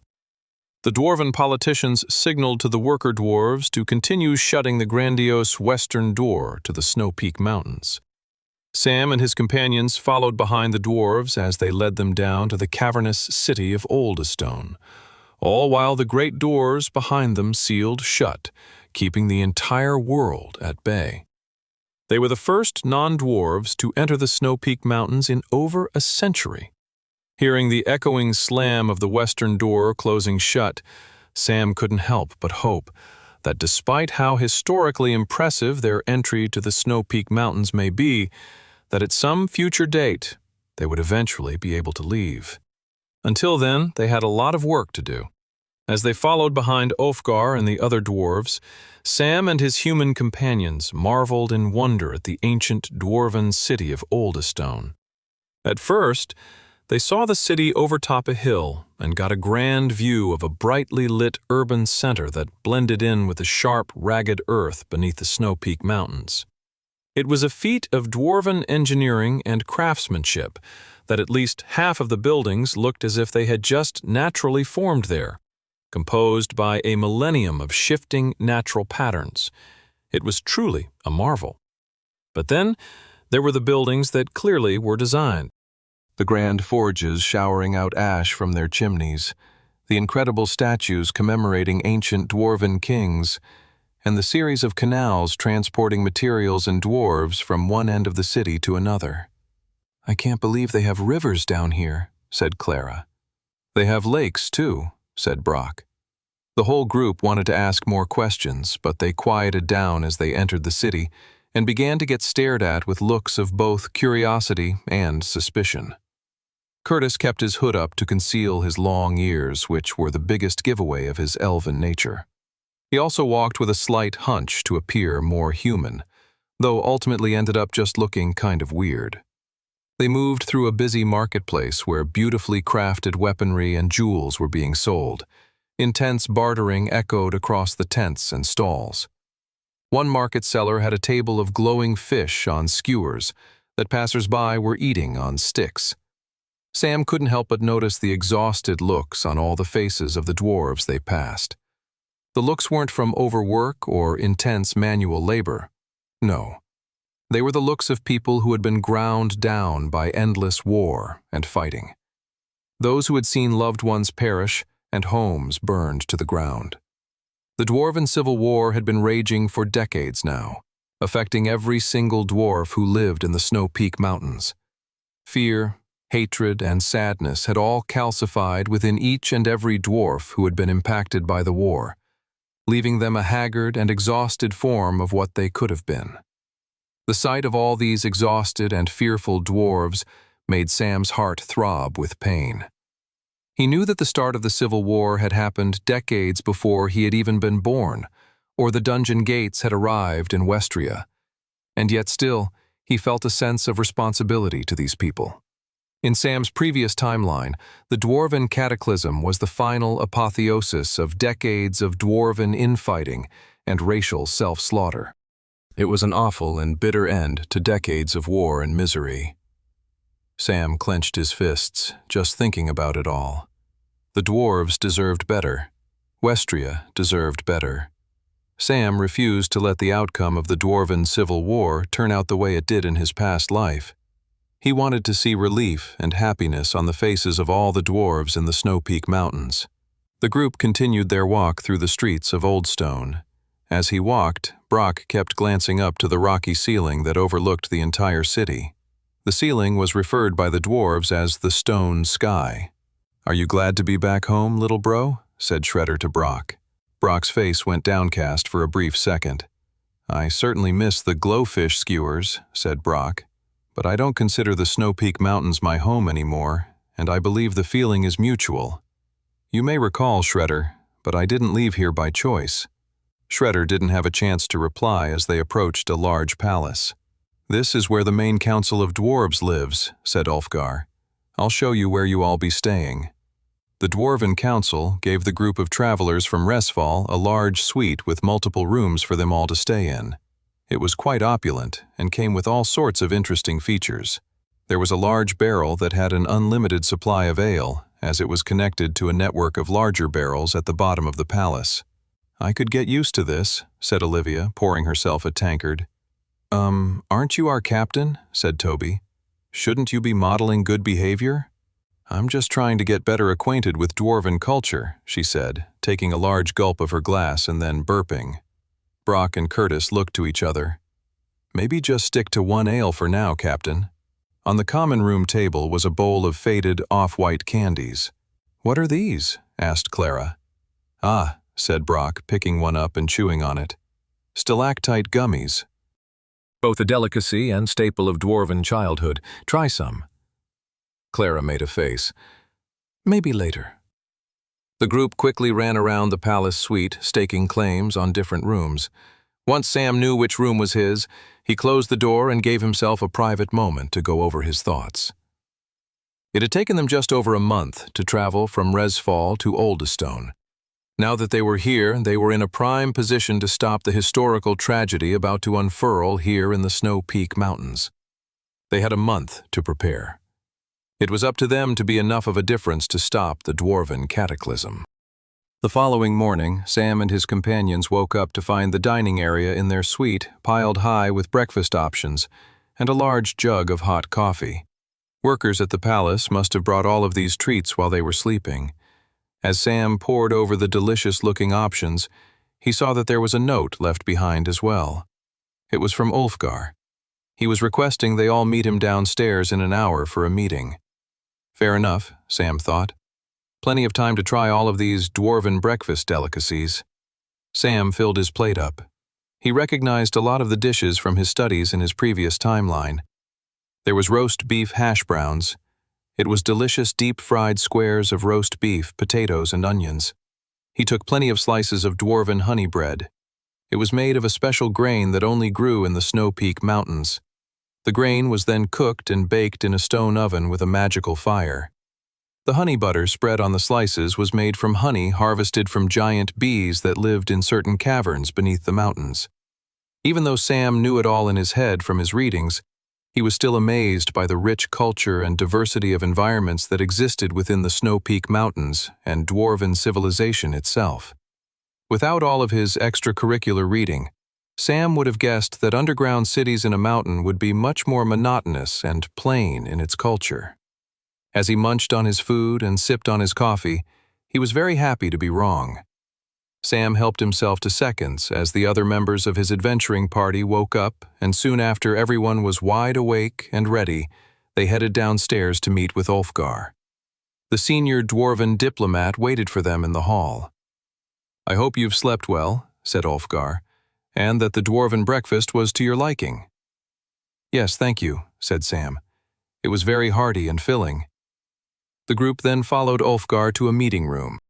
Upon closing the door, Ulfgar's face changed from the welcoming face of the host he had been a few minutes before to the face of someone deeply troubled by his thoughts. "Is everything all right?" asked Olivia. Ulfgar shook his head. "It's why I called this meeting. After showing you all to your rooms last night, I had a meeting with the council to learn more about what has happened since I've left. None of it is good." Everyone listened with concern. Sam was definitely concerned as well, but he wasn't surprised by this turn of events in the slightest. He knew the dwarven civil war was all ramping up, and it was all heading right in the direction of the devastating dwarven cataclysm. The fighting between the Dwarven Union and Rostock League has grinded to a halt, which might be a good thing. If it weren't for the emissaries of the Fallen and... The door to the meeting room swung open, and it was one of Ulfgar's attendants. "Sir," said the attendant, "there's been another sighting. It's approaching the southern wall.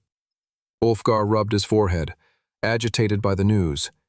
He quickly rebounded and turned to the group. Well, it's about time you saw what we're really dealing with. Follow me. They hurried out of the palace and through the streets of Oldestone to the southern wall. As they moved through the streets of the dwarven city, guards and fighters rushed past them, going in the same direction they were going. Clearly, whatever was happening was an emergency. When they arrived at the wall, Sam and the group saw what was causing so much attention. Just beyond the wall, there was a dwarf waddling up to the gate. Except the dwarf didn't look quite right. In fact, it didn't look alive. The dwarf had raggedy clothes and pale, almost blue skin. It was missing parts of its flesh in one arm, but it didn't seem to care. "What is that thing?" asked Toby, repulsed. "It's what we call the Tainted," said Ulfgar. They're the results of the emissaries of the Fallen's ritual sacrifices and experiments. They're ferocious when they get up close, or you find them in groups. A group of archers on the wall lit fiery arrows and lifted their bows. A cascade of flaming arrows shot through the air and descended upon the lone tainted dwarf. The strange being was lit on fire and roasted alive in front of them all. 15 minutes later, the group was back in the dwarven palace meeting room. "As I was saying before we were interrupted," said Ulfgar, "the civil war has grinded to a halt. This wouldn't necessarily be a terrible thing if it weren't for the emissaries of the Fallen and their growing army of Tainted. The emissaries have become the kingmaker of the civil war. Along with the Tainted, they now have the power to whittle away at one side until one of the factions can gain an opportunity and take the advantage." The group nodded along. Sam knew that the stakes were far worse than one side of the dwarven civil war claiming victory over the other. The emissaries and the Tainted marked an existential threat to the entirety of dwarven civilization. The problem was only ramping up. Thanks to Sam's knowledge from his previous timeline, however, he knew that everything was coming to a head next month. That would also be their only opportunity to stop the dwarven cataclysm once and for all. Until then, Sam had some personal training and preparations to do. "Let's get started." He grinned. 111. After the meeting with Ulfgar, the travelers of Resfall returned to their palace suite to have a private discussion on their own.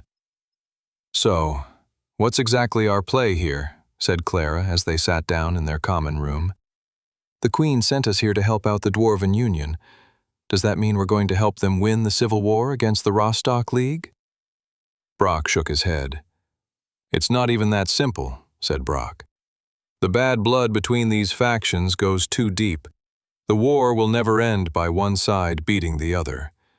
It's only when the two of them can accept that wrongs have been done on both sides could we even hope for this mad killing to come to an end."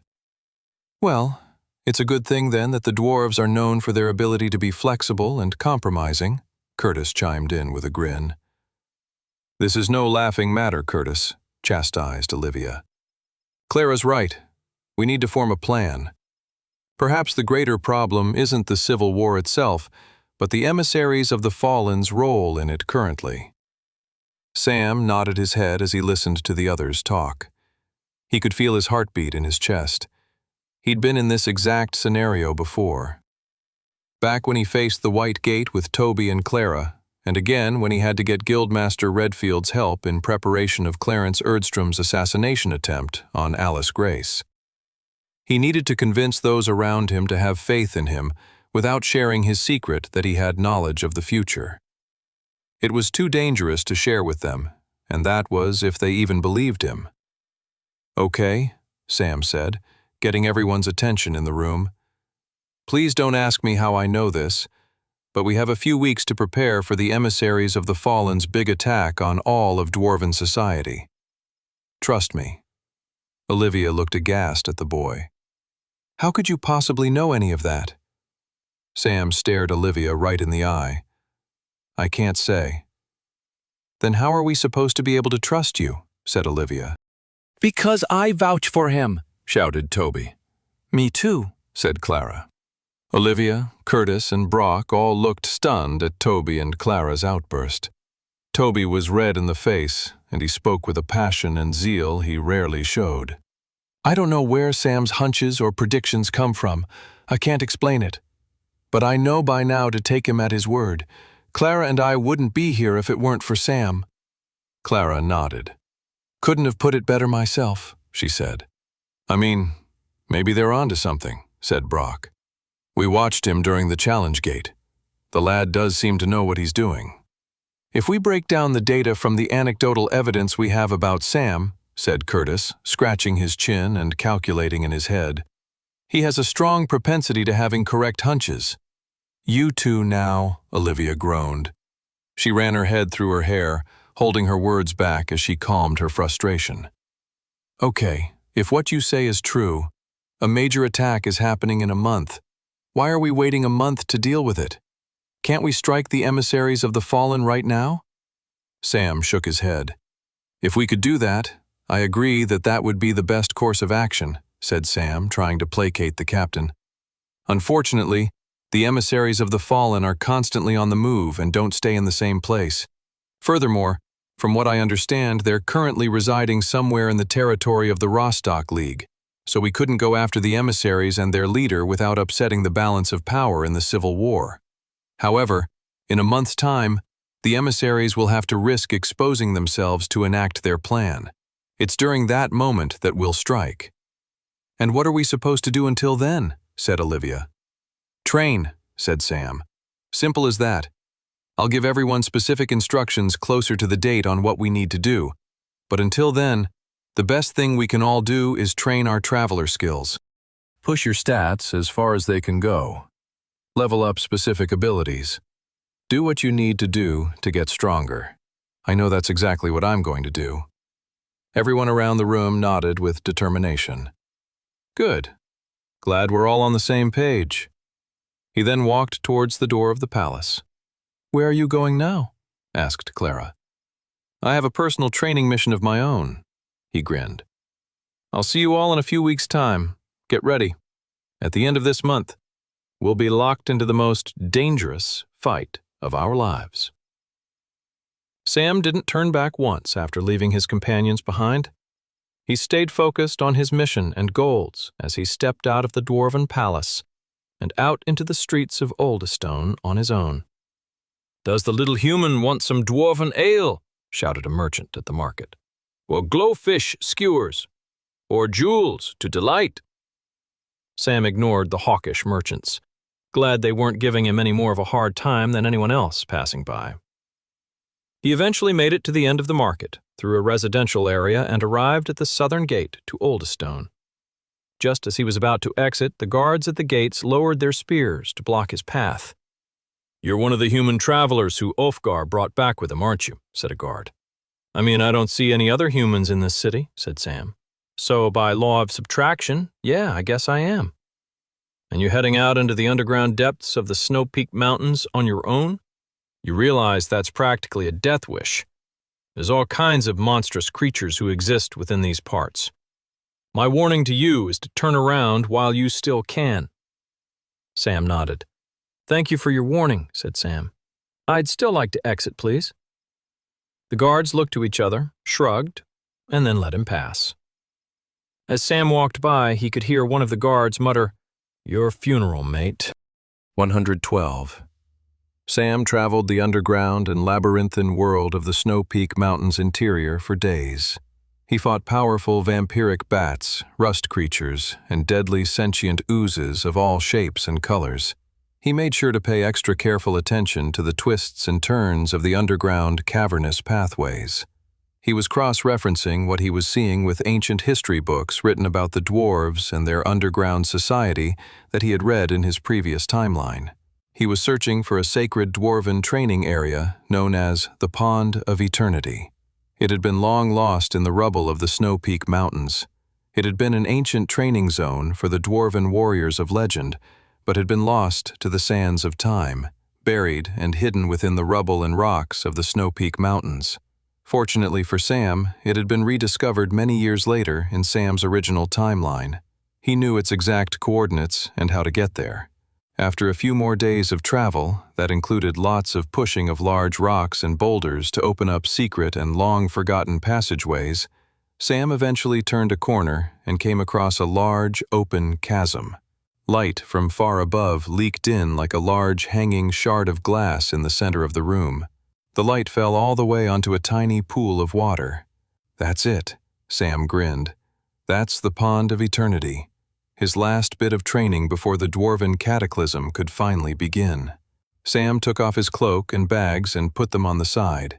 He then took his first splashy step into the Pond of Eternity. "Here it goes," he thought.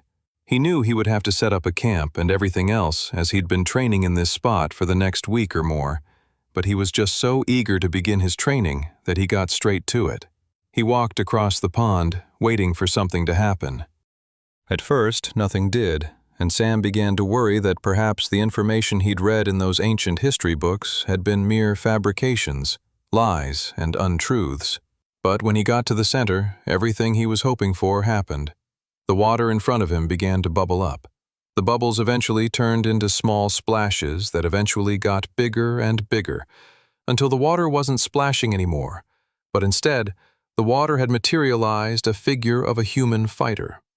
It was a water spirit, exactly what Sam had been hoping for.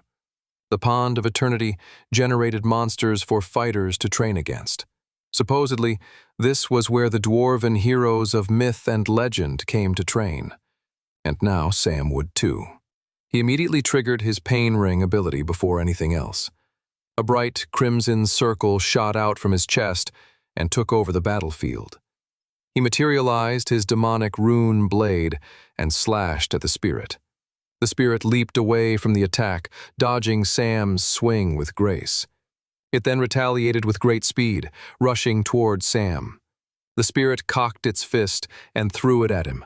Sam sliced his sword upward, cutting through the spirit's arm. The spirit retreated. Its arm didn't form back. Interesting, Sam mused. Unlike a water elemental, the water spirit doesn't grow its arm back, it seems. Sam and the spirit then started to trade blows. He was playing with the water spirit in that moment. He didn't want to slay it straight away. Eventually, the creature's chest began to glow red in Sam's vision, and he realized that the level 2 evolution of his pain ring skill had been activated. Battle awareness. With the new knowledge of the creature's weak point, Sam rushed forward and slashed with a fury until the water spirit was no more. He then quickly moved out of the pond and looked over his profile. Sam class, Blood Knight, super rare. Rank, Apprentice tier.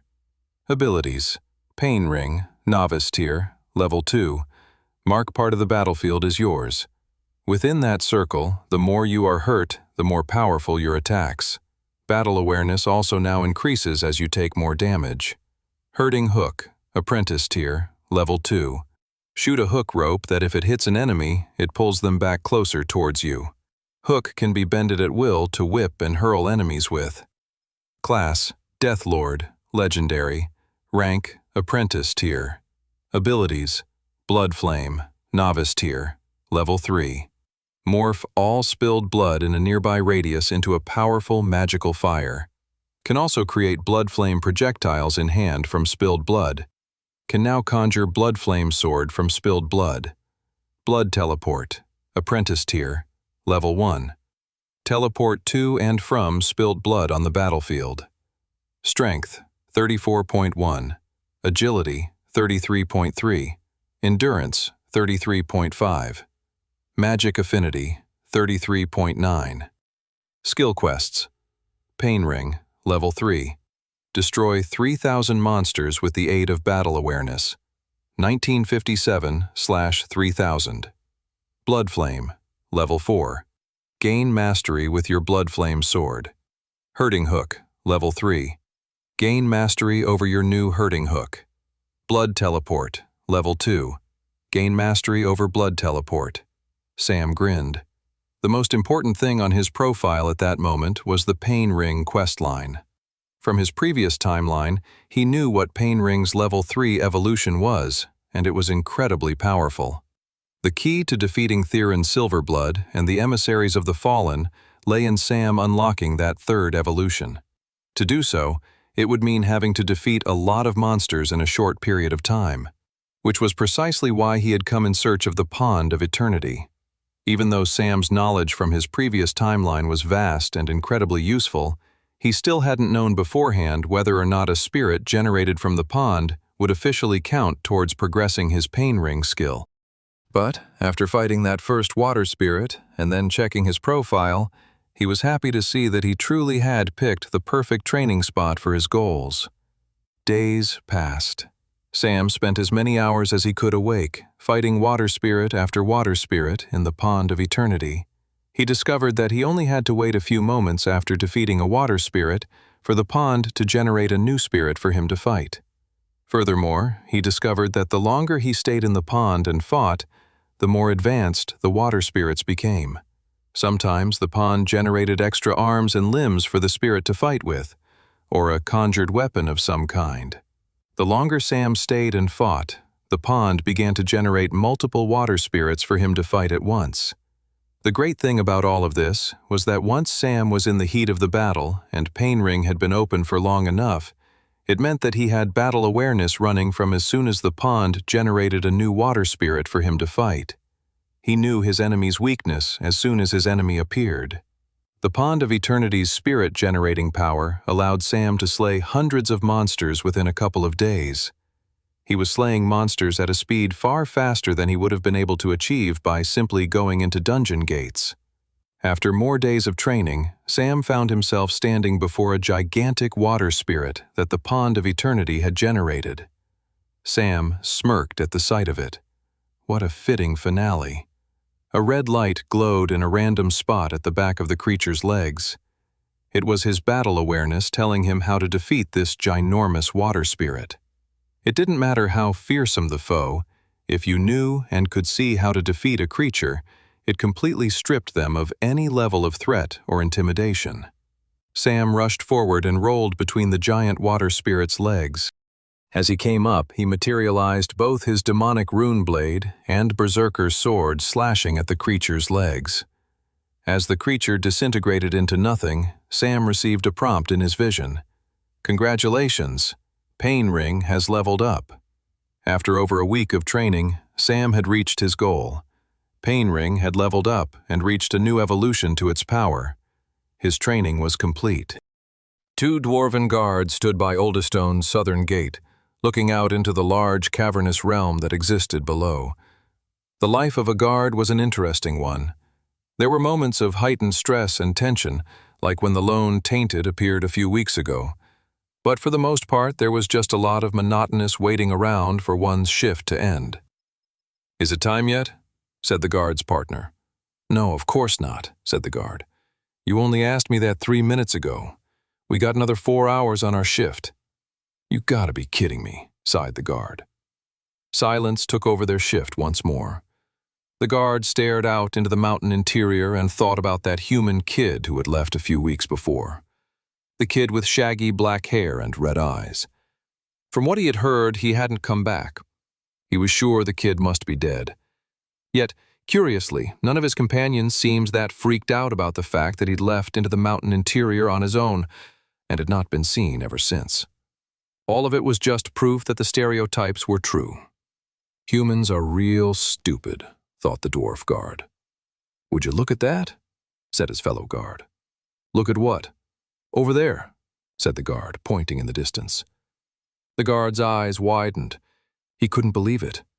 It was the silly human kid who'd ran off into the mountain interior on his own. He'd actually managed to live and survive. That kid's amazing, thought the guard. A few days later, Ulfgar Stonebrow stepped into his office. He had just gotten back from a tour of the city, reviewing Oldestone's fortifications and all the new defensive capabilities they were developing to help out in the Civil War and in their battle against the Tainted. While the current rise of the emissaries of the Fallen and their creatures of death, the Tainted, did trouble him, Ulfgar was feeling a bit more optimistic. He was just about to sit down and have a mug of coffee when someone started banging on his office door. He assumed a battle position, spooked by the suddenness of the banging. "Who's there?" "It's me," said a familiar voice. Ulfgar sighed with relief. It was one of his assistants. "Come in," he said. "What is it?" The door swung open, and it was his assistant, covered in sweat and breathing heavily in and out. "I ran here as soon as I could," said the assistant. "I've got terrible news." A few days earlier, in the southern dwarven city of Deepforge, the capital of the Rostock League, a meeting was being held amongst its leaders. They were discussing how to move forward with the dwarven civil war. "We're surrounded by enemies," said one leader. "We have the Dwarven Union to the north, and the emissaries of the Fallen everywhere else. We're in a terrible predicament." "Agreed," said another. "We need to change our tactics." Someone else was about to open their mouth when a guard swung open the door, barging into the meeting and yelling, "Intruder, alert!" A glowing blade came right through the guard's mouth. The blade was wrenched free, and the guard collapsed to the ground in death, revealing the owner of the powerful blade. It was a strange, purple-haired dwarf with green eyes. It was none other than the leader of the emissaries of the Fallen, Theron Silverblood. He was wielding a sword composed of orange mana distilled directly from an adept tier gate. He could do this due to his powerful, mythically rare class known as Experimenter. Theron had the ability to distill anything he touched down to its purified essence, which could then be used to craft things. Hence why he could wield the power of an adept tier dungeon gate in the very sword that he fought with, or create artificial dungeon orbs, or create the very item necessary to turn people into tainted. "I hear you are all discussing a new strategy," snickered the death cult leader. "Care to share what it was?" The leaders of the Rostock League all paled and shivered at the sight of the man. "Don't be shy now," said Tyrion, as he stepped closer and closer. Please don't kill." Tyrion stabbed the dwarf in the throat, ending his life immediately. "Sorry, too late. Should have spoken up sooner," laughed Tyrion. The other leaders of the Rostock League got up and rushed towards Tyrion. The death cult leader only laughed. "You really think you can stop me?" He slashed his sword in and out of the dwarven politicians' chests until he was the only one standing in the room. Everyone else was a dead body on the floor, lying in a puddle of blood. Hooded figures began to stream into the room after him. "Clean this filth up," Tyrion ordered. He then walked over and sat down at the head of the table. Tyrion Silverblood, leader of the dwarven death cult the Emissaries of the Fallen, had officially taken over the Rostock League and their political capital of Deepforge. The standstill in the dwarven civil war had come to an end. 114. Ulfgar paced back and forth in the council room. He had made an order for the travelers of Resfall to join him at once. Something truly awful was afoot. First, Olivia, Curtis, and Brock showed up, followed by Clara and Toby. "Has anyone seen Sam?" said Ulfgar. Olivia crossed his arms. "He should be showing up one of these days. He said a few weeks ago something big was going to be happening right around now. By the looks on your face, it looks like he's been proved right." Ulfgar's eyes narrowed. How could that kid have known something like this could happen? He shook his head. It didn't matter. "Well, I guess I'll start without him." At that moment, Sam walked in the door. "I heard there was a meeting in here," said Sam. "I came as soon as I heard." "Well, I was just about to say," said Ulfgar. "There's been a hostile takeover in the Rostock League by none other than the Emissaries of the Fallen." More dwarven council members had joined the meeting as Ulfgar caught everyone up on what happened. Everyone was beginning to freak out. Panic was on everyone's faces. "We need to stay calm," said Sam, looking to each and every person in the room. They were more prepared for this than they realized. The fight to stop the dwarven cataclysm was finally about to begin. The group of travelers and dwarven leaders all turned to Sam. Their faces were filled with shock, panic, and confusion. In that moment, Sam knew what they were all thinking. Why was he so calm? What did he know that they didn't? Since traveling back in time, Sam had gotten used to these types of looks, faces full of doubt, disbelief, and fear. He didn't mind how people looked at him, so long as they took what he said seriously and helped him avoid the tragedies that had happened in his first timeline. Even still, he hadn't expected to see the looks of such concern on his friends Toby and Clara. They looked at him differently than the others. Not from disbelief of what he said, but the fact that they now believed he had some kind of knack for futuristic foresight, even if they had never stated it outright to each other. Clara was the first to speak in the council room. "Sam," she said, "did you know this was going to happen? Couldn't we have stopped it?" Sam shook his head. He had weighed up the pros and cons, and there was no way they could have saved the leaders of the Rostock League, or even the city of Deepforge. It was far too south, protected by other city-states in the Rostock League faction, and they wouldn't have been able to get there in time without causing many more deaths. Besides, going there could have tipped off the emissaries and made them more cautious. Sam knew they had to be extremely calculated in the moment they chose to take on the emissaries. The harsh, unfortunate reality of Sam's mission from the goddess meant making hard decisions. He couldn't stop every single unfair death if he wanted to save the entire world. And besides, the Rostock League were far from innocent. Most scholars of the Dwarven Civil War saw the Rostock League as the aggressor, who started the entire bloodbath that had overtaken the entire Dwarven Mountains. The Rostock League had been a small faction to begin with, and then slowly started claiming more territory as their own. They were fighting under the belief that the other Dwarven factions were purposefully trying to hold them back from fulfilling their grand potential. Whether it was true or not, the Rostock League had gone too far, shedding more bloodshed than was necessary. Now their goals had corrupted from whatever they had initially wanted, and now they had hoped to take over the Snow Peak Mountains and have everyone bend to their faction. They were far from the good guys. In fact, as far as Sam saw it, letting history play out to this point was a good thing for his mission and goals. It was best to let their enemies tear each other to bits, weakening one another, before Sam and his allies stepped in to avoid historical tragedies. All of these thoughts swirled in Sam's head, and he didn't know the best way to put them into words, especially with so many other important onlookers nearby. "We don't have time to litigate this," said Sam. "What's done is done." "I agree," said one of the Dwarven Council members.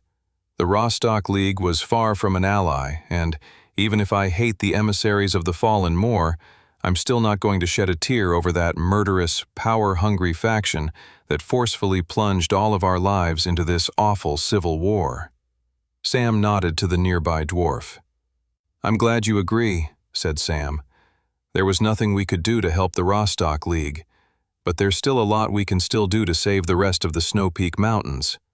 I know where Theron Silverblood and his army of cultists and Tainted are heading next. If everyone follows my instructions closely, not only will we be able to stop them, we'll be able to end the Dwarven Civil War once and for all." "And where is the cult leader heading exactly?" said another dwarf council member, crossing his arms with disbelief. "The city of Ironhold." Ulfgar kept his arms crossed and stared at the young human traveler named Sam. The boy was commanding everyone's attention. He seemed to know things that no one else did, things that didn't quite seem possible for anyone to know. It was truly remarkable. He was both impressed and fearful of this young man. "I hate to be the one to ask this," said one of the Dwarven Council members, "but how do we know we can trust this kid?" Ulfgar had seen Sam prove himself multiple times. First, when fighting the cultist assassins at the Love Spells Day Ball, or when fighting the spirit warriors in the ancient Carvasi ruins. But now the young man wanted to send the entire army of the Dwarven Union to Ironhold, one of the Rostock League's strongest and most well-defended cities within their control. It was a big ask. He wasn't surprised that other council members doubted him. The adept tier traveler and captain of the human travelers, Olivia Reeves, stepped forward to answer the council member's question. "I ask that question constantly, and the annoying twerp makes me look foolish every single time. It's best to just go with it." Ulfgar inhaled deeply through his thick, dwarvish nostrils and let out a sigh. "I agree," said Ulfgar. "This young man has done nothing but save my life multiple times. I have complete faith in him." Ulfgar's words held a lot of power and sway, and soon the other council members were in agreement. "All right," Sam grinned. "We don't have a lot of time. We have 30 minutes to get ready, and then we have to move out towards Ironhold." The final showdown between the Dwarven Union, the Rostock League, and the emissaries of the Fallen was getting closer and closer. 115. Far away from the Dwarven Union's capital of Oldstone, across the stretches of underground tunnels, valleys, and lakes that made up the subterranean world of the Snow Peak Mountains, was the city of Deepforge. In that city, at one of the many pubs, sat a mercenary named Mick. Mick was enjoying some well-earned time off with his third tankard of ale. Like the majority of citizens in Deepforge, he worked for the Rostock League on a for-hire basis. His most recent jobs had included the assassination of powerful merchants in the Dwarven Union and the hunting down of traitors to the Rostock League. It was classic mercenary work, blood-soaked jobs that nobles and other powers that be didn't want to get their hands dirty with, so Mick did it for them. As Mick took another sip of ale, he noticed a pretty young dwarvish mother and her son were heading down the street, getting closer and closer to Mick on his bench outside the pub. He mustered a smile at the incoming woman, but instead she ignored him and shuffled her son onto the far side of the street. Figures, Mick thought, taking a large gulp of his ale. His reputation as an evil, merciless mercenary preceded him. It was enough to make him angry and upset. He watched the woman and son walk by as he finished his tankard. He hadn't done anything specifically to them to cause them to be afraid of him. Mick stood up and began to slowly follow behind them. He snickered to himself. "If you're afraid of me so badly, well then I'll show you something to be afraid of." He followed the mother and son for around a block, when suddenly a bright light shot out high above the entire city. A huge, glowing white orb hung over everyone. It was so strange, terrifying, and out of the ordinary that Mick lost sight of the woman and son he'd been stalking. "What the heck is that?" Lormet led a group of cultists outside the city gates of Deepforge. He stayed focused on the mission Theorin had assigned to them. "Look," whispered the others behind Lormet. Lormet knew what was about to befall the city of Deepforge. It was why Theorin had told the majority of emissaries to evacuate the city and begin heading towards Ironhold. But the other, less senior cultists had no idea. That was, until now. Lormet turned around to see a massive white orb hanging over the rooftops of the city, just beneath the stone sky. "Incredible," said one of the younger cultists. "Can't we stay to see the end?" Lormet shook his head. "No, it's not our time yet. Our leader still needs our help in our current form. Come on, we must move quickly towards Ironhold." The young cultists pulled their attention from the magnificent and eerie orb floating over Deepforge and began heading down one of the many tunnels that led to the dwarven city of Ironhold. Theorin Silverblood, the leader of the emissaries of the Fallen, stood on a roof in Deepforge, admiring the giant orb he had created that now loomed over the entire city. Years of study and training with his experimenter class had allowed him to create this orb, this bomb composed out of the very nature of the dungeon gates themselves. "Finally, I get to see all my hard work begin to pay off," Theorin thought to himself. The final experiment gets to begin. The dwarven cult leader snapped his fingers, and the bright orb above the city exploded in a giant, all-encompassing beam of light. All across the city of Deepforge, the light of the exploding orb took over, covering every nook and cranny of the city. Mercenary Mick's entire vision went white. He never saw anything again after that. At least not Mercenary Mick, anyway. The evil dwarven mercenary's consciousness was no more. He waddled forward completely mindless, hungering for violence, blood, and flesh. The hunger gnawed at him. Everyone in the city now waddled forward just like Mick, even the mother and son he'd been following before. The entire population of Deepforge had been transformed into Tainted. Theorin grinned as he saw all of the newly created mindless Tainted waddling down across the city streets of Deepforge. Every street he looked down on, he could see new Tainted of all shapes and sizes. Perfect, he grinned to himself. His overarching plan was finally coming to fruition. He had his powerful experimenter class to thank for everything he'd done so far. Not only had his ability to distill and fuse essences allowed him to create powerful crafted items, such as the orb bomb that turned people into Tainted, but he also had many other inventions. He had a crafted spell shield that kept him invulnerable to the effects of his Dungeon Gate orb bomb, meaning he didn't have to fear turning into a Tainted himself. Beyond that, he also had powerful tools to manipulate the mindless Tainted. He materialized those now. He had created a powerful item that through sound waves manipulated the Tainted, urging them to move in certain directions. Theorin began sending the Tainted through the city streets of Deepforge to the gates and through multiple tunnels, leading his new army of undead dwarves to the central city that connected to all areas of the subterranean world of the Snow Peak Mountains. Ironhold. Sam hurried down the dwarven tunnel with great intensity. His heart raced. His throat burned. His eyes stayed narrow and focused on the path ahead of him. Based on his calculations from what he knew from his previous timeline, they didn't have a lot of time. It was about a full day's travel through the ancient underground networks to get from Oldestone to Ironhold. They couldn't waste a second. He could hear his heart pounding in his chest, but louder than his own heartbeat were the marching sounds of his allies behind him.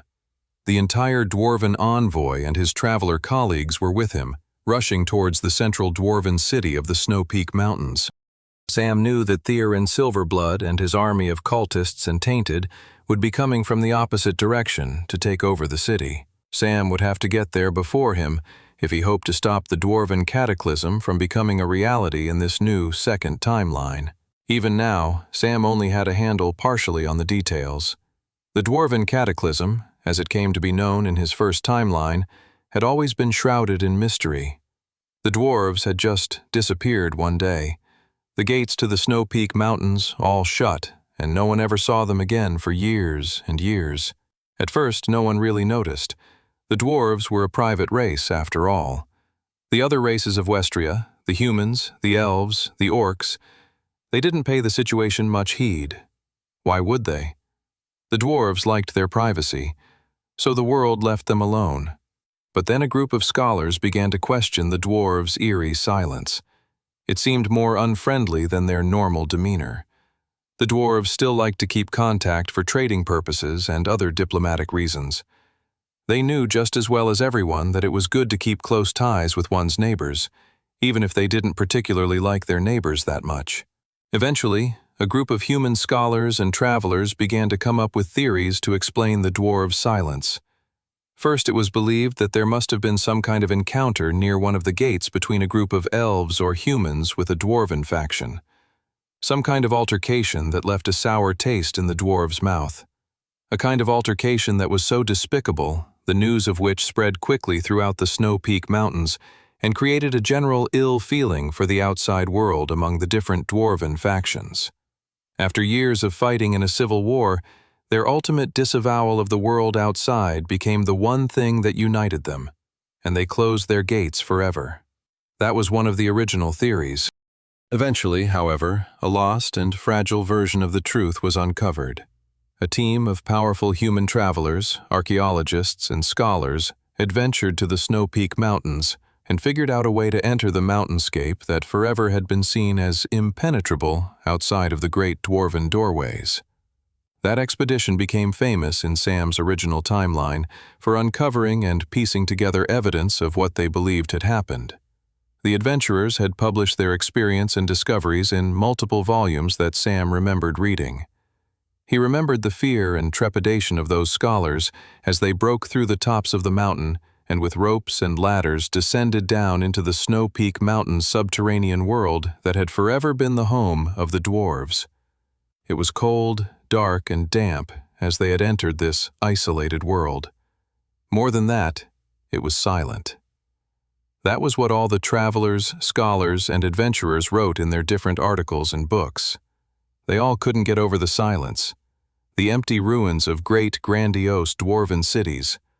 On top of all of the great wonders of the dwarven cities, they found the same thing everywhere they went: femurs, skulls, piles upon piles of bones, and entire civilizations worth of skeletons everywhere they went.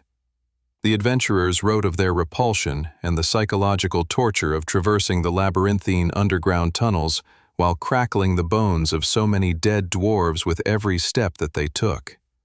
The expedition, which had been once fueled by curiosity and a willingness to connect with the dwarven race, resulted in an absolute nightmare of visiting the remains of total and utter destruction. The group had been able to deduce a few things from their discovery. They were able to piece together via evidence a sketch of events that led to the dwarven cataclysm. It started with the southern city of Deepforge being taken over by the emissaries of the Fallen, but that was only the beginning. The real destruction happened at the central city-state known as Ironhold. Sam knew this. Ironhold was the place where the dwarven cataclysm truly occurred. Ironhold was where they had to get to if they wanted to stop it. Ironhold was where Theorin and his army would be heading next, just like they had done in Sam's previous life. Except this time, Sam and his companions would be there to stop him. 117 hours later, Sam skidded down a long, steep tunnel pass and landed in a valley at the end of which he could make out the silhouette of a great wall and towers and rooftops beyond it. They had made it. The great dwarven city of Ironhold stood before them.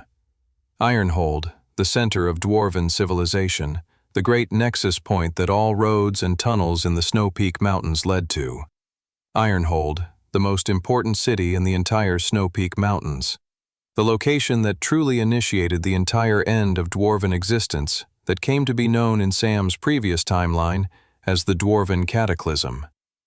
Sam crept slowly forward and then waited for the others to join behind him. Scouts who were part of the Dwarven Union Army looked forward to take in the defenses ahead of them.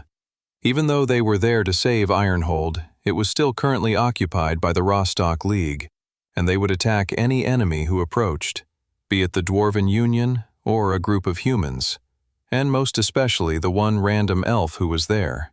That would definitely make them mad. They would have to be very careful with how they proceeded here. Yes, technically the Dwarven Union and the Rostock League were still bitter enemies, but what was about to happen was going to change all of that. Sam spoke with his fellow party members and the Dwarven Union at large. They would head towards the central city with caution, and they had to make sure they didn't harm anyone in the Rostock League too grievously. They could knock them out, maybe bruise them up a little, but they certainly couldn't kill them. And that was for one simple reason. They'll be our allies soon enough. As Sam and his team pushed forward towards the great city, Sam felt the nerves in his body begin to twitch slightly. This was such a delicate part of the plan. If they caused harm to the guards of Ironhold and started a fight with the Rostock League, that would only add chaos and confusion to the incoming onslaught on the city by the hands of the tainted. Sam had to make sure that despite the incoming chaotic energy, that there was an understanding, a narrative of who the enemy was. If Sam and his crew of allies attacked too soon, it would unravel that plan, and then they'd all end up killing each other by accident. He couldn't let that happen. That was why they were approaching the capital now, slowly. Everything had to be meticulously timed. That was what made Sam's eyes widen with terror and frustration when he saw a guard on the wall suddenly point at Sam and his crew on the approach. Except before the guards rang any alarm bells or horns, a larger sound echoed from far across the city at the other end. Perfect timing, thought Sam. The guards all disappeared from the front wall and didn't come back. There was clearly a call for arms at the southern end of the city. It looks like Theorin Silverblood and his army of cultists and undead dwarves had arrived Ironhold at the same time as Sam and his crew. Theorin grinned as he walked through his horde of undead dwarves. They didn't dare touch him or attempt to eat him like any other living being. That was because he had invented special sonic waves that he had attached to all of his equipment that kept the tainted from even wanting to touch or look at him. That's right, thought the cult leader. Ignore me, your creator, and stay focused on the task at hand. Capturing Ironhold. Theorin and his undead allies marched through the tunnels until they reached an opening. The southern walls of the great city of Ironhold came into view. There it is, Theorin grinned. It's all coming together now. Sam and his allies rushed towards the northern wall of Ironhold, throwing caution to the wind. All of the Rostock League guards had rushed to fend off the tainted threat coming through on the other side of the city, leaving it wide open for Sam and his pals to enter with ease. Even still, they didn't want to fight even the last remaining guard on duty at the gate, so they decided to take a less than straightforward approach into the city. They had Ulfgar Stonebrow and his earth magic abilities to thank for that. The senior dwarven diplomat triggered his earthquake ability and destroyed the foundations of a section of Ironhold with all of his might, until a little hill of crumbly rocks lay in front of them. The group quickly climbed over the remains of the destroyed wall and entered the city that they'd been racing towards for the last few hours. We're in, Sam thought. Now it's time to stop the dwarven cataclysm. The tainted lumbered slowly but surely towards the southern wall of Ironhold. Within minutes, the wall was surrounded by a horde of groaning and hungry, flesh-eating undead dwarves. Guards on the wall shot flaming arrows towards them, shouting, "Die, tainted scum!" But it wasn't enough. There were simply too many tainted for the guards to kill. The tainted banged their fists, and some of them knocked their heads against the walled gate. They pushed and banged, and eventually they got through, running straight into a regiment of guards. All carnage erupted at the southern gate of Ironhold. Undead dwarves climbed on top of each other, one by one, so that they could reach the turrets of the walls and get up on there and start eating the dwarven guards alive, ripping out their flesh and guts, staining their faces red. The tainted had entered Ironhold, and in the confusion, chaos, and terror of the fighting, so too did Theorin Silverblood, the cult leader and engineer of all this misery. He entered the city, hidden within the tidal wave of destruction that he had orchestrated. The guards were too preoccupied with the flesh-eating tainted to notice the arbiter of all of their troubles walk right by them into the city at large. As he walked right past the distracted guards, Theorin grinned to himself. Almost in position. It's almost all over now. Sam turned a corner on a street of Ironhold. It was desolate. Everyone was either hiding in their homes or fighting the tainted at the southern wall. The empty streets made Sam and his allies' job a heck of a lot easier. "Where do we go from here?" asked Toby. "Should we head to the southern wall and help the Rostock League?" asked Clara. Everyone else was watching their conversation, curious and concerned about what their next move should be. Sam scanned the rooftops of the city. He knew that Theorin would want to reach a high place in the city before launching his orb bomb that could turn them all into tainted. Sam scanned the buildings to get a good idea of where Theorin would want to go. That was when he spotted a very tall bell tower in the distance. There, Sam pointed to the tower. That was where they needed to go. They headed through the desolate streets of Ironhold. Theorin Silverblood thought he had a whole master plan that no one realized was about to happen. Sam was going to prove the arrogant cult leader wrong by showing up at the very place he had hoped to enact his master plan. He would show up there and stop him. Theorin moved through the chaos of the city. He was a ghost, hidden behind all the undead dwarves fighting and devouring Rostock League guards and soldiers. He grinned, happy to see his plan all coming together. Happy to see the end times that he had always prophesied beginning to come true. He was so close. Eventually, the chaos all around him died down. He was in the empty streets of Ironhold, beyond all the fighting. Theorin Silverblood, the #1 most wanted dwarf in the entirety of the Snow Peak Mountains, walked right into Ironhold without anyone trying to stop him. He headed towards a bell tower at the center of the city. He'd looked over the city's schematics weeks before when planning this attack. The bell tower was the perfect location to launch his orb bomb that would turn the entire populace of the city into tainted. It was going to be glorious. It was going to be 10 times as devastating as his bomb in Deep Forge. That had been a deadly attack, but this one would be far worse, especially because of its implications to the rest of the Snow Peak Mountains. Deep Forge wasn't very well connected as a city, so the massive amount of tainted Theron had created there with his bomb couldn't be as effective as he wanted them to be. But that wasn't the case in Ironhold. If he turned all of Ironhold into tainted, then the Snow Peak Mountains and Dwarven civilization, as it was known, was done for. Everyone and everything would be wiped off the map. The entirety of the Snow Peak Mountains would be hollowed out and be nothing more than a graveyard of destruction, a graveyard of Theron's making. It gave him great pleasure to think about. Ironhold was just so well connected to the rest of the Snow Peak Mountains that the tainted would flood the rest of the cities with ease. They would traverse through all the tunnels and make the Snow Peak Mountains an uninhabitable place for everyone and everything. Theron turned a corner and could see the bell tower and some of his cultist allies enter it to clear it out. He grinned with pleasure, but then something made him cautious. He recalled the Dwarven Union had sent an envoy to the human kingdom of Volsungar looking for help. He had sent some of his cultists out there to murder them, and he never heard back, making him believe the mission was a failure. Of course, he didn't think the Volsungar nation or anyone would be able to stop them, but there were aspects to his plan that had gone unchecked. He couldn't afford to get careless now. So that was why, despite everything seeming to be going his way according to his well-thought-out plan, Theron triggered his monosense just to be extra cautious. His eyes widened at what he saw.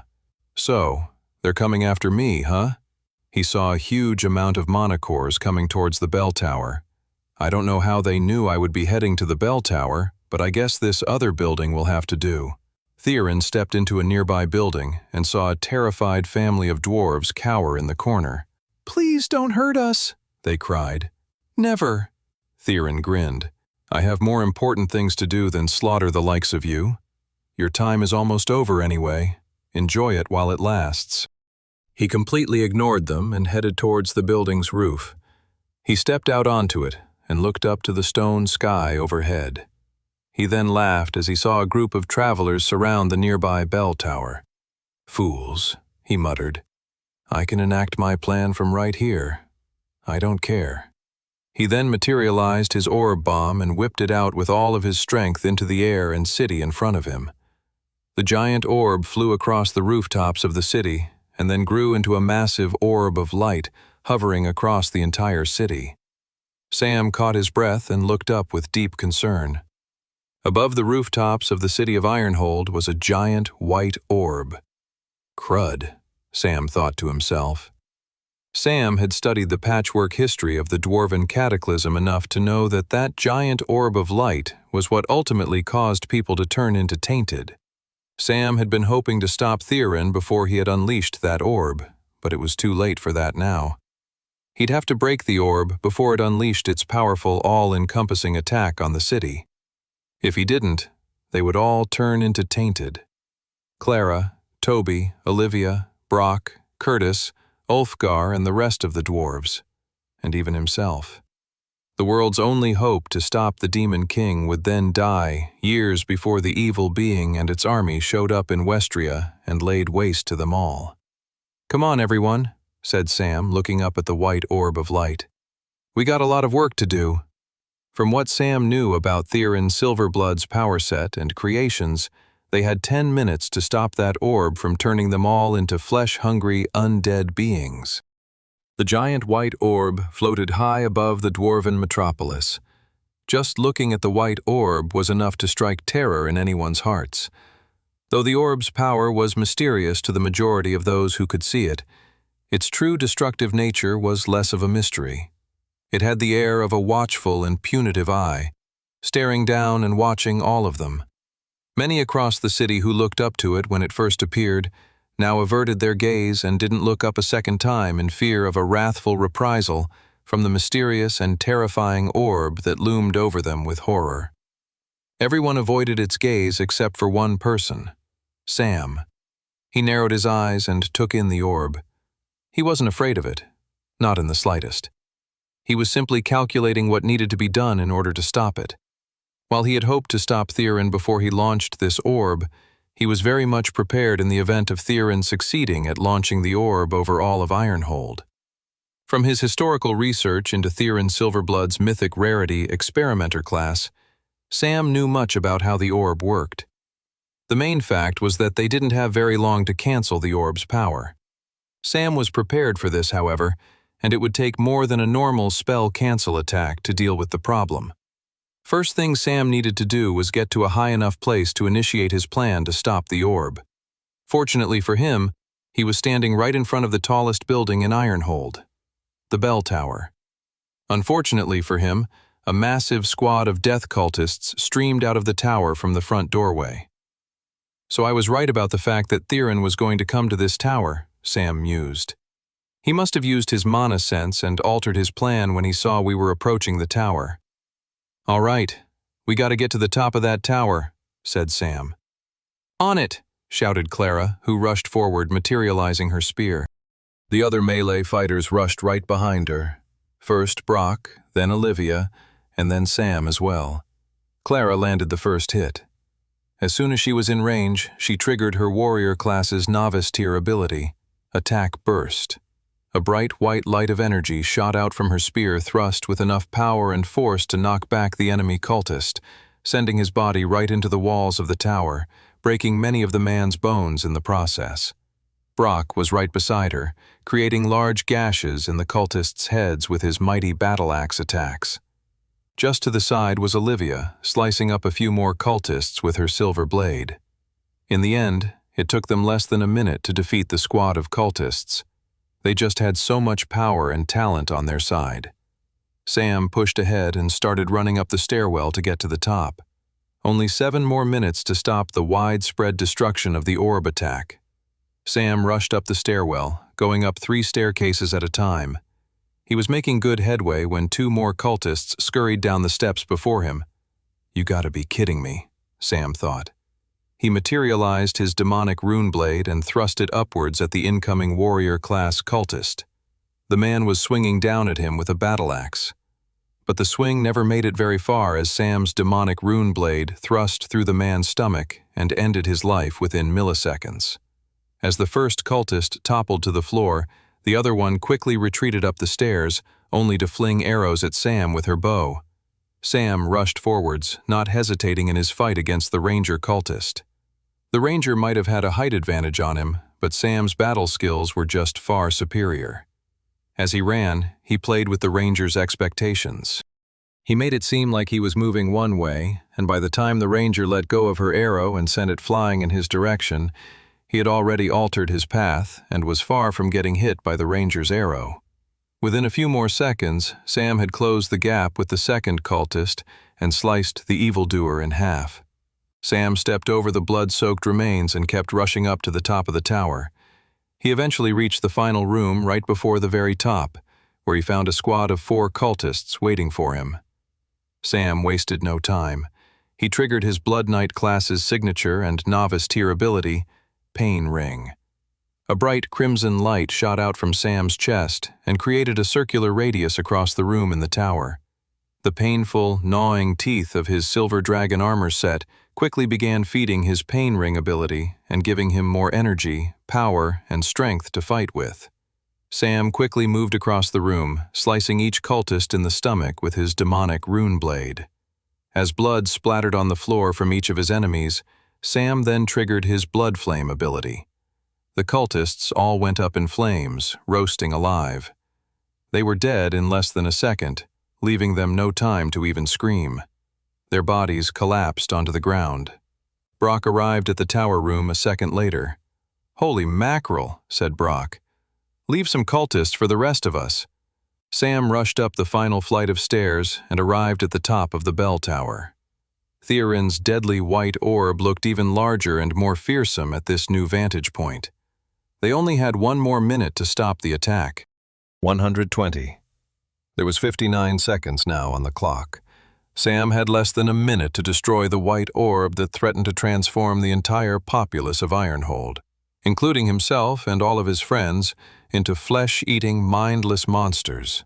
If he failed, the dwarven cataclysm would take place, and just like in Sam's previous timeline, the entire dwarven kingdom would get overrun and destroyed.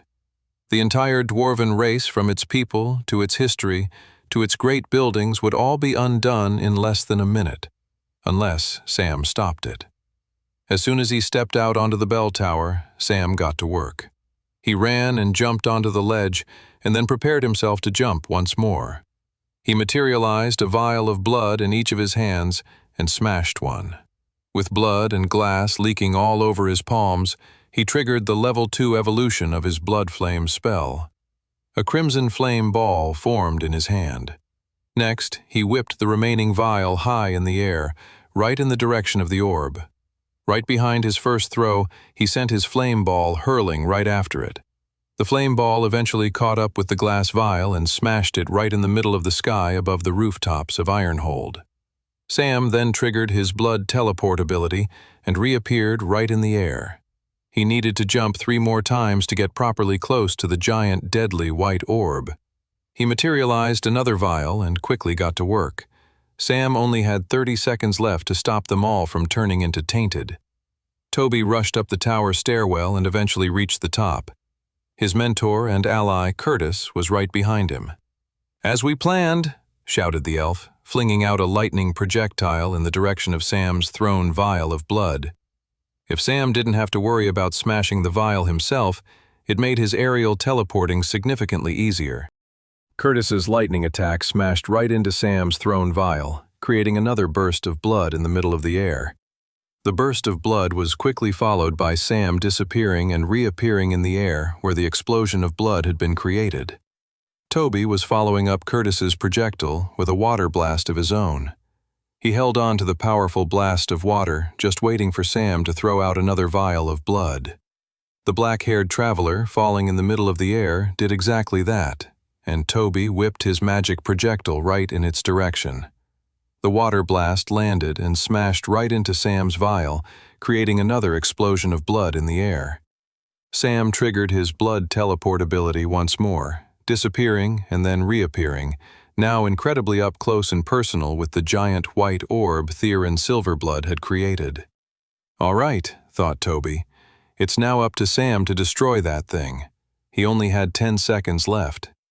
Many weeks earlier, before Sam had left to train in the secret spirit pond of the Snow Peak Mountains, he had asked Clara and Toby that during their training they needed to gather a whole bunch of special rocks that could be found all around the city of Oldestone, known as cool-down stones. They were an ingredient in an incredibly powerful crafting recipe. Sam had given Clara and Toby firm instructions to collect as many cool-down stones as possible and then to take it to a smithy, where they could refine the stones down into just a powdery dust. "Why do you need all of this?" asked Toby. "Hopefully you will never have to know," said Sam with a grin. "But if I do have to use it, it will be a powerful spell cancel ability on a scale you've never seen before." Sam materialized the pouch of crumbled down cool-down stones. He whipped them at the giant white orb that he was now floating high above in the air. As the crumbled stone powder reached the white orb, Sam created another blood flame ball in his hand and whipped it down at the orb. A huge explosion went off across the entire city of Ironhold. Everyone looked on with awe as the white orb that had loomed over the city quickly flickered out of existence, almost like it had never been there in the first place. The white orb that in Sam's previous timeline had turned all of Ironhold into a massive population of flesh-eating monsters had been destroyed. Sam had done it again. He had successfully changed history. 121 dwarven soldiers at the southern gate of Ironhold could only focus on one thing: fighting the hordes of undead tainted clambering up the walls and coming through the gates to eat them alive. One dwarven fighter chopped off the head of a tainted with his large greatsword. He noticed the giant white orb that had been high above them in the sky flicker away out of existence. Huh? The white orb's appearance and then disappearance all added to the strange mystery of the day's events. First, they were being attacked by a horde of tainted. Then a terrifying and strange white orb appeared above the city. What the heck was going on? The tainted, the white orb. This all felt like the work of one terrible organization, the emissaries of the fallen. The death cult had already taken over the city of Deepforge and murdered the senior leadership of the Rostock League. It looked like the remaining members of Rostock League at Ironhold would have to take on the emissaries of the fallen and their army of undead all on their own. It would put their longtime enemy and rival, the Dwarven Union, in a prime position to swoop in and take advantage of the situation. They'd probably be able to take over and claim Ironhold as their own territory after all of this. That was if the Rostock League could even survive this deadly onslaught. The dwarven soldier thrust his blade into the neck of an undead dwarf and sliced upwards, cutting through the jaw and between the eyes and through the brain. Separating the head from the body seemed like the best strategy against the tainted. The warrior was doing just fine, but after a moment to catch his breath, he realized he'd been pushed into a corner. He was surrounded by tainted from all sides. He slashed his sword outward, dealing loads of damage to the surrounding undead horde. But it didn't matter if he slayed the 5 tainted coming towards him. There were just countless more ready to replace them right behind them. It was never ending. The warrior realized he was eventually going to get tired. He wasn't going to be able to fight like this forever. The tainted's strongest asset was their sheer number. He was absolutely doomed. He would keep fighting, but he didn't know how much longer he could last. He accepted that the best fate would be to keep battling for as long as possible. For as long as he fought, he was still conscious and alive, and could remember his wife and his kids. And even their memory, even with the sadness of knowing he wouldn't be able to see them again, was worth staying alive for, even if it was just another few minutes. He sliced off another tainted's head and sent it hurtling through the air and into the massive horde of undead dwarves. A tainted then managed to grab onto his arm, and the dwarven soldier kicked it away. But they were inching closer and closer. This is it, the soldier realized. This is how it all comes to an end. Just as the tainted were about to descend upon the soldier and eat him alive, limb from limb, something unexpected happened. The ground at his feet shook, and then stones shot out from the ground, impaling the tainted and knocking them back. The soldier blinked, confused. What's happening? Suddenly, he heard a battle cry. And then the soldier couldn't believe what he saw. Is that Ulfgar Stonebrow, leader of the Dwarven Union? A whole group of Dwarven Union soldiers rushed forward and started chopping off the heads of the undead army. The Dwarven Union has come to rescue us? To help out? The soldier blinked in shock. He couldn't believe his eyes. After decades of fighting and bloodshed, the hatred between the two sides of the Civil War ran deep. The bitterness was entrenched. And yet, here they were. The Dwarven Union, their sworn enemy, hiding on their side. After decades of violence, the soldier saw the possibility of monumental forgiveness from either side for wrongs that they had done. He felt hope. More than this, the soldier felt a sense of camaraderie. It felt right. Even with years of fighting in the Civil War, he couldn't explain it. They were meant to fight together. The dwarves were meant to be united. In that moment, all across the battlefield, it was clear to the dwarves of the Dwarven Union and the Rostock League who their real enemy was. Theorin stood on the rooftop and scowled at the empty stone sky where his white orb bomb had been. He felt an anger surge through his body, anger and frustration. How did this happen? Theorin had been working towards this plan for years, and suddenly some upstart human showed up and thwarted his entire agenda. It was ridiculous. He'd make sure he killed that kid and everyone close to him. But first, Theorin had to focus on his backup plan. He hadn't worked towards this day without some semblance of a plan B if things were to go awry. Nope. He had plenty of preparations in place for this exact scenario. The emissaries of the fallen would achieve their goals no matter what. He scurried back down from the roof and out in the city streets. He had to get to a better location, and then the backup plan could truly begin. Sam fell through the air as the white orb flickered and disappeared above him. The ground rushed towards him. His stomach lurched. If he didn't do something quick, he'd land and splatter on the ground like a blood-soaked pancake. Luckily, Sam was getting used to free-falling in the air, thanks to his blood teleport ability.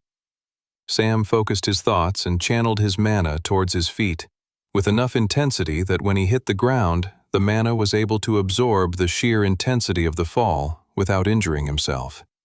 He caught his breath quickly and looked around. Screams, clangs of weaponry, and explosions of magical projectiles echoed all around him. They were surrounded by violence and bloodshed.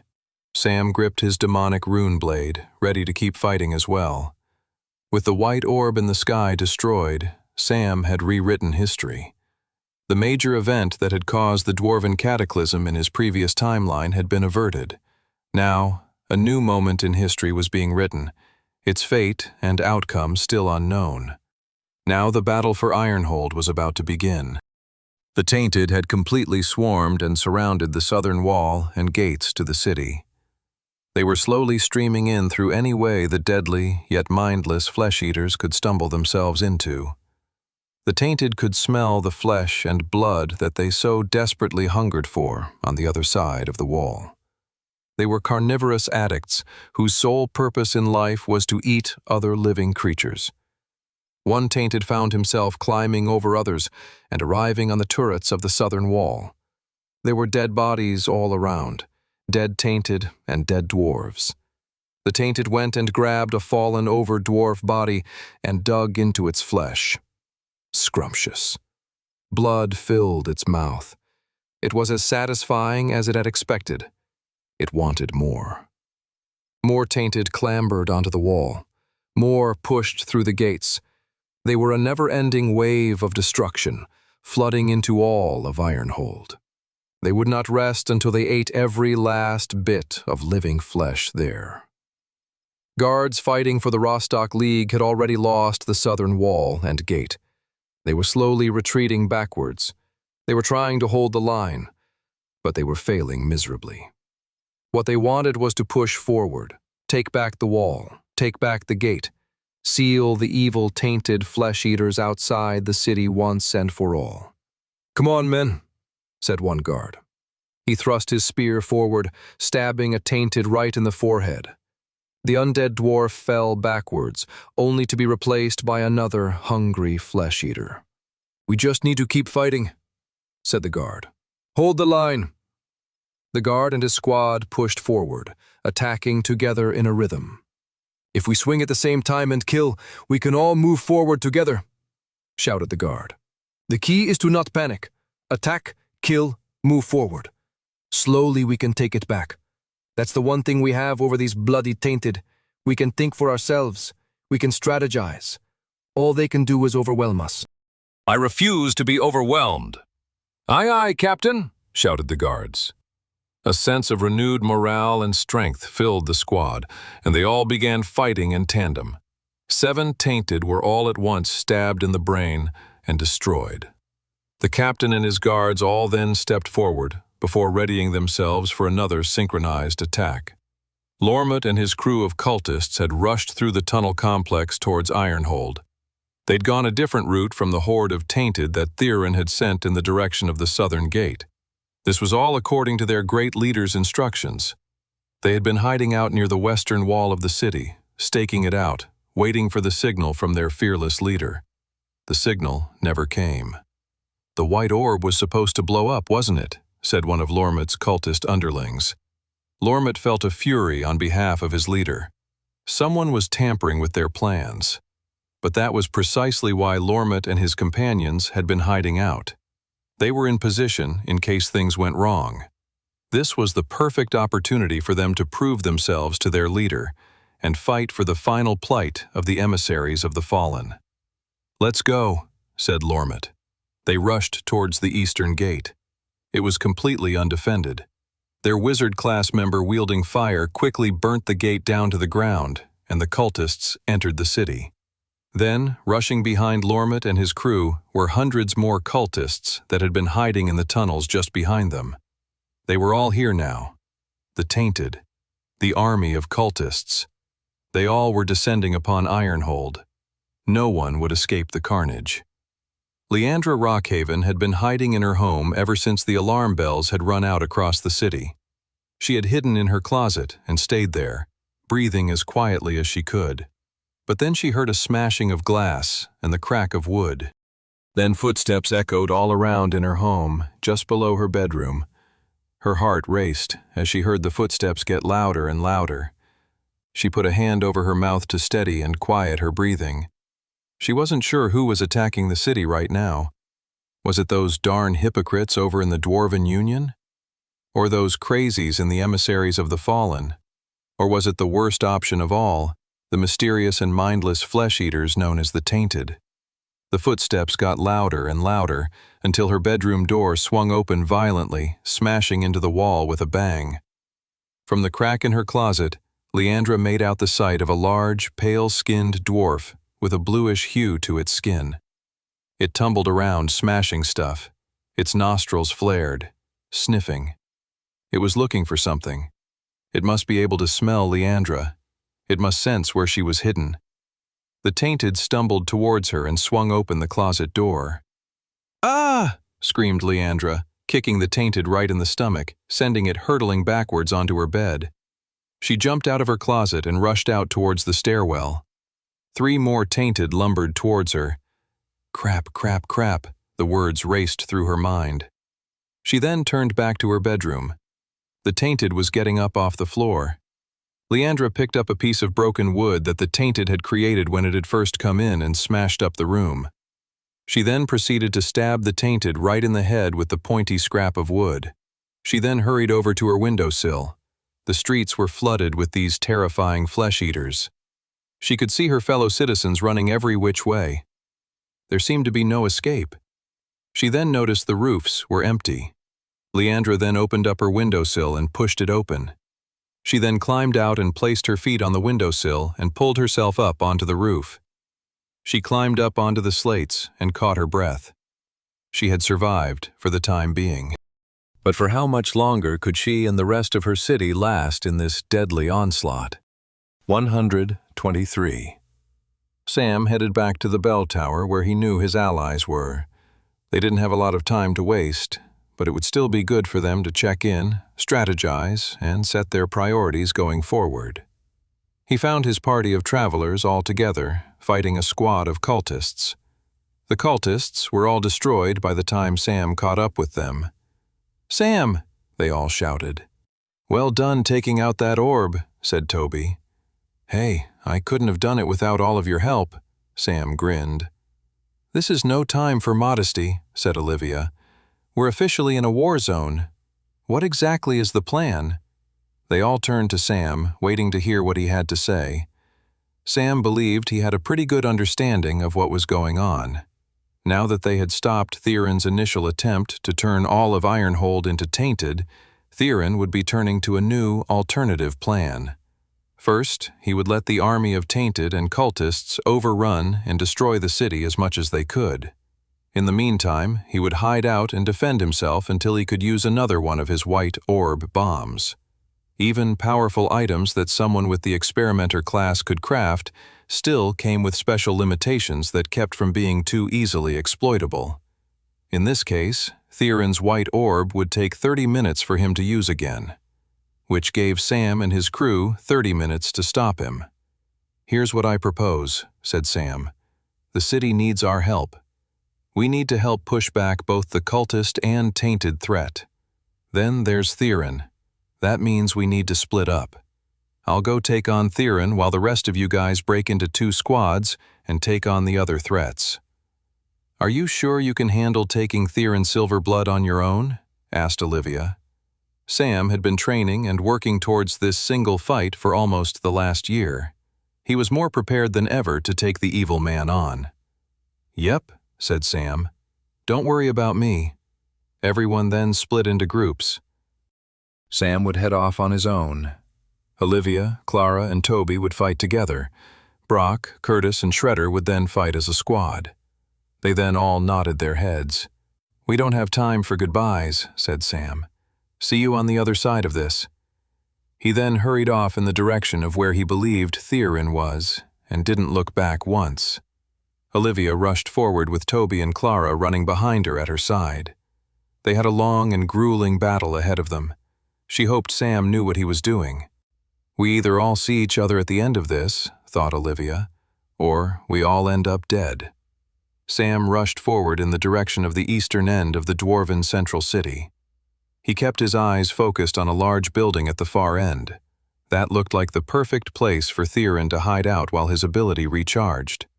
It was far from the fighting, easy to defend with loads of cultists, and then had a rooftop with pretty good height for him to unleash his second white orb for when he got a second chance.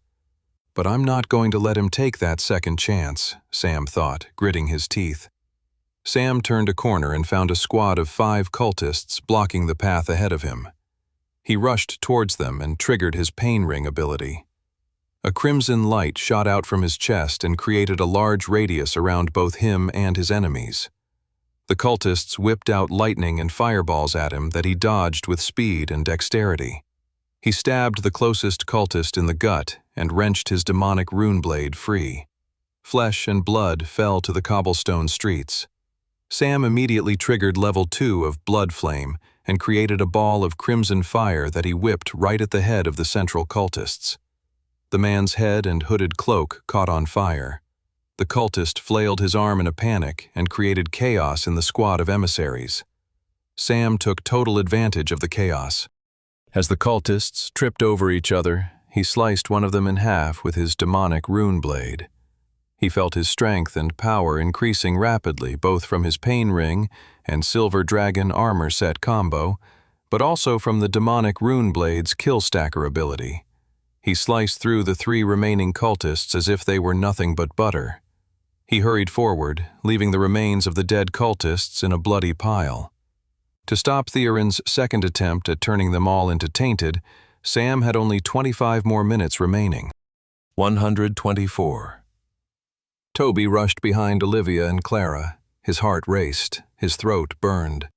Screams of terror echoed all around them. Toby bristled at the sounds and stayed focused on sticking with his squad. The terror he was witnessing all around him reminded him of the battle for Resfall from a year ago. The same chaos that had descended on their home. It was awful. He wouldn't have wished it upon anyone else. He was glad he was here now, helping out the dwarves. He knew firsthand that no one, especially innocent civilians who weren't trained in magic or had no idea how to fight, deserved to undergo something so horrifying as a siege on one's home. Toby and his crew turned a corner, only for an arrow to fly right towards them. "Incoming!" shouted Olivia. "Look, on the rooftops!" A squad of cultists were on the roof, firing arrows down at them. Toby gripped his scepter of the tides and channeled mana into his hand. A deadly swirling ball of tidal waves and destruction formed in his hand. He whipped the ball at the cultist up top. The ball hit them with enough force that it sent 2 of them falling to the ground. Olivia sliced the falling cultists before they even hit the streets. They had successfully taken out 1 set of cultists on one side of the building, but there were 3 more up top. Toby conjured another water ball and threw it up at them. These cultists were smarter and better prepared. They ducked and dodged the attack. "Stay on them," said Olivia. "Keep them occupied while we go up and take them out." Toby nodded. Clara and Olivia rushed forward into the building and started hurrying up the stairwell. Toby jumped out of the way as a volley of arrows flew down towards him. Close call, he thought to himself. He then quickly retaliated. He dematerialized his wizarding staff and brought both of his hands together. With his palms wide open, he unleashed the powerful level 2 version of his water conjuring spell. "Tsunami blast!" shouted Toby as a gushing torrent of water shot out of his palms and towards the enemies on the rooftop. The cultists ducked and then didn't emerge from their cover. Toby understood their plan. They were waiting for his tsunami blast attack to die down. Then they'd come back at him with a retaliation of their own. There was just one problem with the cultists' plan. They didn't just have Toby to contend with. Just as the tsunami blast died down and the three cultists lifted their heads up to send a ranged attack his way, a spear went through one of their heads. A sword sliced through the stomach of another. The third cultist managed to get his attack off, a wimpy fireball that didn't even come close to hitting anywhere near Toby. The third cultist had been too distracted, and Olivia had finished him off with ease. "Good work, Tobes," said Clara. "We're coming back down." Toby caught his breath and waited for his allies. Olivia and Clara were soon back with him. "Come on, we need to take back control of the western gate," said Olivia. "We need to push back the cultist threat." They were about to hurry forward when, coming in from all four roads of the intersection, were a large group of cultists. "Oh my," said Toby. "That is a lot of bad guys. We can't take all of them on our own." There were just so many of them. They reached a point where sheer numbers could overwhelm skill, talent, and dedication. Toby would have voted for them to run away, but they had nowhere to go. "This is not good," he thought to himself with deep concern. "Okay," said Clara. "Here's the plan. Olivia, use your divine inspiration and then grab cover, and I'm going to draw them in directly towards me. Got it?" Toby looked at Clara like she was crazy. "Are you sure?" he said. "This sounds like you're about to do a suicide mission." He thought about all the great memories he had shared with Clara, all the great daydreams and possibilities that lay in their future. They still hadn't even shared their first kiss. He wasn't going to let Clara end her life here just for that. "Trust me, Tobes," said Clara. "I got this." Many weeks earlier, all Clara did was train. She joined a squad of dwarven travelers and helped out on missions in nearby novice-tier gates that emerged within the vicinity of Oldstone. When she wasn't fighting monsters in dungeon gates, she was training her spear technique with Brock. Sam's instructions before leaving them was to train as hard they could, and she wasn't going to let her friend down.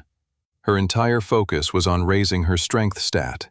Unlike more complicated classes, Warrior was quite simple in how it ranked up from novice tier to apprentice tier. All that was required was getting one's strength stat up to 31 or higher. As the weeks went by, she felt as if the stat wasn't rising fast enough. After defeating novice-tier dungeon gates with a squad of travelers, she'd stay behind in the gate and exercise before the gate closed up and disappeared forever. Doing one-hand push-ups and lifting weights. Working out in a more mana-dense environment demanded more strength and pressure on one's body, which was exactly what she needed. She needed to push herself to the limit.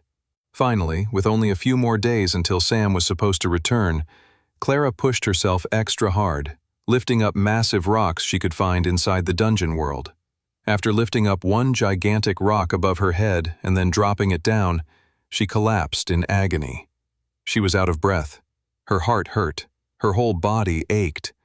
But then, in the corner of her eye, she saw a message appear in her retina. "Congratulations!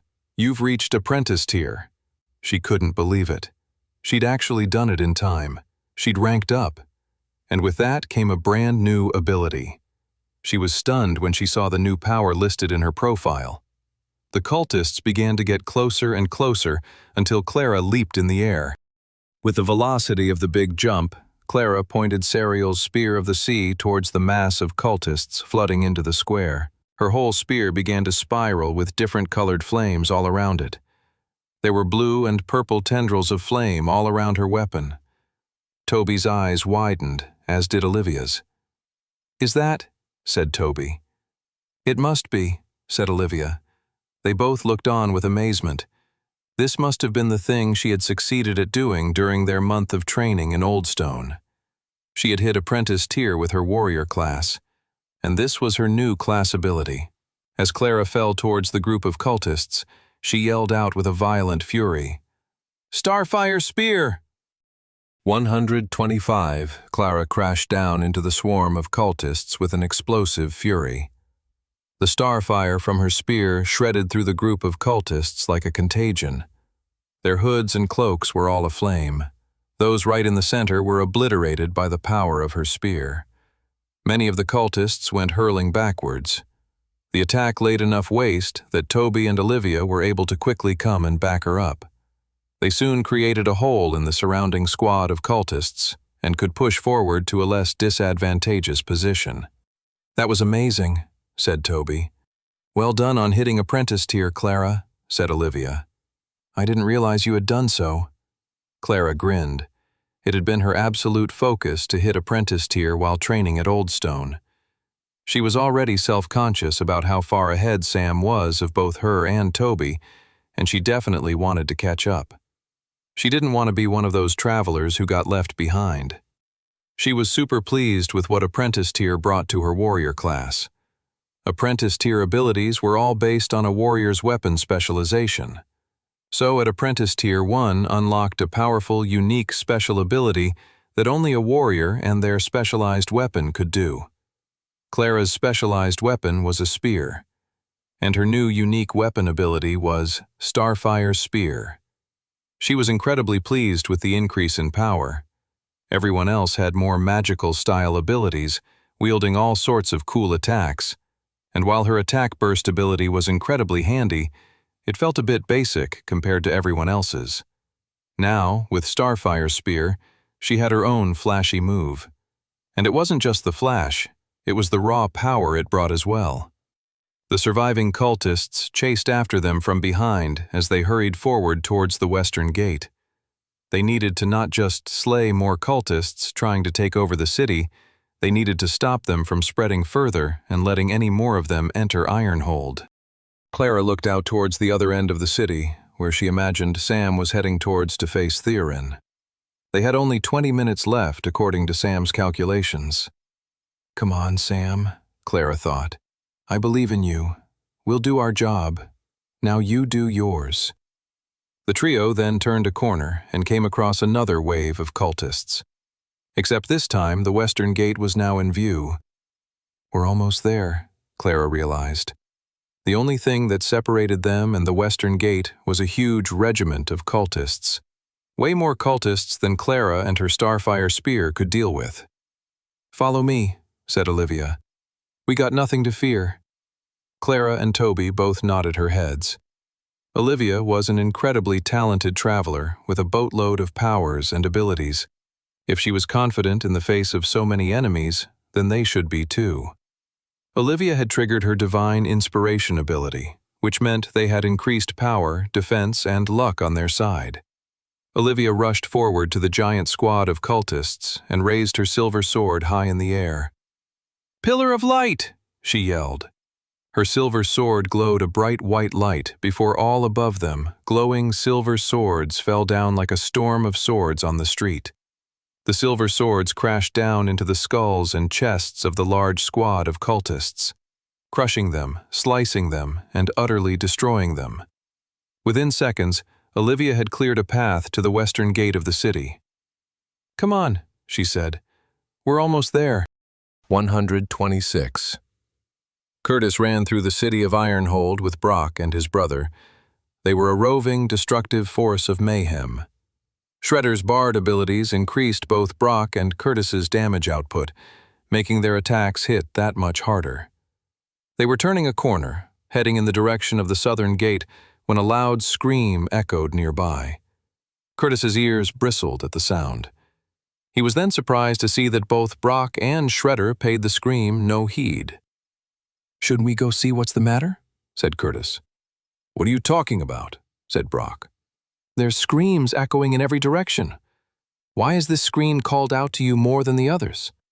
Curtis understood Brock's point. They were in a war zone, and they each had their role to play. But there was something about that scream. The terror, the fear, the helplessness. "You guys go on ahead," said Curtis. "I'll meet up with you later." "All right, you crazy elf," said Brock.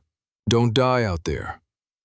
And with that, Curtis peeled off from the party and headed in the direction of the scream. 14-year-old Arnold Forgerstone was rushing through the streets from a group of hooded death cultists who wanted to kill him and his friends. The fighting had started while Arnold and his pals had been playing ball out in the streets far from where they lived. Next thing they knew, Everywhere they turned, there were either undead tainted who wanted to eat them alive, or malicious psychopathic cultists who wanted to kill them for the sheer fun of it all. "Come back here," Yelled the cultists. "We just want to have a little word with you." Arnold and his friends knew better than to believe the cultists. They had bad news written all over their sickly, fanatical faces. They ran with all of their might, and soon enough they found themselves in one of Ironhold's market squares. They hurried towards the other end. If we can get there, Arnold thought, we'll reach the lanes, and then we'll be home free. The lanes were a neighborhood of Ironhold that was made up of very thin and narrow alleyways and streets. The cultists wouldn't be able to find them after they got into the lanes.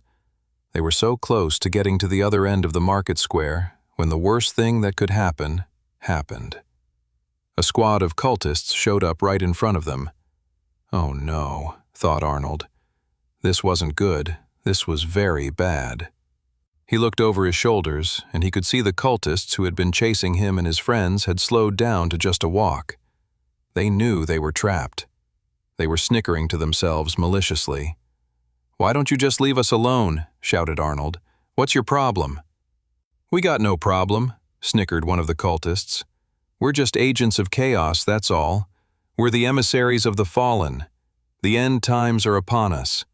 In fact, by killing you kids now, we'd be doing you a favor. In less than 20 minutes, we'll all be dead anyway." The guy smiled at Arnold. This man is truly crazy. He really believed what was happening. He was a fanatic and welcomed all of this pain, destruction, and misery. "Please don't kill us," said one of Arnold's younger friends. He was crying. "I don't want to die." "Don't worry," said the leader of the gang of cultists. "I'll save you for last." He materialized a long sword and walked towards the kids. Arnold felt his stomach lurch. His heart raced, his throat burned, his eyes watered with tears. He couldn't believe what was happening. He didn't want to die, not yet. He hadn't even graduated from school yet. He hadn't gone to go work at the forge with his brothers and father. He hadn't met a cute dwarf girl who might end up becoming his life.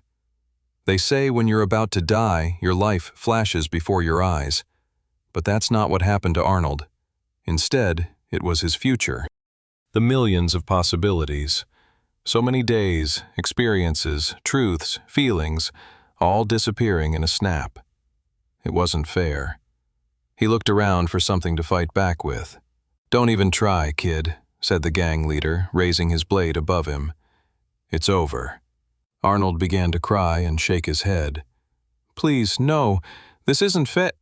A bright, crackling blue light of electricity shot right through the squad leader's chest. The leader's eyes bulged with pain. Blood soaked the cultist's cloak. The sharp, blue light wrenched out from the squad leader's stomach, leaving a gaping hole. The man fell over, his sword clanging on the ground. Arnold's eyes widened as he saw a mysterious figure at the other end of the market. It was a tall, skinny man with pointed ears. No, thought Arnold. It couldn't be. The man swung his chain lightning and used it to quickly dispose of the other cultists surrounding the endangered dwarven kids. Once the cultists had all fallen on the ground, the man rushed over to them and held out a hand. "You kids okay?" The dwarven children all looked to each other.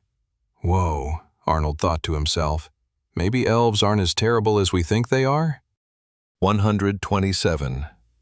Toby rushed behind Olivia and Clara as they hurried towards the western gate. He felt his heart heaving in his chest.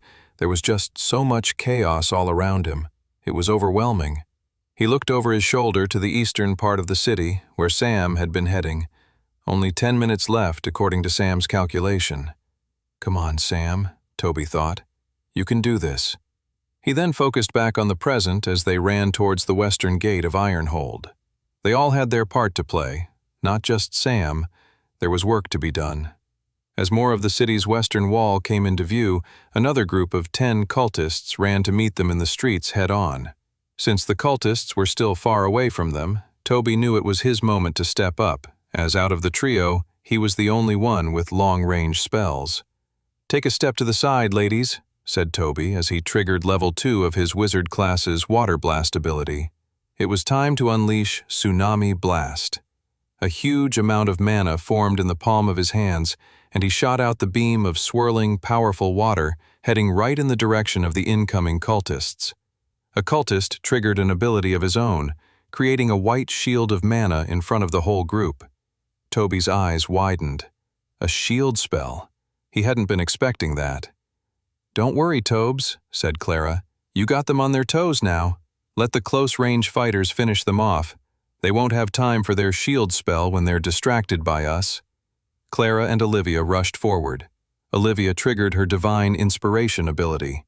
A coating of silver light took over all of them, granting them greater power, defense, and luck. Toby could feel the ability sink in through his skin. He suddenly felt light on his feet, a positive euphoria raising his morale in the heat of battle. He could see the same effect happening on Clara. She was running with greater speed and determination. Clara leaped forward with her Serial's Spear of the Sea pointed at her enemies. She was like a meteor. She came flying down towards the huddle of cultists as she triggered her new apprentice-tier warrior ability, Starfire Spear. Tendrils of bright purple and blue flame swirled around her as she descended towards the group of cultists. Right as she was about to smash into them, the same cultist who had blocked Toby's Tsunami Blast attack lifted up his arms and triggered his block attack once again. Clara bounced off of his attack, backflipping through the air and skidding backwards across the thoroughfare as she landed on her feet. Toby gritted his teeth. How are we going to deal with this shield guy? Olivia answered his own thoughts in a single strike. The Paladin-class traveler triggered her Divine Blade ability, her silver sword becoming a bright white light that could be stretched out. While the one shield spell cultist was blocking Clara's Starfire Spear attack, Olivia stretched out her Divine Blade so far that it went right through the cultist's back and out the other side. Then Toby saw 3 cultists sneak up on Olivia from behind. "Olivia, watch out!" Toby yelled, conjuring up a water ball in his hand and whipping it at Olivia's incoming attackers. The water ball smashed into one, sending him hurtling backwards into a wall where he collapsed on the ground unconscious. Unfortunately, the 2 other cultists managed to get behind Olivia and use the butt of their swords to knock her out with a blow to the back of the head and pinned her down to the ground. Toby's heart throbbed. This was not good. "Olivia!" yelled Clara, who rushed to take on her attackers. She triggered Attack Burst and stabbed at one of the men pinning down her ally.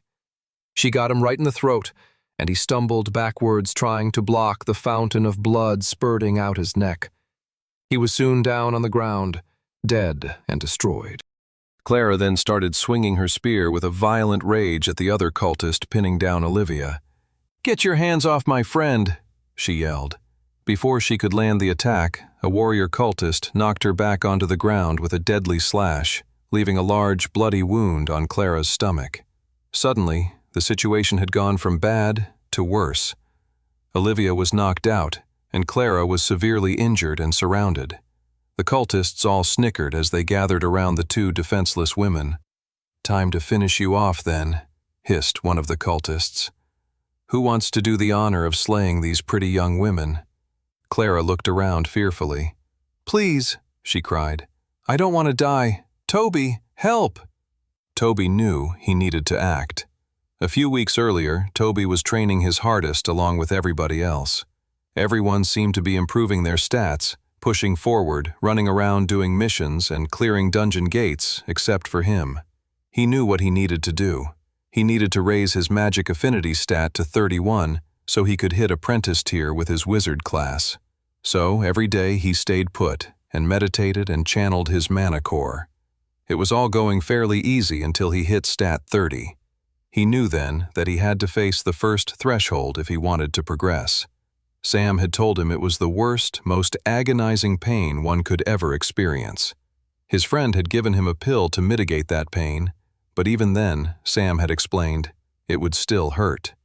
Toby gulped before swallowing the Faraday pill and channeling his mana to the point that he came up against the first threshold. A few minutes later, all across the palace people shook with fright as they heard a terrifying scream reverberate through the walls.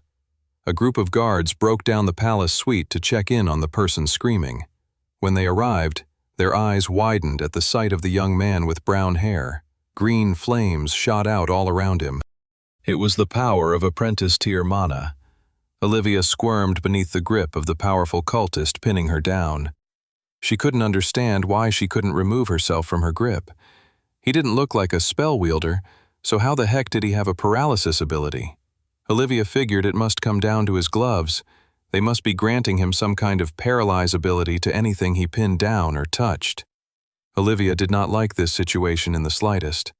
Clara was surrounded. It all came down to Toby. Would the young man be able to save them? To undo this miserable spot they'd found themselves in? She looked over and saw the boy's face filled with rage. "Stay away from Clara!" he roared. Mana swirled all around him with such intensity that his hair swirled above his ears, shooting upward. He then clutched the air and began initiating a spell. What is he about to do?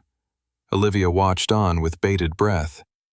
Suddenly, a huge ground swell of water formed right beside Clara and closer to the incoming cultists. Toby screamed, "Geyser blast!" A huge burst of water shot out from the ground, blasting and knocking out the whole group of cultists, sending them flying. Is that his new apprentice-tier wizard ability? It was incredible. A deadly ranged area of effect spell that spurted out of the ground. But it then proved to be even more powerful. The scars, wounds, and bruises on both Olivia's and Clara's bodies began to fade away. It could heal as well. Olivia looked at Toby, the energy swirling around him. She thought about the frightened, paranoid boy she had met when she first saw him at the Travelers Guild. Look at what he's becoming. His progress was truly amazing. 128. Across the city, Brock swung his battle axe with such fury that he decapitated not just one, but 3 tainted, all waddling forward in a row. Shredder was right behind him, playing a solo on his mana-powered guitar to add strength and speed-enhancing buffs to him and his brother. "Nice slaying, little bro," said Shredder as he played a solo on his mana-generated guitar, creating magical projectiles out of each note that shot down and took out a wave of more tainted coming their way. "You've clearly improved your fighting prowess in our years apart." "Don't patronize me," shouted Brock. "We're twins. We're the same age." Brock swung down with such fury on the incoming tainted that he managed to slice the undead dwarf completely in half. The devastating attack had everything to do with the anger Shredder inspired in him. In fact, as he sliced the tainted in half, he was actually imagining it was Shredder. "Whatever you say, little bro," said Shredder. "All I want you to know is that I'm proud of you."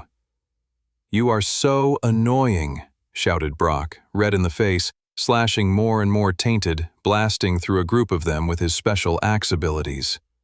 They were almost at the southern gate. There they would be able to join the other factions and push back the tainted threat. But suddenly, a huge number of cultists emerged, standing in Brock and Shredder's way. "Stop!" shouted the cultists. "Accept your fate. The final day is upon us." "No way, you fanatics!" shouted Brock, rushing forward with his axe. The cultists rushed towards him and Brock triggered his warrior class's ability, Attack Burst. A huge, energizing force emerged from his attack swing, cutting through countless numbers of cultists. Right behind him, Shredder swung his mana-generated axe guitar to slice off the heads of a few cultists coming at him and his brother from the side. "There's too many of them, little bro," said Shredder. "We need to work together." Like old times, before everything changed. Brock bristled at his brother's words. Many decades ago, when Brock and Shredder were 2 little young dwarves living in the Snow Peak Mountains, they liked to play music together. Shredder would play on a small guitar their parents had got him for Hearthmas, while Brock would bang on a little drum set he had received. They started a band called the Rocking Boulder Brothers. They even played a few gigs around Oldestone and developed a following. "You two sound incredible," said their mother. "You two are some real rock and rollers." Their father was just as supportive. Brock and Shredder's parents were odd for a dwarven couple. Neither one of them had typical dwarven jobs like working in a forge or fighting in the army. Instead, they made handcrafted goods which they sold at the market in Oldestone. They were also involved in political affairs as leaders of the biggest pacifist group in the Snow Peak Mountains. They believed the Dwarven Civil War wouldn't be resolved with violence and bloodshed. One day, the couple went out to protest the war and got caught in a surprise attack by the emissaries of the Fallen and were killed in the fighting. Brock and Shredder never saw their mom and dad again. "This is total garbage," yelled Brock. "We need to go and do something. We need to make the emissaries of the Fallen pay for what they've done." Shredder shook his head, hugging his guitar tightly to his chest. The young boy couldn't explain it, but he felt that if he let go of the guitar, he'd be letting go of his parents once and for all. He wasn't ready to do that. Neither of them were. Still, the harsh reality of the world was forcing them to. "That's not what Mom and Dad would have wanted," said Shredder. "They didn't believe in fighting. They believed in music and peace." "And what good did that do them?" said Brock. He threw his drumsticks on the ground and walked out the door. He never picked up a drumstick ever again. Over the years, Shredder and Brock grew further and further apart. Finally, years later, when the dungeon gates first appeared, Brock was one of the first dwarven soldiers to enter the White Gate and unlock a class. Back then, the dwarves viewed the dungeon gates as cursed and saw anyone who entered them as cursed as well. When Brock came back from the White Gate with a new traveler class and powers, he was banished from the Snow Peak Mountains. He left and traveled alone for many months until eventually he found acceptance in the Resfall Travelers Guild. As he grew close to his squad and developed a new family there, his mind still occasionally wandered to his mom and dad, and, most of all, his brother Shredder and the rock and roll band they once played in together. Helga Mountainborn shivered with fear in the shadows of the attic she and her friends were hiding in.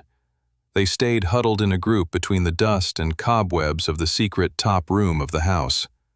From the shadows, they could still see out of the lone circular window at the edge of the crawlspace.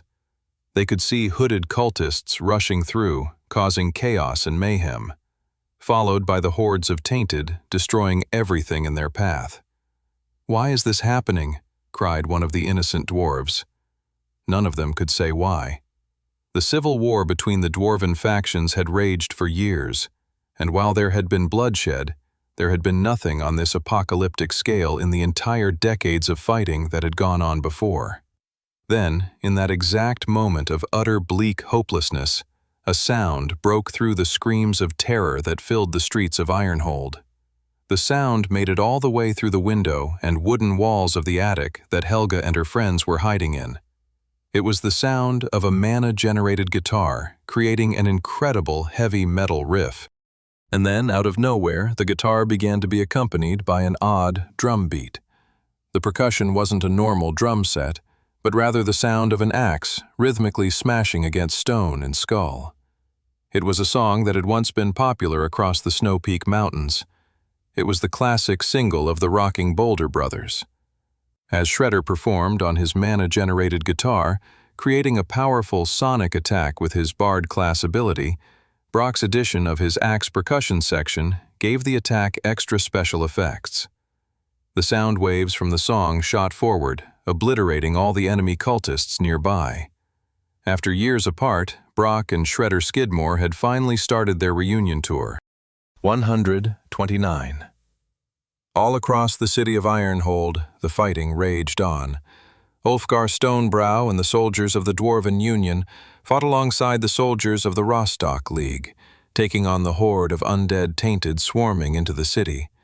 Brock and Shredder settled their differences, unleashing a powerful musical combo ability that took out whole swaths of emissaries of the Fallen.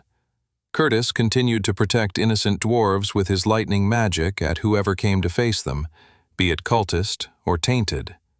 Olivia and Clara were then back on their feet and rushing to the western gate with Toby right behind them. All the groups were fighting with all of their might, all doing their part. In the back of their heads, they were all thinking the same thing. Time was running out. It all came down to one person to bring this horrible battle to a close. The same thought ran through every single traveler's heads. "Come on, Sam," they thought. "I believe in you." It was all in the young man's hands now. Sam rushed forward. With every step on the ground, he pushed with all of his might to move forward faster and harder. Almost there, he thought to himself. He had to get to Theorin's hideout.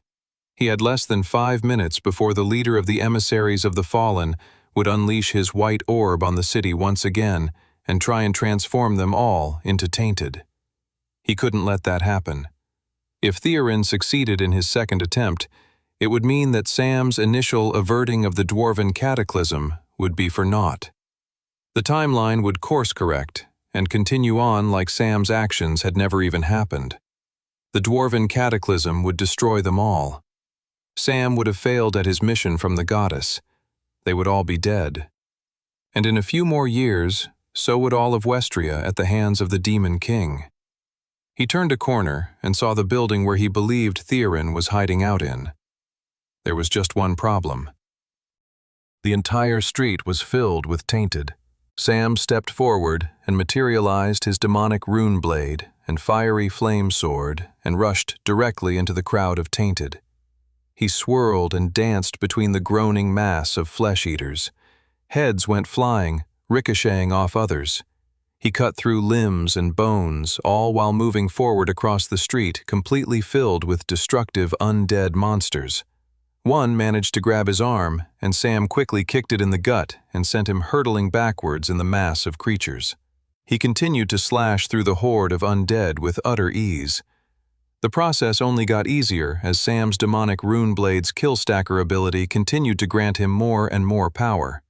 At one point, the tainted were able to push forward, almost by accident. They ended up using their dead brethren as meat shields against Sam's attacks. It was a particularly thorny moment. Sam then triggered his Silver Dragon armor set's ability, Dragon Shield. The sharp teeth that were gnawing on his skin shot outward for a moment, stabbing all the tainted who had gotten close to him, including in their weak spot, the head. Sam swirled with the sharpened teeth poking out of his body like he was some kind of monstrous porcupine. Shredding through the surrounding tainted, he managed to push forward and arrive at the end of the street. He looked up and saw the building he had been trying to get to. He had finally arrived at Theorin Silverblood's hideout. He bashed through the front door, ready to take on a whole host of cultists. They greeted him with a flurry of hostile projectiles. Sam rolled right into the center of the room and triggered his Pain Ring ability. A bright crimson light shot out from his chest and created a large radius around the room. His Silver Dragon armor set's teeth were now back to gnawing on his flesh, and now with the aid of the Pain Ring, increasing his power and strength by the second. He quickly discerned how many hostile enemies were in the room. 5. The majority of them spell-wielders. They were all confined into this small room. None of them had anywhere to hide, and the biggest weakness for most spell-wielding travelers was close combat, which just so happened to be where Sam's abilities and skills excelled best. He rushed forward to a cultist in the corner and slashed his demonic rune blade, separating the man's chest from the top of his legs. Sam rushed forward to the remaining cultists, triggering level 2 of his Blood Flame spell, harnessing a Blood Flame ball in his free hand. He whipped it at a group of 3 cultists who were huddled together. They all jumped to dodge the attack. Meanwhile, the cultist Sam hadn't targeted with his Blood Flame ball was targeted by Sam's sword instead. Sam skewered the cultist against the wall and then turned to the remaining 3. They tried to scurry away, but now there was so much blood pooling on the ground in the room, they truly had nowhere to escape to. Sam triggered his blood teleport ability, appearing right in front of them as they scurried away. With a flurry of stabs and slices, the 3 remaining cultists were nothing but a pile of flesh on the ground. Sam quickly caught his breath and headed for the stairwell. "Theorin," he thought, "I'm coming for you." The final battle was about to begin. 130. Sam rushed up the stairwell and soon found himself on the roof. Theorin Silverblood stood across from him on the other side. The cult leader's eyes narrowed as they locked on to Sam's. "So you're the one who's been foiling all my plans," said the evil cult leader. "That's right," said Sam. "I refuse to let you succeed at what you're doing." Theron took on a fighting position. "That's too bad for you," said the cult leader, "because I plan on succeeding." Then the two figures rushed forward towards one another. Sam swung his sword down and it clashed against Theron's shining orange blade. Incredible, Sam thought. He knew the powers that Theron could wield, but to see it in the flesh was truly impressive. The Dwarven Death cult leader was wielding a sword that he had crafted out of the mana of an Adept-tier dungeon gate. That was truly an insane level of power to wield. With their blades locked in a mighty clash, Sam triggered Pain Ring. A bright, crimson light shot out from his chest and surrounded the rooftop-turned battle arena. The gnawing teeth of his silver dragon armor set began to feed him more power, energy, and strength by the second. He needed that increased power desperately. This was going to be a long and grueling fight. Their blades pulled away, and Sam managed to swerve and slash his demonic rune blade right in Theron's chest. It was proof that Sam was indeed the better sword fighter between the two of them. But it didn't matter. Sam's attack might as well have been against a steel wall. That was how little damage or effect his slice into Theron's ribs caused. This was precisely why he needed his Pain Ring ability active. If he was going to have any hope in stopping Theron Silverblood, he was going to have to raise his strength to a whole new level. "Just give up, kid," snickered Theron. "As you can see, it doesn't even matter if you land a hit on me. You're too weak to defeat me." You're what? "Apprentice tier. I'm 2 tiers above you at Adept tier. There's just simply no way you can defeat me." Sam ignored the man's taunts and swung his sword right back at him. Theron blocked it with his bright orange blade. Sam pushed against the man's sword in a test of wills. He then felt Theron push back with enough strength to send Sam flying. Sam flew through the air and then landed on his feet back at the edge of the roof. He caught his breath and rushed back at Theron. Sam knew he just had to keep fighting. For one thing, he had to keep Theron distracted.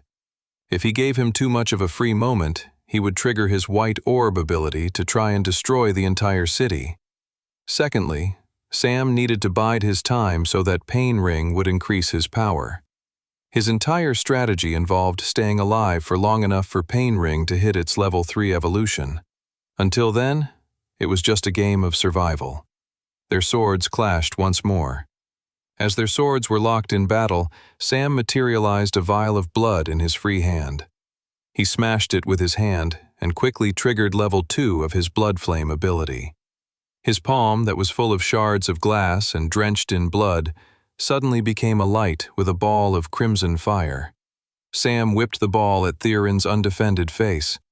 Theron moved his blade to slash and cancel the spell attack, leaving him wide open for another slash with Sam's sword. The Dwarven cult leader jumped away to dodge the attack entirely. Sam's eyes narrowed. My previous attack didn't even leave a dent in the man, and yet he jumps away at my attacks? Did Theron understand how his Pain Ring ability worked? Sam doubted it, but he figured Theron must believe that Sam had something up his sleeve. Otherwise, why would an apprentice tier take on an adept tier on his own? "Just give up," spat Theron. Sam shook his head. "I'll never give up when scum like you are still trying to run this world." Sam rushed forward, gripping his demonic rune blade tightly. He swerved around Theron and managed to slash the man's arm. The attack left a small scratch. It was better than what his attacks had done before. It was all thanks to the increasing power of his Pain Ring ability, not to mention all the extra power gained from his demonic rune blade's Kill Stacker ability. Every second, Sam's power was getting closer to where it needed to be to take Theron Silverblood on properly. "Come on," Sam thought. "Just a little bit longer now." 131. Sam swung his sword viciously at Theron.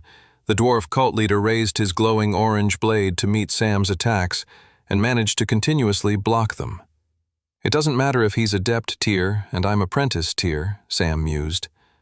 "I'm in control of the battle right now." Sam was oppressing Theron with his swordsmanship skills. and the evil cult leader simply couldn't keep up.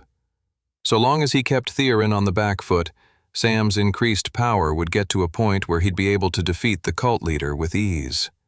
Sam continued to swing his blade with a violent fury at Theron, pushing the dwarf closer and closer to the edge of the roof. Then, suddenly, Theron's face went red with rage. "Enough toying around," he shouted. He reached out and grabbed Sam's demonic rune blade with his own hand.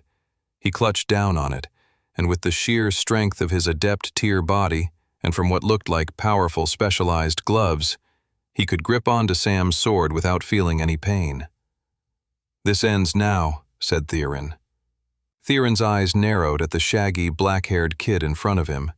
He held the boy's sword in his grip. He had to evaluate his options in this fight. The kid was good with the sword, there was no doubt about that. They would continue this never-ending dance if he kept trying to fight the kid on his clearly specialized turf. It was certainly an impressive display for an apprentice-tier traveler. There was something strange about this kid, though. It was like he fought with more experience and wisdom than his age accounted for. Impressive though it may be, Theron knew it was time this battle came to an end. He had the destruction of the entire dwarven civilization to attend to. Theron let go of Sam's sword and leaped away from the kid, creating some distance between them. No more sword fighting, Theron thought. He dematerialized his sword and placed both his hands on the rooftop. It was time to make use of his experimenter class's abilities. Quickly using his distill and fusion abilities, he began to create giant spikes out of the rooftop that shot out towards the young black-haired traveler, throwing him off balance. Whatever control the kid had had over the fight momentarily was gone within a second. "This battle is now under my control," Theron grinned to himself. He then heard a shattering of glass across the roof. His eyes then widened. The kid had disappeared. Where the heck did he go? Then Theron sensed a presence right behind him. He spun around and found the young man's blade coming right towards his forehead. Theron leaped back, successfully dodging the attack. The cult leader narrowed his eyes at the kid. This traveler was full of surprises. He should only have 2 basic abilities at apprentice tier. Yet the boy seemed to be displaying one special attack after another. That strange ring that wrapped around the entire battlefield. The blood flame magic. And now this teleportation ability. This didn't add up. What kind of traveler class was this? Could it be another mythic rarity class like his own? He needed to stop underestimating this kid pronto. He moved across the rooftop, getting out of range of the kid's sword. "It's time to finish this," he thought. Theron's experimenter class allowed him to have far more than the average set of abilities a typical traveler might have. The mythically rare class had allowed him to create items and abilities that gave him a whole never-ending arsenal of attacks. It was time to use one of his biggest moves. He materialized from his inventory a whole bunch of different vials of ingredients. He then used his essence pull and fused abilities and whipped the concoction right at the black-haired boy. A massive volcanic explosion of magma erupted right where the boy was standing. 132. There's no way the kid could survive that, Theron snickered. He should have started the fight with an ability like that. He was mad at himself for wasting as much as he had on the kid. But the kid had been impressive, and that surprised him. Good thing it was all over now. The magma began to fade away, leaving behind only a bright cloud of smoke. Theron waited to see the young boy's corpse, or whatever burnt remains of it that survived the blast. As the smoke began to clear, however, a figure emerged. What? Theron thought. Impossible. The black-haired kid with red eyes had survived the blast. Sam caught his breath. The powerful magma explosion had been unexpected. It forced Sam to use his one and only life-saving trump card. He had triggered his Silver Dragon armor set's ability to hold an entire blast of pain. Otherwise, he wasn't sure he would have been able to survive such an attack. He walked towards Theron, who was looking at him with an angry scowl. He felt pain ache across his body, but Sam knew he had to keep fighting. He wouldn't let the aches, pains, bruises, or the trauma of being nearly exploded by volcanic magma slow him down. He would keep fighting. He would keep surviving. Because it was his mission. And also, because he knew that he just needed to survive until the new Level 3 evolution of Pain Ring came into being. He just needed to survive long enough for that to happen. And in his wobbly vision, he saw Theron's back glow out to him. So his weak spot is his back, huh? Figures. Pain Ring had already reached Level 2 of its evolution, granting Sam battle awareness that told him where Theron was weakest. He was getting ever closer to reaching Level 3 of Pain Ring, and when that happened, he knew his power levels would be up for the job of defeating this evil death cult leader. He took another step towards Theron and held on to his demonic rune blade tightly. Just need to keep surviving, Sam told himself as he walked with determination back into the heat of battle. Theron stared at the boy walking towards him. The kid was battered, bruised, and limping, and yet he still moved towards him like a sick puppy that didn't know when to give up on its own abusive master. It was time to finish this. Theron lifted up his hands, quickly conjuring more vials and materials that he could then fuse into a powerful attack. He held out his palms and unleashed a huge burst of light. He was triggering his most powerful attack. Sunbeam. A bright light filled the entire area, blinding both Theron's vision and Sam's. "There's no way you can survive this," Theron screamed with rage as he unleashed his powerful sunbeam attack on the little pipsqueak of a traveler. The surrounding area became entirely white in Theron's vision. His body ached and surged with adrenaline from all the power and energy it took to unleash such a powerful attack. "Die, you weakling scum!" shouted Theron. There was no way the puny little apprentice-tier traveler was going to be able to survive that last attack. Theron lowered his arms, exhausted from the powerful and devastating attack. The light from the beam faded away, and the rooftop was full of holes and pieces of flaming shrapnel. There were no remains of his opponent. The sunbeam had completely obliterated him into nothing. The boy had been blown completely out of existence. Theron began to walk to the edge of the roof. He could finally materialize his white orb and lay waste to this entire city and the dwarven civilization as a whole. His great plan could now finally commence. That was when he heard a groan behind him. 133. Sam pulled himself back up onto the rooftop arena where he and Theron had been duking it out. His heart was racing just from witnessing the sheer destructive power of Theron Silverblood's sunbeam attack. Theron scowled with shock and anger at the sight of him. The only reason Sam had survived the sunbeam was that at the last second he had triggered his blood teleport ability, sending himself across the rooftop, where he hung for dear life on the edge as Theron unleashed his truly devastating attack. There was no way Sam could have survived that attack head-on, especially since he had already used his Silver Dragon armor's pain-withholding ability on the magma blast. For a brief second, he had considered using his arcane Aegis shield, but because Theron's abilities weren't actually magic in the conventional sense, it felt too risky to try blocking the attack with the rare enchanted shield. He went for the quickest and easiest way to escape that he had available to him. Back on his feet, Sam was ready to now continue the fight.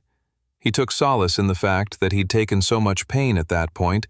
His attacks should be able to deal the damage necessary to break through Theron's adept-tier defenses.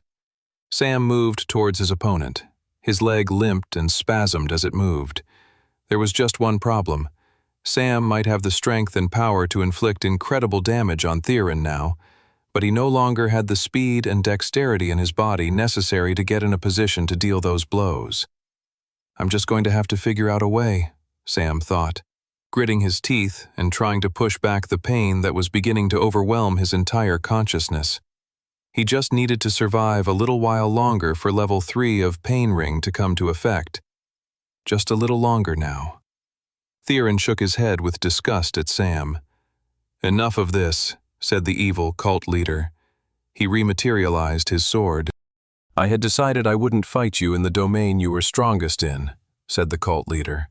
"But seeing as you can barely walk, this seems like the most fitting way to kill you."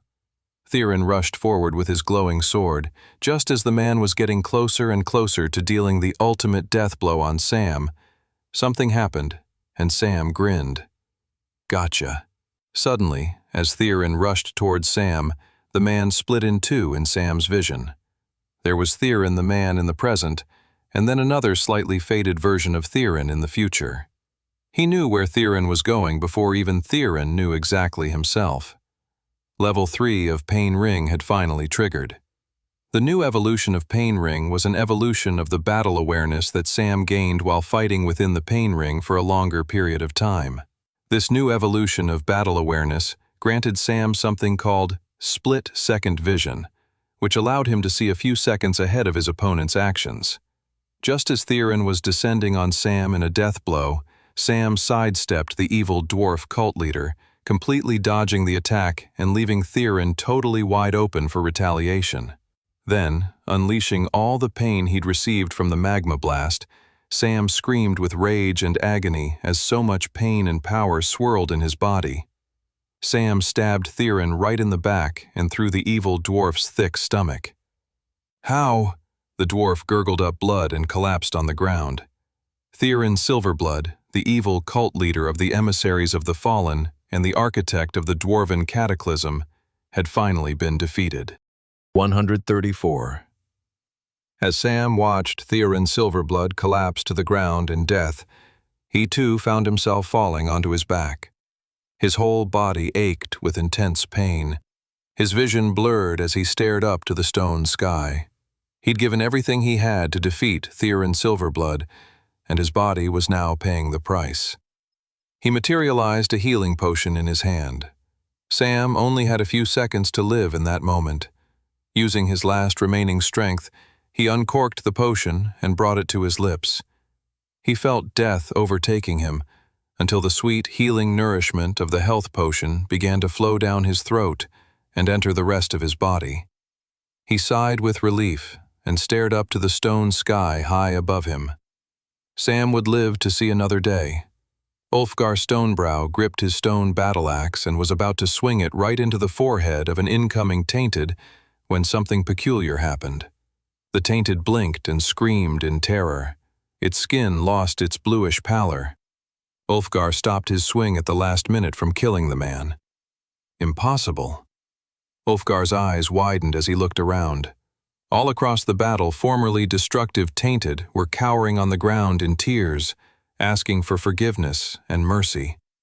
Ulfgar looked over to the eastern side of the city and rubbed his eyes with amazement. The kid, he thought. Sam. He must have done it.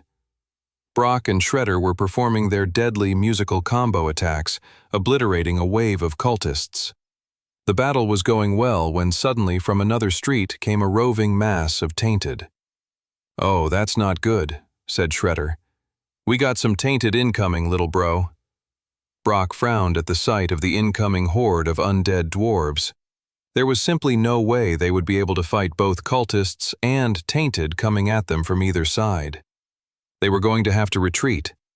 Except then something strange happened. Life returned to the tainted's faces. They had transformed back into normal dwarves, and they looked incredibly angry. "Die!" The horde of former tainted screamed as they rushed past Brock and Shredder and attacked the cultists with a violent fury and vengeance. The tide of the battle had begun to change. Curtis whipped his lightning chain across the market square, obliterating multiple cultists at once. The emissaries of the Fallen kept streaming into the square, not giving Curtis a second to catch his breath. "More are coming!" cried a young dwarf boy that Curtis was protecting. Curtis couldn't see any more hostiles coming to him in the immediate vicinity. He triggered his mana sense to see if any more hostiles were coming their way.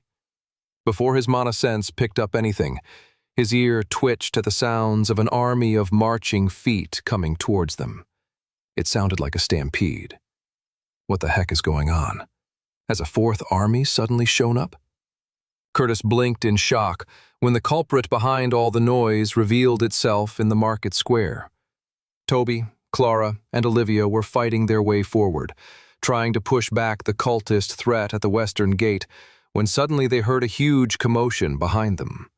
They saw Ulfgar, Brock, Shredder, and Curtis all leading a massive army of dwarves behind them. Where did all these reinforcements come from? Suddenly the hundreds of dwarven cultists paled in comparison to the massive army of united dwarves. Toby and Clara looked to the east where Sam was meant to be. "He must have done it," they cheered. "Amazing," Toby thought. "Well done, Sam." And Sam had clearly more than just defeated Theron Silverblood. All of these dwarves now fighting on their side must have been former tainted. That meant that the spell that had turned them into undead flesh-eaters had brought them back to life when Theron had finally been defeated. Incredible, Toby thought. It's a miracle. So many lives saved. The united dwarven army rushed forward and pushed back the cultist threat with utter ease. Ironhold was retaken from the jaws of defeat. The dwarven cataclysm had been truly averted. The united dwarves and the travelers of Resfall had won. The Battle of Ironhold was officially over. 135. A few days after the battle for Ironhold, dwarves from all over the Snow Peak Mountains came to the city to help out and rebuild the underground metropolis. There was a change in the air after the great battle for Ironhold. Dwarves, who were formerly a part of the Rostock League faction, worked alongside those from the Dwarven Union. Labels and groups died away. There were no more dwarven factions, just one united dwarven civilization. And it was more than just a feeling. The different councils and leadership committees across the different dwarven factions agreed that it was time that they were all united under one kingdom. It was what the dwarven citizenry wanted. It was what the different leaders and politicians wanted as well. Even the mountain squirrels had come out of their hiding places and were pleased to see the dwarves getting along in a way that they hadn't done for so many years. The time for fighting was over. The only question left was who would be crowned the leader of this new, united dwarven civilization. After a week of deliberations, the dwarves held a coronation for their new leader outside the ancient central palace in Ironhold. Arnold Forgerstone dribbled the football between his feet. He moved the ball past his friend Helga, pushing himself closer to a position to score. "Here we come," he shouted with glee as he pulled back his foot to shoot off his goal-scoring shot on his friend. He was seconds away from glorious triumph when a rush of people came through the alley. "You kids get out of the way now," said the dwarves rushing through the alley of Ironhold. "Today is a momentous day. You really shouldn't be playing games at all." Arnold picked up the ball with a sigh and slumped over to the edge of the alleyway with the rest of his friends as they watched the crowd stream by. "What's going on anyway?" said Arthur, turning to Helga. "It's the official coronation of the new king of the united dwarven civilization," answered Helga, crossing her arms. "Not that I care, to be honest with you. All those grown-ups are all the same. A bunch of phonies, if you ask me. Politicians got us into that mess with the Civil War and are now pushing this new United Kingdom baloney. It's all down to whatever way they think they can make a buck. You won't see me going there to the coronation." But before Helga could finish her cynical tirade, she saw that her friend Arnold and the rest of them were following the crowd that had interrupted their football game. It looked like she was going to see the coronation after all, even if it was begrudgingly. The entire central palace of Ironhold was in a panic. One council member was pacing back and forth in one hallway, muttering to himself. "We're not ready," he kept saying over and over. "The new king isn't ready. Nothing is ready. This goes against years of tradition. This is going to cause a riot." The council member was worried about more than a riot, to be honest. The last week and a half had been maybe the most wonderful week the dwarves had experienced in a very long time. Everyone was getting along. Peace was in the air. Now this coronation of a new king had the potential to screw everything up. "I guess good things aren't meant to last," the council member sighed to himself. The council member stopped pacing and went to the nearest door he'd been crisscrossing outside of for the last 15 minutes. He pulled the door open and stepped inside the room. A dwarf was standing near a mirror, getting dressed in traditional dwarven royal finery. "Come on now," said the council member. "It's time." Arnold, Helga, and the rest of their friends streamed into the massive crowd gathered outside the palace in central Ironhold. The area was packed with people. There were merchants selling bottles of water, beer, and other refreshments. They were savvily taking advantage of the large crowd of people to sell things too. "Does anyone even know who the new king is going to be?" asked Arnold. Helga shook her head. "It's been a tightly held secret. I think that's why there's such a big crowd here. Otherwise, I don't know if anyone would care." Arnold smirked. As much as he empathized and agreed with a lot of Helga's thinking, he still saw that this was a momentous event in dwarven history. The crowd suddenly went quiet in a rapid hush. 2 guards stepped out from the palace, holding the door open. The new king would step out and speak to the united dwarven people any second now. A figure emerged from the palace doorway. Everyone gasped. Stepping out from the palace was none other than Ulfgar Stonebrow, one of the leaders of the Dwarven Union, the man who had fought valiantly against the multiple enemies that had attacked Ironhold, the man who had saved countless lives from the very same faction that had tried to kill him countless times, the man who brought the human travelers and the great elf savior Curtis to help them all in their greatest moment of plight. Arnold was blown away to see Ulfgar standing before them as their new king. Everyone in the crowd was. No one could think of anyone more deserving of the role than Ulfgar Stonebrow. "I'm happy to serve him as king," said Arnold enthusiastically. Helga blubbered something incomprehensible. Arnold had expected his friend to say something cynical, but when he turned to look at his friend, even she was crying tears of joy and happiness. Arnold, along with everyone else in that crowd, knew that today was a day that they would remember for the rest of their lives. Ulfgar looked out to the crowd and at the sea of hopeful faces. He couldn't believe he was standing there. They had all done it together. The violence and bloodshed of the Dwarven Civil War had finally come to an end. Standing up there, he knew he truly had achieved his dream. Not to become king of the dwarves, though he wouldn't complain about that.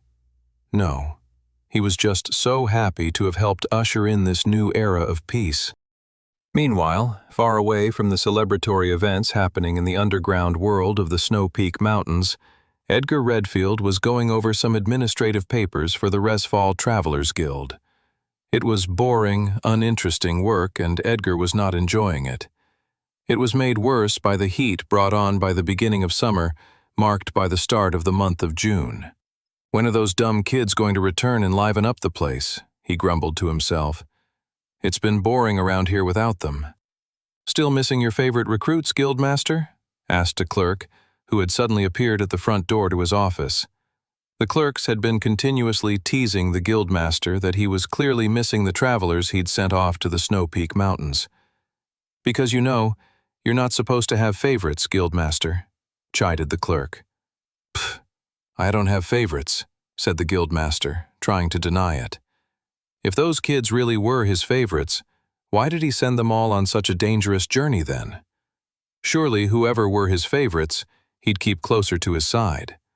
That was what a more selfish Guildmaster would have done for sure. Favorites, he thought to himself. I've never heard of anything more absurd. A couple of orphans that included a traveler savant, a bossy warrior, and a neurotic maniac. A bloodlusting dwarf, a know-it-all elf, and a secret drunk captain. Outrageous. "Well, if they're not your favorites," said the clerk, "then I guess you won't care to read whatever's in this letter we just received from them, then." Edgar's eyes widened. "Letter?" he said, smashing his hands on the desk. "You've heard from them. Let me see. Are they all right?" The clerk smirked and came over and placed the letter on his desk. "You wear your heart too clearly on your sleeve, Guildmaster," said the clerk. "I'll leave you with the letter." The clerk walked away and closed the door. By the time the door was shut, Guildmaster Redfield had already torn open the envelope and was reading the letter inside. It was from Captain Olivia. They were all alive and all right. They had saved the dwarves and stopped the emissaries of the fallen. Edgar clutched the letter with so much intensity, he was surprised he hadn't ripped it in two. Droplets of water fell on the note. Edgar's eyes were filled with tears. They did it, he thought. They really did it. His heart filled with pride. He was so happy to know that his favorite recruits were all right.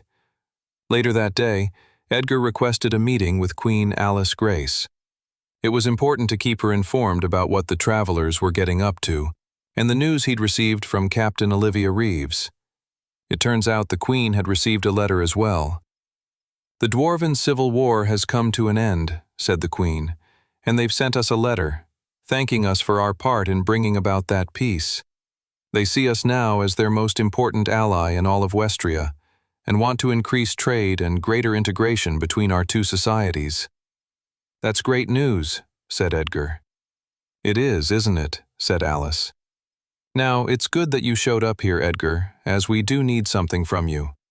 We'll need you to hold down the fort here in Resfall, as we've been requested to come visit Ironhold in the Snow Peak Mountains in celebration of Ulfgar Stonebrow's coronation as King of the United Dwarven Civilization."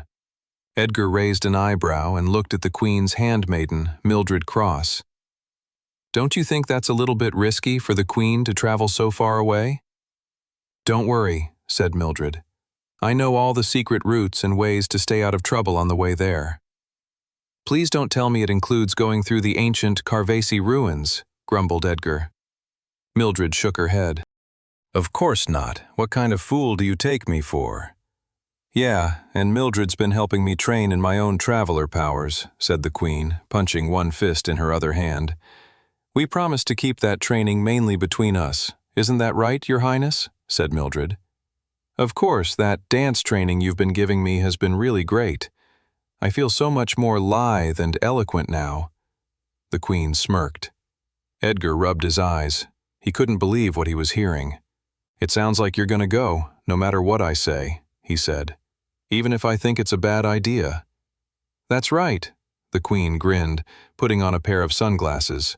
"Mildred and I are long overdue for a vacation." 137 Curtis strolled through the stalls of Ironhold's Central Market. He ignored the weapon and armor dealers and tried to resist indulging on any more dwarven sweets and candies that seemed to appear everywhere he turned. He was shopping with intention. He was on the lookout for certain crafting materials that were difficult to purchase back home. He'd already purchased a large sack of mithril dust, which had been an incredibly lucky find. He was now on the hunt for shadow moss and goldroot, both of which grew in the Snow Peak Mountains, so should be available for purchase here in Ironhold.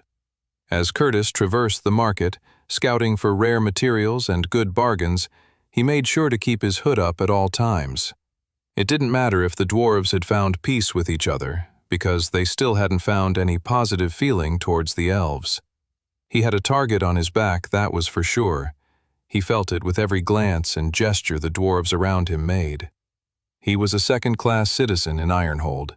He knew he wouldn't feel comfortable until they were well away from these mountains and on their journey home back to Resfall. After another 20 minutes of shopping, Curtis decided he'd found all the rare materials he needed and started heading back towards the palace where him and his fellow traveler companions were staying. As he turned a corner, he suddenly sensed a set of footsteps hurrying behind him. Curtis picked up his pace and quickly readjusted his hood. He was being followed. Thoughts of being tortured by psychopathic dwarven blacksmiths rushed through his head and made his heart begin to race. The horrible thoughts only helped him quicken his pace. "Why did I go to the market by myself?" Curtis thought. "I should have gone with Brock at my side." The problem shopping with Brock, though, was that he was such a distraction and got bored way too quickly with anything that wasn't drinking or fighting. Curtis turned down another street. Despite the fact that Curtis was practically running now, the footsteps weren't getting any quieter. Further proof that he was indeed being chased by dwarves who wanted to kill him. Just as he turned another corner, he came face to face with another large group of dwarves. Curtis swerved to turn back the way he came, but the group of dwarves who had been chasing after him had caught up. Crud. "There he is," said one of the dwarves. The same dwarf who spoke came up to him and grabbed him by the shoulder before pushing him forward. "Come on," said the dwarf. "There's somewhere you need to be." Curtis took in a deep breath as he walked forward with this new large group of dwarves. He calculated in his head how many of them he could knock out with a single chain lightning hook attack. The math in his head told him it wouldn't be enough to get rid of them all and escape whatever danger he was heading towards. He also had to take stock in the fact that he had absolutely no idea where they were currently taking him. He didn't want to cause a ruckus for no reason, not after Ironhold had just witnessed and gotten over so much violence and bloodshed in its streets. Bide your time, Curtis thought to himself soothingly. Find out where they are taking you, and then strike. Until then, stay alert and prepared for anything. Curtis and his group of potential kidnappers eventually arrived in a large, crowded, open city square. The area was packed with dwarves of all ages. There were stalls set up serving food and beverages. Little kids were running around all over the place. Have they taken me to some kind of demented party? Curtis wondered. He looked around, trying to get his bearings. He felt a tiny bit of relief, thinking his kidnappers wouldn't torture him in broad daylight with all of these people around him. But whatever feeling of relief he may have been experiencing, it was being overtaken by a strong sense of confusion. What the heck is going on? At the center of the crowd was a large, human-sized object covered beneath a large piece of brown cloth. A dwarf walked up to the large object and placed his hands on the cloth covering. "The moment of truth," said one of the dwarves beside Curtis. Curtis's heart began to race once more. The dwarf at the front of the crowd pulled off the brown covering and revealed the object beneath. Everyone gasped. Most of all, Curtis. For the object at the center of the crowd was a statue of none other than Curtis himself. Everyone began cheering and clapping. They all turned to Curtis with smiles of warmth and kindness. Curtis's eyes began to fill with tears at the sight of all the friendly faces of the many dwarves around him. Due to his heroic actions in the Battle of Ironhold, Curtis had single-handedly done more for positive elven-dwarf relations than anyone else in over 3 centuries. 138. Sam held the nail in the place and hammered it until it was lodged in the plank of the roof they were building. He removed his fingers that were holding the nail still and then bashed the nail into its spot. "I think that's it," said Toby, nearby. They were helping rebuild the roof to one of the city's community centers that had been destroyed in the Battle of Ironhold. Sam wiped sweat from his brow and caught his breath. It felt nice to be helping out on smaller tasks after weeks and months of fighting monsters and saving people from life-or-death situations. It was good to know that he could lend a helping hand that didn't involve his swordsmanship prowess. "Shall we head back to the palace and see what the others are up to?" asked Toby, moving towards a ladder and climbing himself down. Sam agreed and followed his friend back down to the street level. One of the community center workers thanked them profusely, to which Sam said, "No problem at all. Just doing our jobs." With that, Toby and Sam headed back towards the palace. They didn't take the quickest route back, however. Instead, they made sure to go through one of the city's many markets and pick themselves up each a dwarven honeycomb donut. "These are so delicious," said Toby. "I could eat them every day. In fact, I think we have been eating them every day." "Oh my gosh, you don't think—" "What?" Sam smirked. "I can't even imagine the end of that sentence. What, eating too many honeycomb donuts leads to some kind of unique dwarven bloating disease that is going to kill us? Oh man, I was just going to say maybe we'd be gaining a few extra pounds," said Toby. "I hadn't even considered IDGS inflated dwarven gastrointestinal syndrome. Now I am concerned." "Well, if you're so concerned, give me the rest of your donut," said Sam, holding out his hand.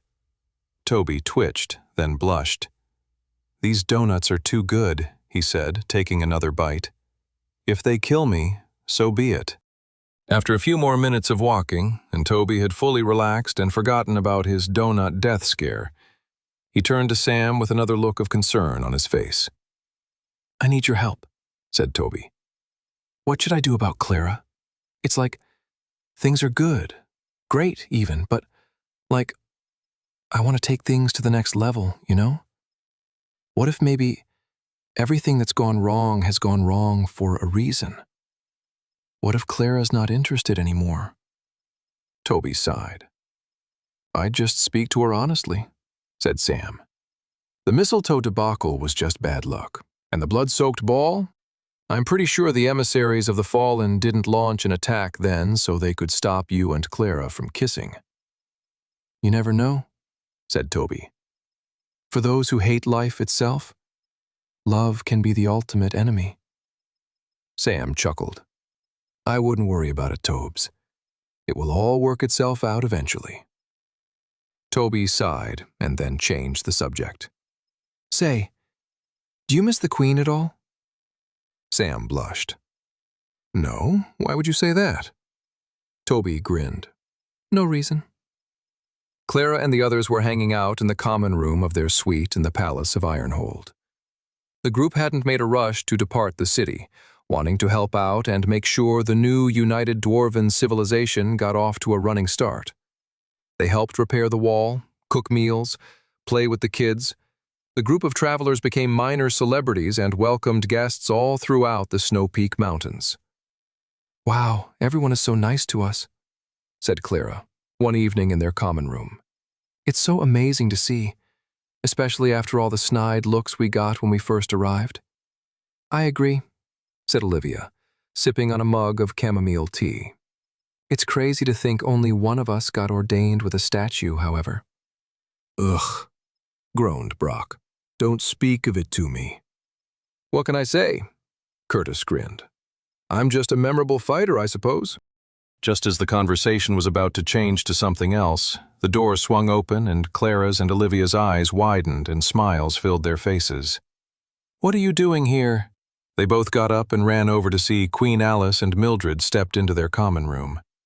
Ulfgar invited me, said Queen Alice, and it became clear it was of great diplomatic importance for both of our kingdoms for me to make the trip. And I wanted a vacation, said Mildred stoically. To a cold underground mountain city? Asked Clara. Some people like sun, said Mildred. I much prefer the cold. Fair enough, said Clara. At that very moment, Sam and Toby walked in from their stroll around Ironhold. Whoa, is that the Queen? Said Toby, dumbfounded. What are you doing here? Said Sam. It's dangerous. Queen Alice crossed her arms and lifted her nose at Sam. Is that really how you're going to say hi to me? Sam's shoulders fell. He didn't know what to say. He was weirdly glad to see the Queen, though he really couldn't say why. Maybe it was nice just to see someone familiar after being away from Resfall for as long as they had been. It was nice to see someone from home. Sam opened his mouth to apologize. Before he could finish, Alice had wrapped her arms around him and was hugging him tightly. She leaned her head into his chest. I'm glad you're okay, she said softly. 139. A few days later, the group of travelers got ready in their palace suite for Ulfgar's coronation ball. Sam and the rest of the boys wore black tuxedos with black bow ties. They were ready to go far before the girls of the group. We're going to be late, said Curtis, taking a sip from his glass of dwarven whiskey. Just a minute, hollered Clara from her room, where she, Olivia, Alice, and Mildred were all getting ready. What are they even doing in there? Sighed Toby. We're going to miss the entire ball at this. The girls then stepped out into the suite's common room, rendering Toby speechless. His eyes were all on Clara, who was wearing an elegant green velvet ball gown that accentuated her gorgeous green eyes. Her hair was done up, exposing her lithe neck and shoulders. Pretty silver earrings dangled from her ears. The rest of the girls all looked great as well. Olivia was wearing a simple, form-fitting black dress that matched her hair. She wore a silver choker around her neck and had a small handbag on her left shoulder. Even Mildred Cross was wearing a pretty navy blue dress, though Sam shivered at the idea of complimenting her, knowing her capabilities as a deadly assassin. But the girl Sam couldn't keep his eyes off of was Alice. She wore a light blue gown that brought out her beautiful blue eyes. Around her neck, she wore an elegant pearl necklace. She let her hair down long with a few wavy curls. Sam would have stared, but he then remembered the presence of Mildred Cross and her deadly assassination abilities. He gulped, and his eyes suddenly fell to his feet. "Shall we head off?" said Clara. And with that, The group left their suite and headed downstairs for Ulfgar's coronation ball. The ballroom was full of circular tables with multiple glasses and types of silverware laid out for each person. Glittering chandeliers hung from the walls. As the group found their table and they all sat down, they noticed that one person was missing. "Hey," said Olivia, looking around.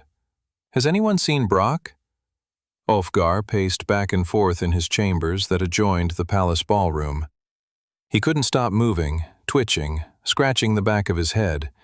He was growing more and more concerned and nervous regarding the coronation ball that he was about to host. "I'm not sure," Ulfgar said.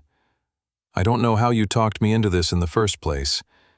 I think this might be a bad idea. Isn't it a little juvenile?" Shredder shook his head. "No way, Your Highness. It's going to be the most radically epic coronation ball opening ever. Trust me." Ulfgar stopped pacing and sighed. He looked Shredder in the eye. "Okay," he said. "You better be right." "I promise," said Shredder. "Anyways, I gotta go get ready. We're starting any minute now." Ulfgar watched the dwarf go and hoped to himself that he wasn't about to ruin the legacy of his rule before it even truly began. Across the palace ballroom from where Sam and the other travelers were sitting, Brock stood behind a stage, peeking out from behind a curtain. "Get away from the curtain, little bro," said Shredder. "Why?" "You're going to mess up our grand entrance," said Shredder. "It's called being radical, aka showmanship." Suddenly, Brock lost the urge to argue with his brother. "All right, I'll take your word for it," sighed Brock, stepping away from the curtain. "You've been doing this rock and roll lifestyle a lot longer than me." "Thank you, little bro," said Shredder, giving him a hug. And then Brock couldn't believe the words he said next. "No worries, big bro." Shredder wiped a tear from his eye as he embraced his brother in a hug. "Let's go rock the pants off of that crowd." He materialized his mana-generated guitar and walked out to the palace ballroom and strummed. Brock walked out next holding out 2 drumsticks and materialized a drum set in front of him. "I'm Brock Skidmore," shouted Brock to the cheering crowd. "And I'm Shredder Skidmore." The 2 brothers then began to play music, almost like all the time they had spent apart had never happened, as if the 2 men had stayed in their bedrooms as kids this whole time just playing tunes together. Their music channeled that unlived life and made them cherish the current moment they were sharing. And together, they both shouted, "We're the Rocking Boulder Brothers!" 40 Olivia watched from her seat as Shredder sang and danced. The handsome dwarven rock star never left her sight. The same could be said for almost every other woman in the ballroom that night. There was just something about Shredder that made him incredibly handsome and endearing to those of the opposite sex. She felt a strong urge to get closer to him, to get to know him better. She had tried enlisting her colleague Brock for help, but he had simply refused. As she admired Shredder from afar, she came up with a plan. When Shredder finished performing, she planned on buying him a drink. An hour or so later, Olivia saw her chance. Shredder and Brock were standing close to the bar, relaxing after their performance. Olivia realized it was now or never. She started moving towards the 2 dwarves across the ballroom. In the corner of her eye, she noticed 2 scantily clad dwarven women heading towards the man of her dreams. "Those vixens think they can steal Shredder from me." Olivia picked up the pace and did a little bit more than that to increase her odds. She triggered her paladin-class spell, Divine Inspiration.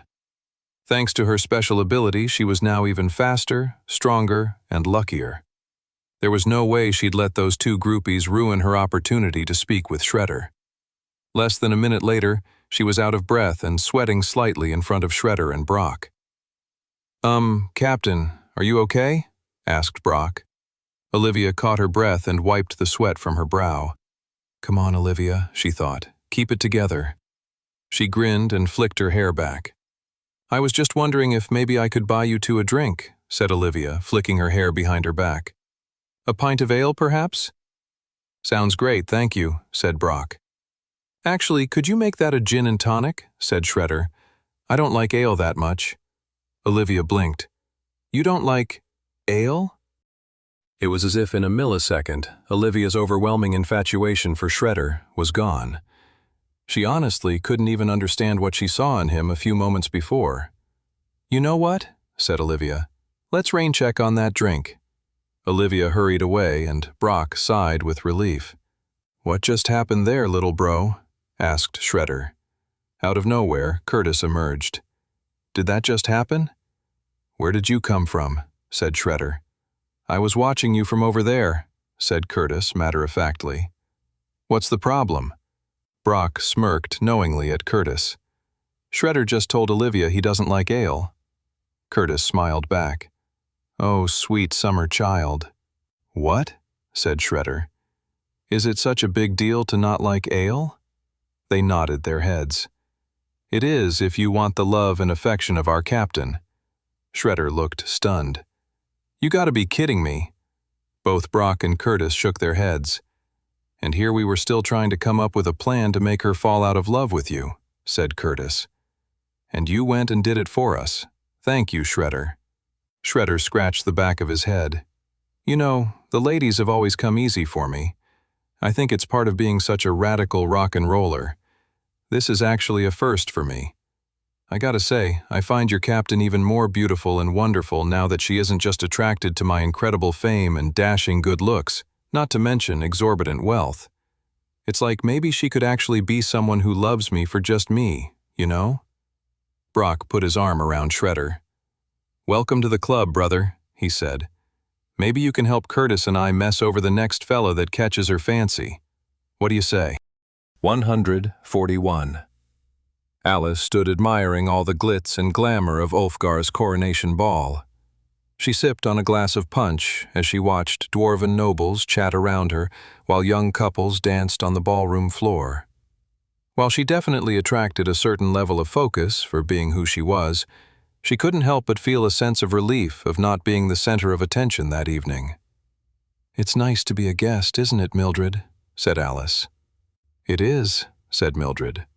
Perhaps you'd like to take this opportunity to dance with someone, Your Highness. Alice's nose scrunched up at that.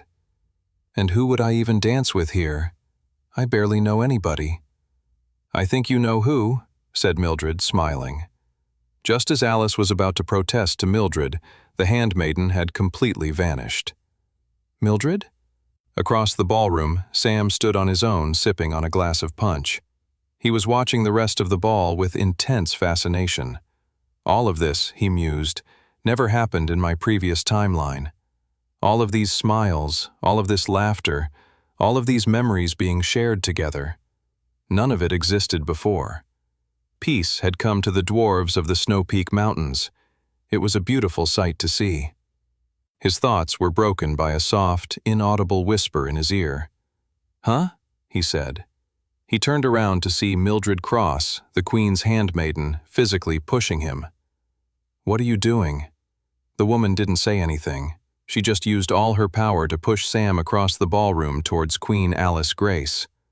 By the time he was closer to the Queen, he could see that Alice was blushing and looked absolutely mortified.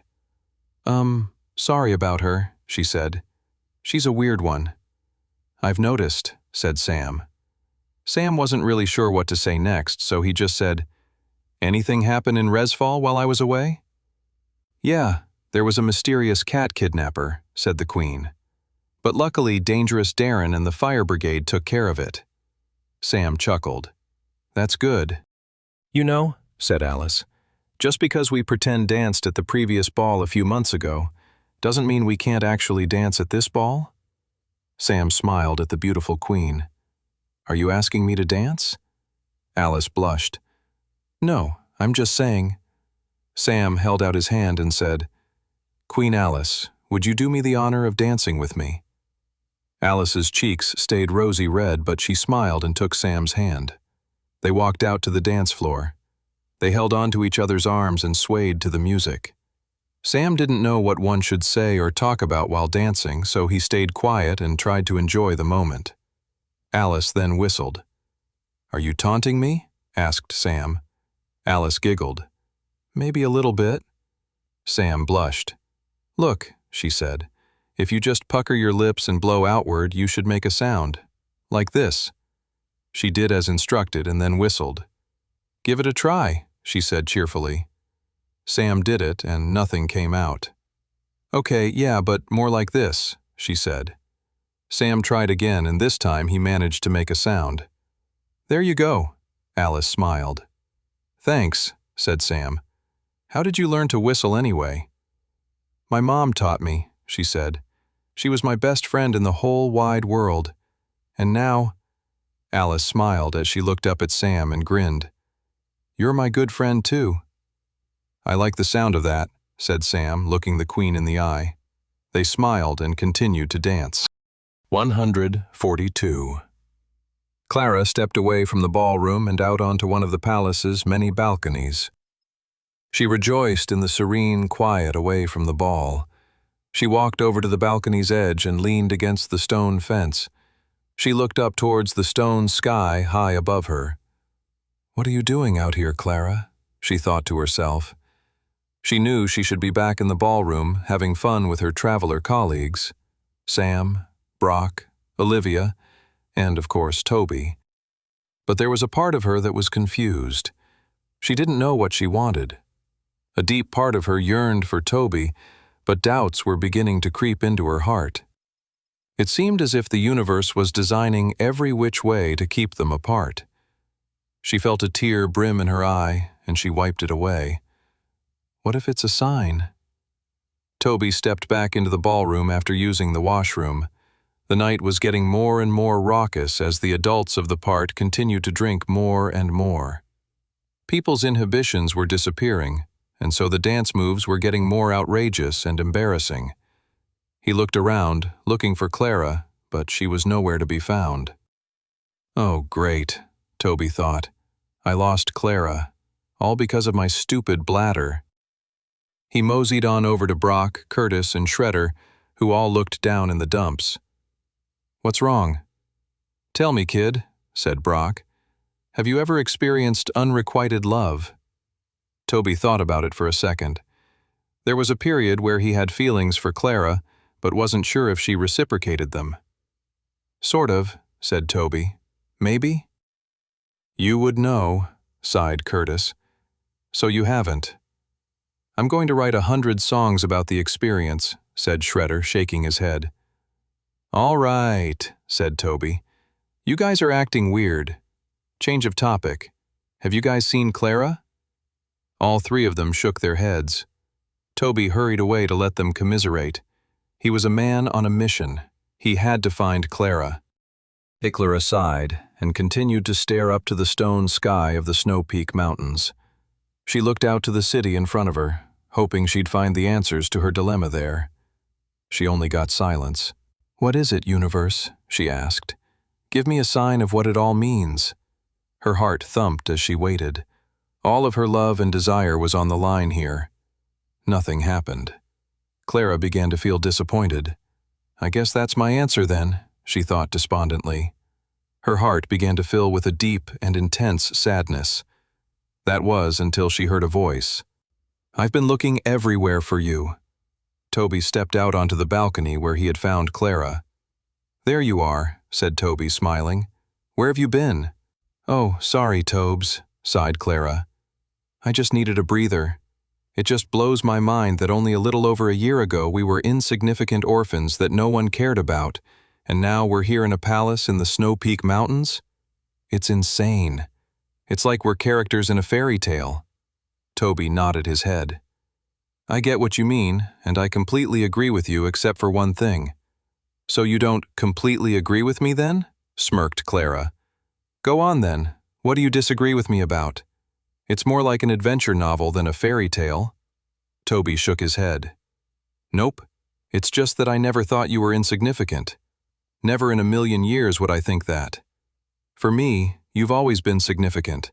Maybe the most significant person out there. Clara blinked. Do you really mean that? Of course, Toby smiled. And then when neither one had been hoping or expecting anything to happen, underneath the stone sky of the Snow Peak Mountains, Toby and Clara kissed. Perhaps more miraculously, nothing went wrong. No tripwires, no explosions, no assassination attempts. There was nothing like the mistletoe debacle or the blood-soaked ball. In fact, things only added to the moment. Fireworks shot out all across the city in commemoration for the new Dwarven King and the united Dwarven Kingdom. But in Clara's and Toby's eyes, there was only one thing worth celebrating at that moment: each other. "But we've only just been reunited, little bro," cried Shredder. "I'm going to miss you so much, big bro," said Brock. "I'll write you as soon as I get back to Resfall, I promise." The back-and-forth blubbering of the Skidmore brothers had been going on for at least half an hour now. Everyone else in the palace suite chose to ignore the sappy goodbye of the two dwarves as they continued to pack up their belongings and get ready for the long journey back to Resfall. "All right, that's enough," said Olivia, pulling Brock and Shredder apart. "Ulfgar is waiting downstairs for our formal goodbye. It's time to head out." Sam and the others looked around the palace suite that had been their home for the last few weeks. It had been a nice time, helping the dwarves as they started in a whole new direction for their people. Sam was going to miss the friendly and happy faces of all the dwarves in the Snow Peak Mountains. But he knew it was time to go. The march of time never stopped, and Sam knew he was on the clock. The Demon King and his army of horrendous monsters was only a few more years away, and there were still tragic and horrible historical events even closer on the horizon, like the Elven genocide and the last human war that still needed to be stopped. There would be no rest for Sam until he completed the mission the goddess had bequeathed to him.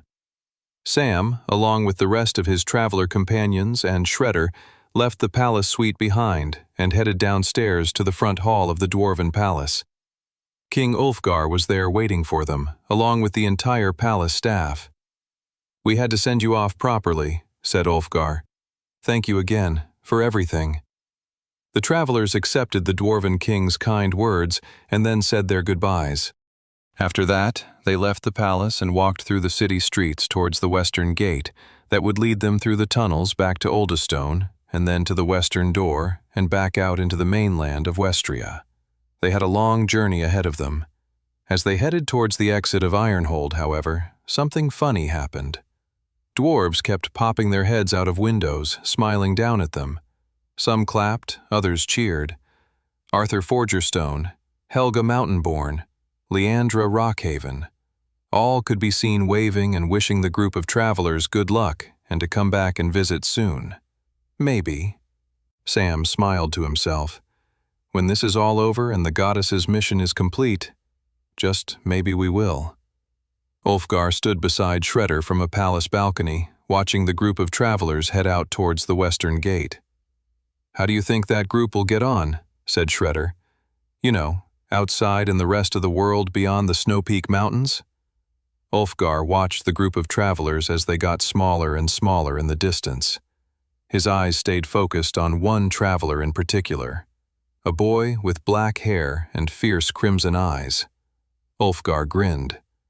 "I think they're going to change the world." 144.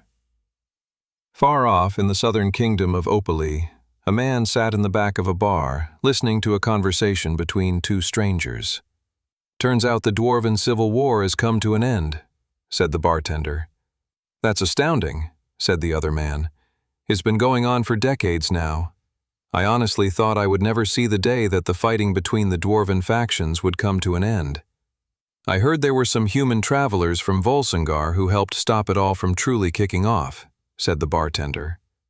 The man in the back of the bar sipped on his drink in silence. "The Dwarven cataclysm averted, huh?" He took a swig of his drink. "How very interesting." He grinned as he considered the implications. "It looks like I'm not the only one the goddess sent back then. Very interesting indeed." The End of Second Chance, Swordsman, Book 2. One Sam jolted awake.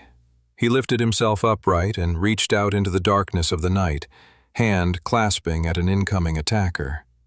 He clenched his fist, crushing a mosquito in his palm. "That's enough buzzing and biting for you," Sam thought mercilessly. After traveling for weeks through humid forests and swamps, Sam had only fiery hatred for the mosquitoes and gnats that flew around him. Their presence constantly threatened the possibility of devastatingly itchy bites. Even the mere mental resistance to scratching them was a tortuous endeavor. Sam shuddered just thinking about the idea of developing more bites on his legs, or, goddess forbid, somewhere worse. The young man's thoughts were cut off by the sounds of his companion's snores right next to him. It was so humid and hot, Sam couldn't see himself falling back asleep, so he got up and quietly stepped out of his tent to get some fresh air, or, at the very least, some mildly less stuffy but still fairly hot air. It was a quiet and calm night. The fire around the campsite had dwindled down to embers, now emitting a soft orange glow across the small collection of tents and the dark forest that surrounded them. Sam looked up to the sky hoping to see some flicker of starlight, but instead he only saw the murky brown blackness of a cloudy evening. Nothing has changed tonight then, Sam thought despondently. It had been like this every night since they had entered this forest. The misty woods. It had been deemed a safe and appropriate shortcut on their way back to their home city of Resval, after their many months away dealing with the dwarven cataclysm in the Snow Peak Mountains. Except their plan to cut their journey home by a couple of days had backfired. Due to heavy rains and winds, an unexpected deviation in this particular region of Westria's weather patterns had occurred. And so, Sam and his group of friends had found themselves caught in the mist belt. Tip occurring in autumn time, the mist belt was a powerful and deadly fog that surrounded the misty woods. Entering the mist belt meant an excruciating death, leaving Sam and his companions no choice but to wait in the forest for the mist belt to clear. And so their shortcut had turned into an unexpected detour. A week had since passed since they first became aware of the mist belt and their inability to continue their journey forward. Sam sighed. He did not like to waste time. Almost 2 years had now passed since Sam had traveled back in time after seeing his world destroyed by the hands of the Demon King. He had accomplished a lot in those 2 years, saving major historical figures while removing evil men and women before they could inflict harm on millions of innocent people. But even with everything Sam had done so far, there was still so much to do if he hoped to give Westria a fighting chance against the Demon King and his horde. It was now the summer month of Joyly in the year 1768. The arrival of the Demon King and the Black Gates was only 3 years or so away now. Sam knew that to change the far-off future, he needed to keep altering the future that was soon to occupy his present. He considered the next year or so ahead of him. There was the Grey Gate catastrophe, and then the big one. The historical event that, if Sam could stop, would more than anything truly alter and tip the fight against the Demon King in Westria's favor. It was the tragic event known as the Elven Genocide. Sam shivered just thinking about all the millions of lives that were at stake. The goddess had entrusted Sam with a gargantuan task, and he planned on seeing it through. He carried the burden of the entire world on his shoulders. It was because of this that Sam knew he could never stop training, never stop preparing for the major historical events coming his way. He picked up some twigs and little sticks on the ground and tossed them into the dwindling campfire. A little flame began to pick up. The fire had grown to a healthy blaze by the time Sam had wandered over to the camp's pile of chopped wood and returned with a large log. He threw the log on the fire. The impact of the large piece of wood caused a cascade of little orange ashes and sparks to burst out into the air before sizzling away into nothingness in the night. Standing over the fire, Sam held out his hand. Appearing out of nowhere, a large unlit wooden torch emerged, gripped within the young man's palm and fingers. Sam had materialized the item from his inventory, an interdimensional storage realm, personalized to him and all the items and loot he wished to hold on to. It was just one of the many perks of being a traveler, an adventurer who had survived the trials of the White Gate tutorial dungeon gate and returned with awe-inspiring powers and abilities. He dipped the front end of the torch into the fire and watched as the tip ignited into a burst of flame. Sam held up the torch in front of him and began to walk into the darkness of the forest, leaving his campsite behind. Sam's boots crunched on twigs and dewy grass as he strode forward into the woods. The flame of his torch crackled as it broke through the veil of blackness that encompassed the lonely forest. Sam didn't have an exact direction he was heading in, a precise coordinate that was driving him forward, but he did have a feeling. The mist belt in Joyley was more than a historical anomaly. It hadn't happened in Sam's previous timeline. He knew because he had an almost encyclopedic knowledge of the different dungeon gates that appeared across Westria during his original timeline. On the days that he hadn't spent training and diving into dungeon gates, he had spent in the library, poring over every document and book he could find, tracing the history and records of the many dungeon gates and their appearances across his world. That was why he could just follow his intuitive sense that there was a dungeon gate going to appear here in the misty woods, hidden and protected by the mist belt. In some ways, it was good that Sam and his companions had gotten trapped within the mist belt. Otherwise, any dungeon gate that formed would be impossible for travelers to access, which would inevitably mean there would be a dungeon break. A dungeon break made the boundaries between the gate and Westria much more porous, and all the monsters inside the dungeon could then enter Westria and wreak destruction. Dungeon breaks were the cause of thousands of innocent people's deaths. The only way they could be stopped was to defeat the dungeon boss within 7 days of the dungeon gate's materialization. Sam ventured further into the dark forest, the flickering torchlight casting dancing shadows upon gnarled trees and the dewy, leaf-strewn path. Just ahead of him in the velvety veil of darkness, a flickering splash of light emerged. The glow grew larger and larger, until suddenly Sam no longer needed his torch to light the forest anymore. A giant yellow portal glowed out in front of him. It was a yellow dungeon gate. Sam stepped closer to the gate, eyes widening at the sheer enormity of the magical portal in front of him. It was a whole tier level above him.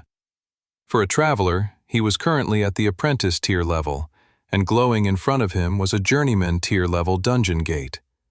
Sam stared at the gate with conflicted feelings.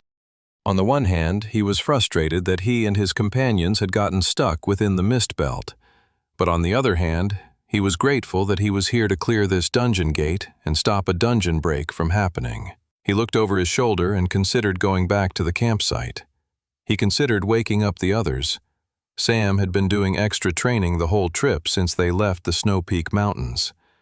At first, the others were happy to join him, but as his diligence never stopped, they eventually told him they needed to save their strength to focus on getting back to Resfall.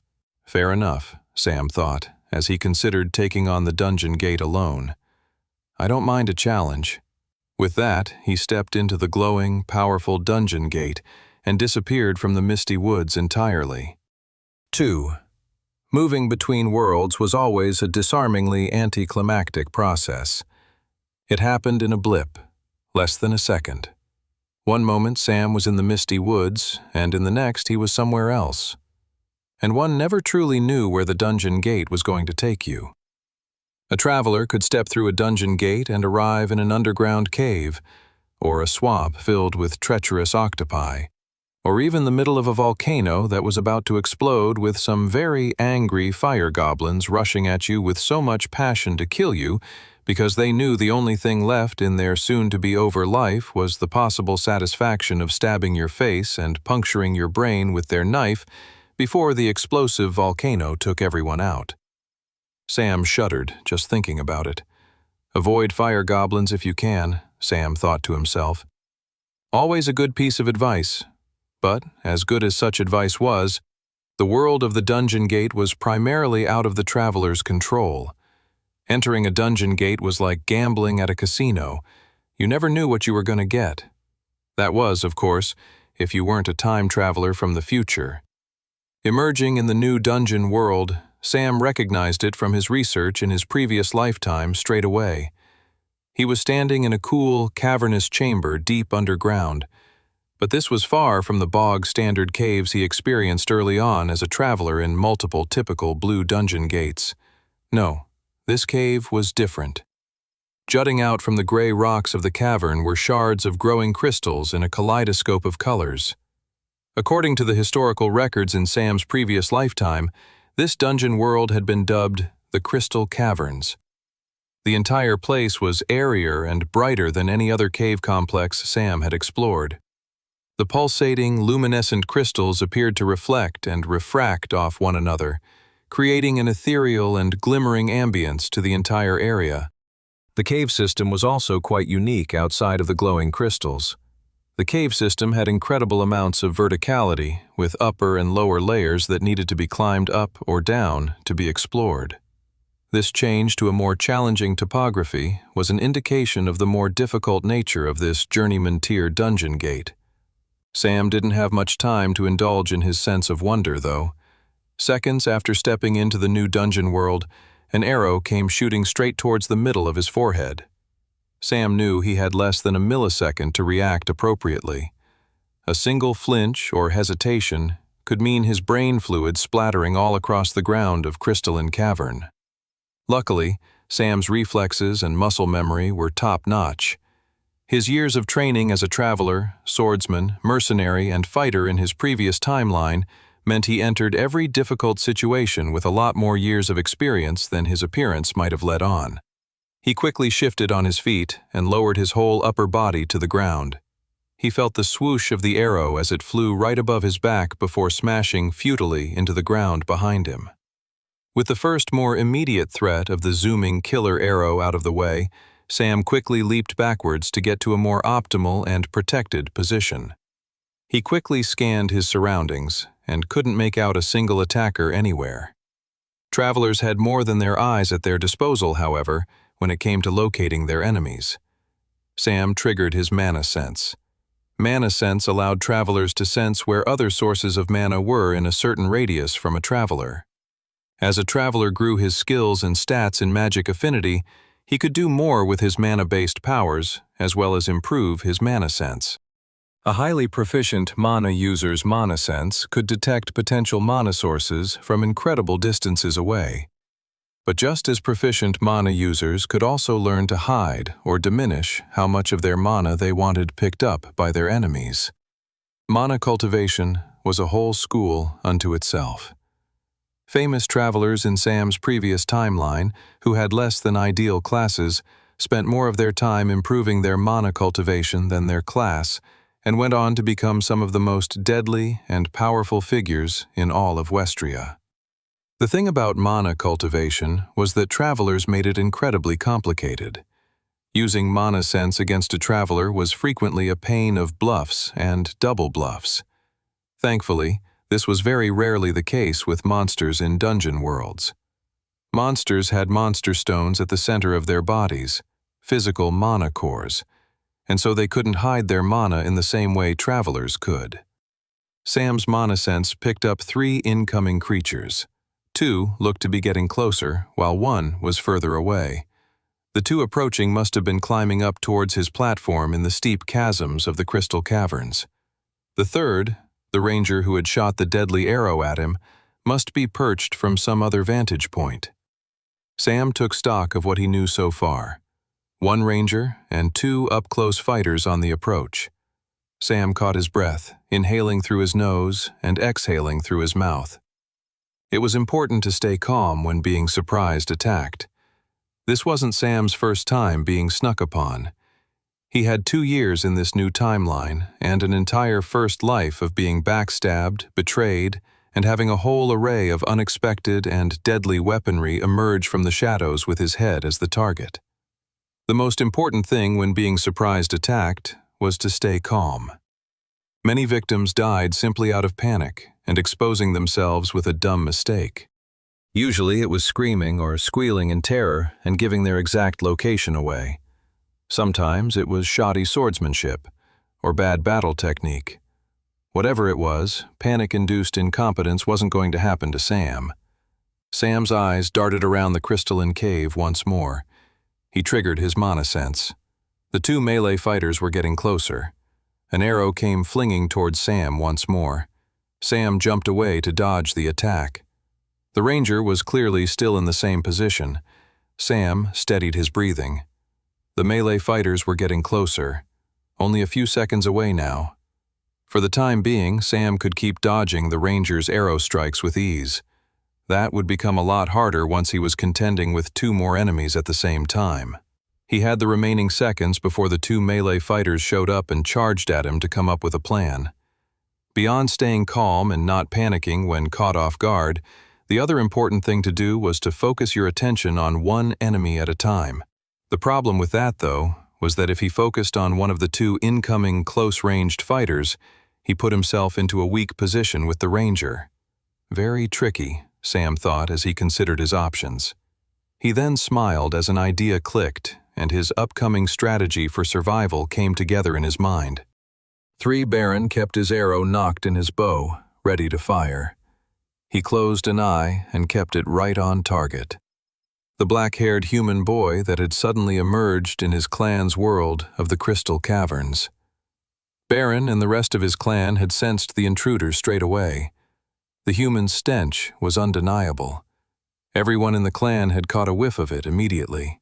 The clan was made up of the primary inhabitants of the Crystal Caverns, a species of monster known as crystal grizzlings. It was this incredibly powerful sense of smell that had allowed Baron and his 2 fellow warriors to track down the invading human as quickly as they did. They were already returning from a long hunting expedition. What was one more kill? Merely another trophy and celebratory meat for their feast that evening. Baron held his nocked arrow and kept his focus on the black-haired human boy with strange red eyes. The boy had proven quite apt at dodging his attacks so far, so Baron was readjusting his plan. He'd wait for his 2 warrior allies to fight the boy, and then, when he was locked in battle and distracted, that was when Baron would unleash his arrow to strike. He could already imagine the arrow going right through the boy's skull, and he was eager to make his fantasy a reality. Focusing in on the upcoming skirmish, Baron watched his 2 warrior companions climb up onto the platform where the human boy was waiting for them. The crystal grizzling warriors lifted up their weapons and let out a battle cry and rushed towards the human. The human behaved quite peculiarly. It summoned multiple glass red vials in its hands and then whipped them at its incoming attackers. The charging warriors didn't even flinch as the glass vials flew towards them, shattering on the ground a few meters from their feet. Baron's eyebrows furrowed in confusion as he observed this strange, unexplainable behavior. How incompetent is this human? Is this really how it defends itself? Baron's nostrils flared. He picked up the intense metallic smell of human blood. Is that supposed to be some kind of distraction? How stupid does this human take Baron's companions for? Baron held his arrow nocked, waiting patiently for the right moment to strike. The human boy rushed forward towards the 2 crystal grizzling warriors. At first, the human rushed towards his enemies without a weapon in hand, but just as he had summoned the glass vials out of nowhere, he suddenly had a powerful sword in his grip, a blade composed of black metal and adorned with glowing red runes. The only thing that gave the crystal grizzling warriors' surprise away was the most minor, indiscernible twitch of the eye that could have easily been mistaken for a blink. A huge clang echoed throughout the glowing crystal caves as one of the crystal grizzlings swiped his axe down to defend itself against the speedy attack of the human boy.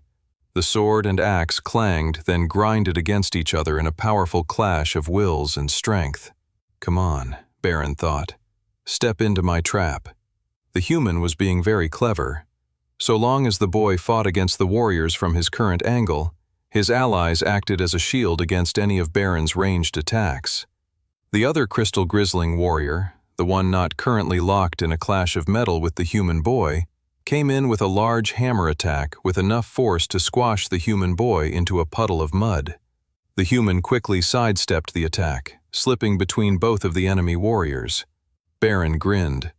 The boy had dodged death enough times, but now his time had finally come.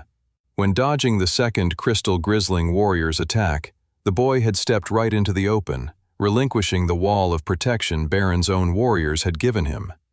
He had stepped out into open territory, no man's land. Baron didn't waste even a millisecond. He released his arrow right at the young human's skull. In less than a second, the boy would be a dead corpse on the floor. a carcass to be dragged off and thrown on the fire for a feast. The arrow flew through the air. Just as it was about to land right in the back of the human's head, the human disappeared.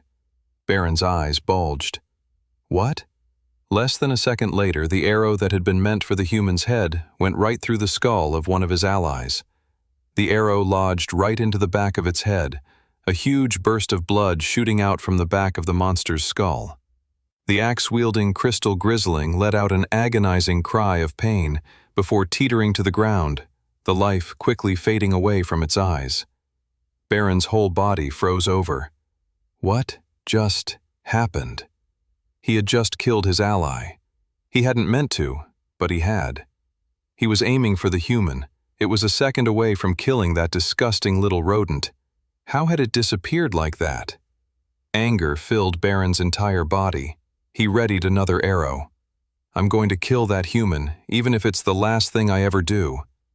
The axe-wielding crystal grizzling's body crashed onto the floor, making the entire ground nearby tremble. For Sam, the enemy's crashing fall and last gasp of life happened over his shoulder, behind him. He didn't have time to find comfort in the death of one of his enemies when there were still at least 2 more opponents trying to murder him. One was currently towering over Sam with a huge hammer as well. The creatures were known as crystal grizzlings, and Sam had read all about them in his previous life. The crystal grizzlings were a bipedal humanoid-like race of bear people who, amidst their heavy fur, also had glowing crystal juttings out of their bodies. They were fierce, strong, and deadly. Sam would not underestimate them. And so far, it looked as if his plan was working. He was using one of his newest class abilities to its full advantage. Sam was lucky to be the only traveler in all of Westria to have 2 classes.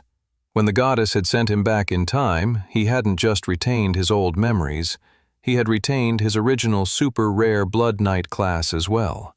The situation had meant he was able to unlock a second class on top of his first one.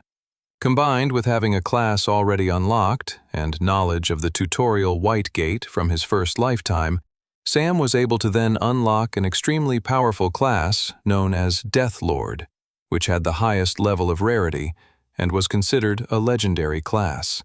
As far as Sam knew, there had never been a traveler with as rare a class as the one he had. Every class had a starting ability, and as one reached new ranks of power, known as tiers, new abilities were added to that class's arsenal. Those unlocked abilities could then level up themselves and evolve into even more powerful spells and skills. When Sam had moved his Deathlord class from the starting tier of Novice tier and ascended to Apprentice tier, he had unlocked a wildly powerful ability known as Blood Teleport. The ability allowed Sam to teleport to any puddle of spilled blood within a nearby radius. It was because of Blood Teleport that Sam had been able to use the Crystal Grizzling's positional advantage against them. First, he had materialized 2 glass vials of blood from his inventory and smashed them on the ground to artificially create the circumstances necessary to trigger Blood Teleport. He had made sure to create the puddles of blood at the feet of the Crystal Grizzlings rather than throw the glass vials behind them. Then, Sam let the ranger think he had an open shot at him, only to at the last minute teleport out of the way, creating an open pathway for the ranger's arrow to go right through the skull of his ally. With one of his enemies now dead on the floor, it had proven to be an incredibly effective plan. But now Sam had to ask himself whether it could work a second time, or would his enemies have wised up to his abilities and powers and not be put into such a trap a second time. Before Sam could even think what his next move should be, it was decided for him in the form of a giant metal hammer coming down towards him and threatening to squash him like a bug. As the huge metal hammer created a shadow between his eyes, Sam reacted swiftly, lifting up his demonic rune blade to block the attack. He then slid his sword out from beneath the crystal grizzlings and leaped away as another flurry of arrow attacks smashed into the ground near Sam's feet. Sam's eyes narrowed. The ranger's attack had been haphazard, sloppy. That told Sam everything he needed to know. The ranger was angry, full of rage, and, most importantly for Sam, not thinking straight. Sam quickly rolled across the ground and sprung up once more, jumping in the air to slice at the hammer wielder's face. The crystal grizzling pulled its head back to dodge the swipe. Then the tiniest sound echoed in Sam's ear, the quietest gust of air as a faraway arrow was released from a bow and sent hurtling in the direction of his head. Sam didn't waste a second. He triggered blood teleport. When Sam reappeared a few meters away, an arrow was lodged between the eyes of the hammer-wielding crystal grisling. The monster's body trembled, and it tried to lift up its arm to pull out the arrow that was now wedged between its brain. It only managed to lift its arm halfway before the monster's eyes went lifelessly pale, and it collapsed onto the ground in death. Baron felt like a bucket of ice had been dropped over his head. His stomach twisted itself into knots, and he worried he was going to puke all over himself. He stared at his allies, both dead on the ground, both dematerializing into glowing monster stones. He had been the cause of his own companions' deaths. It was his arrow, shot by his hands, that had ended their lives. The shock and speed at which the battle had gone from in their favor to against them had left Baron feeling unable to breathe, unable to comprehend the swiftly shifting circumstances. The human had been merely an afterthought, an errand, a chore. They had just wanted to get rid of the stench and then return back to their clan's home base after a successful hunt. How did things go so horrifically wrong? Baron shook his head. It didn't matter. There would be others, more allies who would join him in killing the black-haired human boy. He would be finished soon enough. The crystal grisling was about to stand up when he noticed a shadow loom over him suddenly. No, Baron thought. The human couldn't have found my position. But how? Baron quickly pulled out a dagger and spun around to kill the human that had caused him such frustration that day. But Baron's dagger wasn't very long. It was a lot shorter than the human's demonic rune blade. So when Baron turned around and swiped at his enemy with his dagger, he only slashed the air in front of him, whereas the human boy with his longer blade was able to get a clean swipe across Baron's neck. For Sam stood over the dead crystal grisling ranger. The body began to glow and turn silver until it dematerialized down into a yellow apprentice-tier monster stone and a few gold coins. That was what happened to monsters inside dungeon gates. When they died, they dematerialized into mana-rich orbs known as monster stones. That and sometimes a few gold coins as well. Loot for the travelers who slayed them. Sam bent over and picked up the yellow monster stone and coins, dematerializing them into his inventory as soon as he touched them. Those with a mana core at the center of their beings, which was the case for all travelers, had the ability to drain monster stones of their mana and combine them into their own core. It was one of the simplest ways of improving one's magic affinity stat. While Sam was always eager to progress and train his skills, he knew at that very moment, standing right where a crystal grisling ranger's corpse had been only a few moments ago, that here and now was not the place to do so. He looked around the platform and across the large, glowing chasm of crystals and the different tunnels and layers one could climb up or down to. Thankfully, there weren't any new enemies approaching within sight. Sam quickly triggered his mana sense and confirmed that there were indeed no further enemy hostiles nearby. This was only a temporary comfort, and Sam knew it. His heart and breathing had calmed a little since the conclusion of his most recent battle, but not by much. The crystal grislings, with their incredible sense of smell, along with their naturally strong physiology, were some of the deadliest hunters of any dungeon monsters ever recorded in the analogues of Westrian traveler history. The distinct smell of his humanness, along with all the blood and carnage, was most likely wafting to all the headquarters and hideouts of the crystal grislings that resided within this dungeon world. And as soon as their nostrils picked up his scent, followed by the smell of their fellow brethren's dead bodies, they'd be searching with all their power and fury for the perpetrator who had harmed their fellow clansmen. Sam did not like that scenario one bit. He much preferred being the hunter to the hunted. Luckily, Sam had a pretty good idea about how to escape his current circumstances. He moved over to the nearest wall of glowing crystals and reached his hand out for one slightly above his head. He pulled himself up and planted his feet on some crystals below him. From there, he continued his climb up the chasm of the crystal caverns. After 20 minutes of climbing, Sam began to break out into a sweat. Thankfully, his arms weren't getting sore and probably wouldn't anytime soon. As an apprentice-tier traveler, his physical body and strength had developed far beyond the capabilities of even the highest-performing human athlete. It would take a lot more than 20 minutes of climbing to make him tired. That said, climbing was psychologically draining. It was a particular emotional cocktail of tediousness and terror. One moment you were puzzling out where to put your hand or place your foot next, and then you looked down and saw how high up you were and how one bad fall would leave you dead on the ground. It didn't matter how durable your magically enhanced body was. Death awaited anyone who fell to the bottom of this epically deep chasm. The rocky platform Sam was aiming for was another 10 minutes of climbing away. He could see it jutting out in the distance. Just as he was about to reach out for another crystal to hold on to, however, his whole body froze over with terror. He heard a faint noise below him.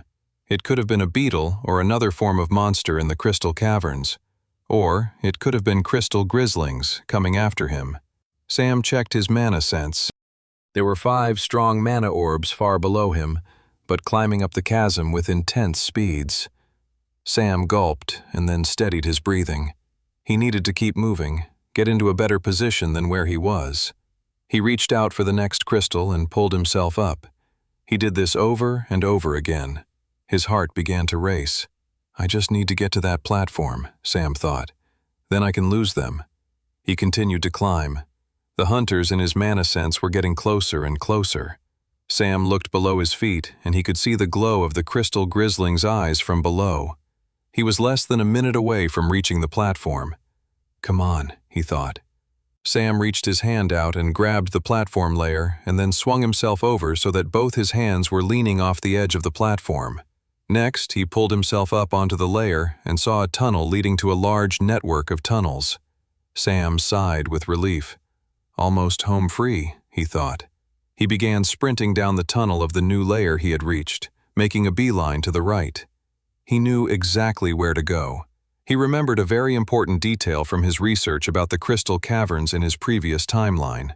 Sam ran through a few more tunnels, turning around bends, and picking from 3 or more passages the right cave thoroughfare to continue traversing. He eventually turned a corner and found a small pond, an oasis within the crystal caverns. Found it, Sam smirked. His heart immediately began to slow. His footsteps slowed as he walked gently towards the cave pond. There was a plant glowing near the pond. The leaves were green and had a crystal coating of little microfibers that had a glowing orange hue to them. Sam reached out and touched one of the stalks of this plant. He triggered his mana sense and watched as in the distance, the crystal grizzlings that were hunting him dispersed and grew confused and agitated. They looked to be retreating back to where they had come from. It all had to do with the glowing plant in front of him. Radiant sage. While Sam couldn't say he caught that much of a scent from the plant, the crystal grizzlings definitely did. It was near paralyzing how potent the scent of the radiant sage was for the crystal grizzlings. Not only did it completely mask Sam's scent, which had put a murderous target on his back, but it actively defended against and pushed any nearby crystal grizzlings away. So long as Sam stayed near radiant sage, he was safe from any incoming crystal grizzling attacks. Sam sighed with relief and sat down cross-legged to catch his breath. For the time being, he was safe. An hour later, Sam had set up a campsite, complete with a tent and a small fire. He cooked himself a steak dinner with roasted vegetables. Garnishing both his steak and veggies, he sprinkled on some of the nearby radiant sage plant as a garnish and spice. He ate his meal, quiet and contemplatively. It had been a long couple of hours so far in the crystal caverns, and Sam was happy to have a moment of respite. After finishing his meal, he felt a new sensation fill his body. He felt a bubbling sense of euphoria and clarity. So it is just as I read, Sam thought to himself. The radiant sage had more properties than just the intense scent that kept crystal grizzlings away. It was written in the scholarly accounts that Sam had studied in his first timeline that radiant sage altered one's neurology very subtly that granted effects to a traveler's profile. A profile was a small screen that appeared in a traveler's retina, displaying all their stats and abilities, as well as offering other information in subscreens as well. With the new sensations Sam was feeling in his body, he called forth his profile to take a look. His eyes widened at the sight of the new information. Sam class, Blood Knight, super rare. Rank, Apprentice tier. Ability, Pain Ring, Novice tier. Level 3. Mark part of the battlefield as yours. Within that circle, the more you are hurt, the more powerful your attacks. Battle awareness also now increases as you take more damage. After significant damage is taken, user acquires split-second vision to see where their opponent is going to move and do seconds before they do it. Hurting Hook, Apprentice tier, Level 2. Shoot a hook rope that if it hits an enemy, it pulls them back closer towards you. Hook can be bent at will to whip and hurl enemies with. Class, Deathlord, Legendary. Rank, Apprentice tier. Ability, Blood Flame, Novice tier, Level 3. Morph all spilled blood in a nearby radius into a powerful magical fire. Can also create blood flame projectiles in hand from spilled blood. Can now conjure blood flame sword from spilled blood. Blood Teleport, Apprentice tier, Level 1. Teleport to and from spilled blood on the battlefield. Strength, 34.1. Agility, 33.3. Endurance, 33.5. Magic Affinity, 33.9. Skill Quests. Pain Ring, Level 4. Destroy 10,000 monsters with the aid of split-second vision, 300/10,000. Blood Flame, Level 4. Gain mastery with your Blood Flame sword, 35%. Hurting Hook, Level 3. Gain mastery over your new Hurting Hook, 40%. Blood Teleport, Level 2. Gain mastery over Blood Teleport, 55%. Inventory, Silver Dragon Armor Set. Composed from the remains of the ancient and powerful Silver Dragon, this heavy armor absorbs damage and pain and allows for redistribution into different parts of the body. Also, can hold damage that can be unleashed later. Armor cannot be removed if damage is being held. The inside of the armor is lined with tiny teeth of the Silver Dragon that constantly draw blood upon the user. This set of ancient armor has killed many of those who have chosen to wear it. Additional ability, Level 1. Dragon Defense. The teeth of the Silver Dragon armor set can now be controlled to shoot outwards as an additional offensive or defensive maneuver. Necklace of Healing. Increase health regeneration by 50%. Ring of Numbing. Reduce pain sensation by 40%. Ring of Empowerment. Super rare. Tier, Adept. +10 Strength. Arcane Aegis, Mythic. Tier, Adept. Floating Reflective Shield. Berserker Sword, Super Rare. Tier, Adept. Special Ability. Can regularly send enemies when hit into an unthinking hostile frenzy. Demonic Rune Blade, Mythic. Tier, Adept. +5 Strength. Kill Stacker. Special Ability. Demonic Rune Blade gains more power each time you slay something. Power growth only stops if 15 minutes go by without a kill. Sam was amazed. The change was subtle, and yet it was incredibly helpful information to have. Sam knew, especially in this new timeline where he had more knowledge than anyone else, that information was power. And he had gained some pretty nifty info thanks to the Radiant Sage. The main difference in his profile from before taking the Radiant Sage that he didn't have any idea of the percentage to which he was progressing with many of his skill quests. Now he did. Which meant he could focus on whichever one was closest to leveling up next, which would in turn grant him a new evolved ability in his arsenal of powers. This benefit could not be underestimated. Entering the dungeon gate just to gather bushels of Radiant Sage was worth it alone. He planned on taking loads back to share with his friends and keep some on hand when he really needed to review his stats and profile to figure out where he wanted to take his traveler skills next. Sam grinned as he began going over his strategy for taking on the Crystal Grizzlings. 5A Crystal Goblin screamed as it ran for its life. It was panting and terrified. The panic pulsing throughout the small monster's being was enough to keep the creature from noticing the large stone jutting out of the ground. The goblin sprinted right into it, tripping right on it, and sending itself hurtling straight to the ground. The mistake would cost the goblin its life. The goblin scrambled to get its bearings and get back on its feet, but by the time it was even on its knees, it was already too late.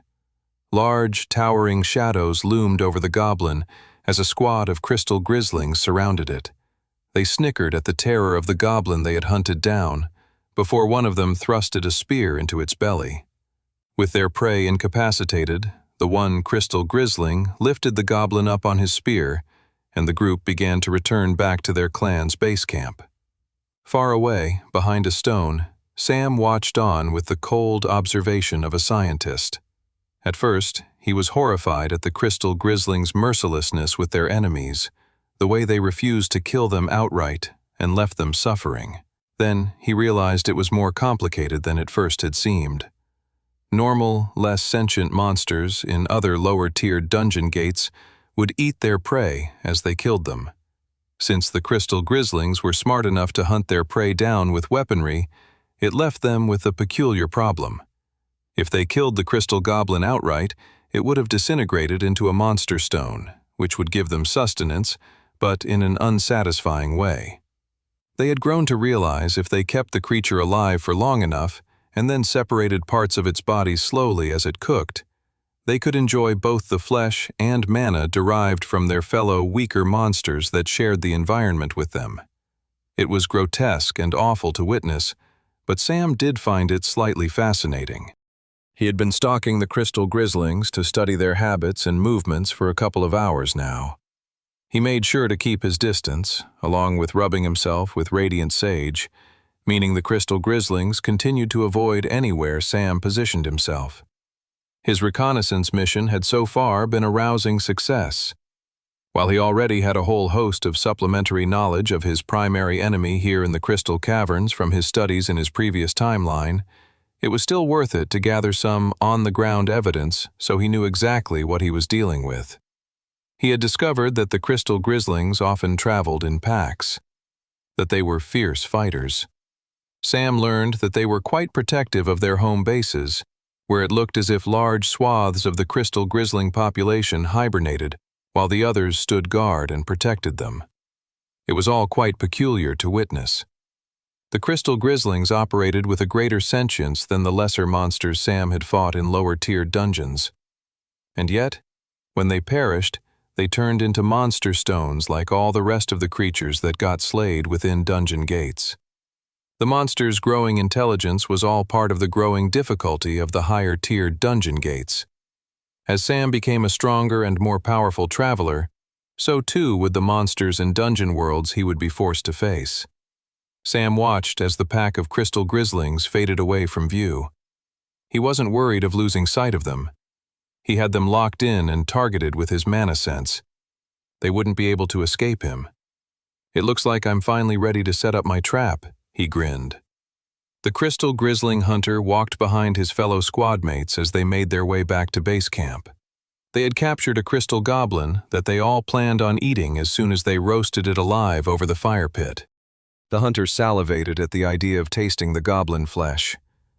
As the hunter followed his squad back to their base camp, he couldn't help but daydream about the feast they were going to have. The daydream of the succulent meat, however, became less pleasurable as their journey back to base camp began to take a strange turn. The squad leader, the one with the strongest scent of them all, kept making odd turns, first left, then right. The hunter was well aware of the paths back to base camp. The current route they were taking didn't make any sense. Of course, the hunter was smart enough to know why their leader was taking them this way. The awful stench of the poisonous, radiant sage kept oppressing their olfactory senses at every turn. The radiant sage must have been spreading throughout the caverns. The hunter knew this would be a problem for the different crystal grizzling clans. However, such a problem could be dealt with after they got back to base camp and had eaten their scrumptious goblin.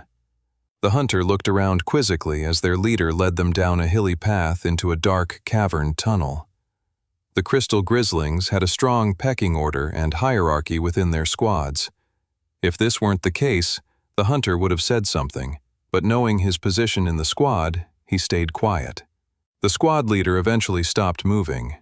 They were all standing in front of a wall with nowhere further to go. They had hit a dead end. They would have to turn around and retrace their steps. There was only one problem, though. The scent of the radiant sage seemed to be getting closer and closer. The squad of Crystal Grizzlings had fallen precisely into Sam's trap. After discovering the Crystal Grizzlings' base camp halfway during his reconnaissance mission, he began to leave bits of radiant sage as he followed them. The plan was simple. Using the Crystal Grizzlings' utter repulsion for the smell of radiant sage, he'd force them to redirect their path back to base camp that would ultimately send them to the bottom of an underground hill with nowhere to go. Now, Sam had the advantage of height, and them trapped with no escape. He rushed forward, materializing his demonic rune blade in his grip. As he got within range of the 4 Crystal Grizzlings, he triggered his novice-tier Blood Knight skill, Pain Ring. A bright crimson circle shot forth from his chest and created a circle that encompassed him and his 4 opponents. In many ways, Pain Ring was Sam's most important ability in his Traveler arsenal. The ability granted him the power to raise his strength and power from any pain he took from inside the ability's circular radius. This put Sam at an incredible advantage when fighting against opponents stronger than him. So long as he could survive whatever blows that were thrown at him, he could then dish out even more power against his enemies. One of Sam's first things he accomplished in this new timeline was a way to augment his abilities and get the most out of his Pain Ring skill. He had done this by acquiring the powerful Silver Dragon armor set. The deadly and rare piece of armor had tiny claws that stabbed inside the wearer's body, slowly draining them of life and creating a near constant stream of pain. So long as Sam didn't let his powerful armor eat him to death, he had a steady stream of pain that would continuously raise his strength and power with each passing second inside the Pain Ring. He had also dealt with the potential threat of the armor killing him by also wearing a necklace of healing. The healing offset the damage done by the armor, so the armor could never kill him, just wear away at his flesh over and over. It was incredibly agonizing and awful, but Sam didn't mind shouldering the hurt. It was a small price to pay if it made him stronger and gave him a fighting chance to save all of Westria from the apocalypse. And so, with his power and strength increasing with every second, Sam slashed his sword upward and began to take on the Crystal Grizzlings in front of him. Sam's sword slash was so quick, it slashed across the Crystal Grizzling's body. The attack barely left a scratch. Sam was not bothered by this in the slightest. If anything, it was to be expected. He was in a dungeon world a whole tier level above him, and that meant that most of the monsters he would face would be a lot stronger than him, at least initially. Sam knew his Pain Ring skill would eventually shoot his power and strength far beyond the enemies in front of him, but he would need to exercise some patience. In the meantime, though, his first slash confirmed to him that he would need to let Pain Ring increase his power output for a little while before he could decimate his enemies. The slash also served a secondary purpose. The feeble lack of damage had dealt would mean that his enemies would now underestimate him. Sam would make sure to use this against him. 2 different axe swings came hurtling down towards Sam's head. He quickly rolled out of the way, dodging both attacks. The 2 other Crystal Grizzlings now charged towards him. Sam understood their strategy. They would attempt to overwhelm him and just oppress him with their greater number and strength. Sam smirked. "I'd like to see you try," he thought to himself. As the 3rd Crystal Grizzling rushed towards him, swinging a giant silver sword, Sam triggered another one of his abilities, Hurting Hook. A bright, crackling orange chain of ash shot out from Sam's palm and right into the 4th Crystal Grizzling. The giant bipedal bear warrior was then dragged across the battlefield by the hook to right in front of the traveler. Blood splattered onto Sam's face and the nearby ground as the silver sword of the 3rd Crystal Grizzling went right through the skull of the 4th and through the creature's entire body, cutting it completely in half. The Crystal Grizzling with the sword looked at his slain brethren with shock and horror. Sam figured that if his attacks couldn't deal any damage currently against his enemies, he'd have his enemies do the job for him. Sam thrusted his demonic rune blade right into the chest of the shocked crystal grisling, puncturing the creature's flesh slightly. Sam ripped his sword free and watched as a little bit of blood began to stain the bear's fur. His strength and power output still wasn't where it needed to be to slice and dice his enemies like he wanted, but he was definitely making headway. The two other attackers came at Sam. He let them get closer and closer until he rolled forward underneath the still shocked crystal grisling with the blood-soaked sword from killing his companion. Before Sam was even back on his feet, he triggered his apprentice-tier Deathlord ability, Blood Flame. The ground where the current two attacking crystal grislings were standing suddenly erupted in crimson flames. They cried out as the magical fire roasted them alive. Sam then rushed towards the final remaining crystal grisling and sliced its legs with his sword. A huge red gash formed across the creature's legs, and the monster fell to its knees. Finally, Sam thought. His strength had increased high enough within the pain ring that he could now deal some serious damage with his sword. He sliced the creature in the back, creating more bloody gashes. The final monster was now slowly dying on the floor. Sam dematerialized his demonic rune blade, replacing it with a small cutting dagger.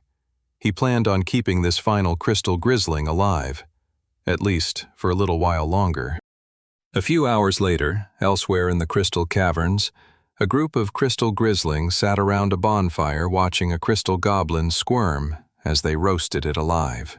One crystal grisling slowly sliced off meat from the goblin in small pieces at a time, which he then passed to one of the crystal grislings sitting by the fire. He then slowly worked clockwise until he got back to himself, where he cut himself a hefty piece of the goblin and tossed it into his mouth. After chewing on his piece of crystal goblin, he then began the process all over again. And so it went, until there was only a bony carcass left of the crystal goblin remaining. The satisfaction of eating a crystal goblin was always followed by the disappointment and hunger for more. This time, the group of crystal grislings were in luck, as another hunting squad had just returned with 3 crystal goblins to be slowly cooked and devoured. Each of the crystal goblins was wedged like a chicken skewer to a spear, still alive, squirming, and in agony. The first group of hunters made space for the others and removed the bony carcass of the crystal goblin from the fire pit. They lowered one of the goblins to the fire and watched as it squirmed as it got closer and closer to the deadly heat of the fire. The crystal grislings snickered at the poor goblin's suffering. The same monster who had been cutting the last goblin to pieces got to work on the new one. It was halfway through the circle of grislings, which meant he was halfway towards cutting himself a hefty piece of goblin flesh, when in the distance he noticed a member of the clan approaching from afar. The crystal grisling took a big whiff with his nostrils. Everyone around the fire did. The grisling continued approaching. The creature smelt weird, however. Something was off. Maybe the fellow crystal grisling was sick or something. The strange lone crystal grisling continued to get closer and closer, until it was suddenly holding a strange piece of glass in its hand. The glass contained red liquid. The grisling threw it at the fire. At this point, there was no mistaking that this grisling had gone insane. But as the crystal grisling got closer to the ground, they realized it was no crystal grisling at all. It was a human wearing the fur and carcass of a crystal grisling to hide its smell from them. The big group of crystal grislings all stood up to attack the human intruder, but it was too late by that point. The black-haired boy snapped his fingers and turned all the blood on the ground into a bright crimson flame. The magical fire burned the entire group of crystal grislings alive at once. 7. Sam continued to traverse the complex labyrinthine realm of the crystal caverns. Days passed. As he learned more about the crystal grislings and got better at fighting them, he began to incorporate strategies that always involved him using his blood teleport ability as much as possible. The Radiant Sage had shown him that it was the closest ability to getting stronger, so he made sure to focus on that. He couldn't wait to see what the evolution of the ability would be and how it would improve and change his ongoing battle strategies. With each battle and skirmish against the crystal grislings, Sam could see the numbers going up. He was getting closer and closer to leveling up the skill. As the days inside the dungeon world continued to go by, Sam would return to his base camp by the pond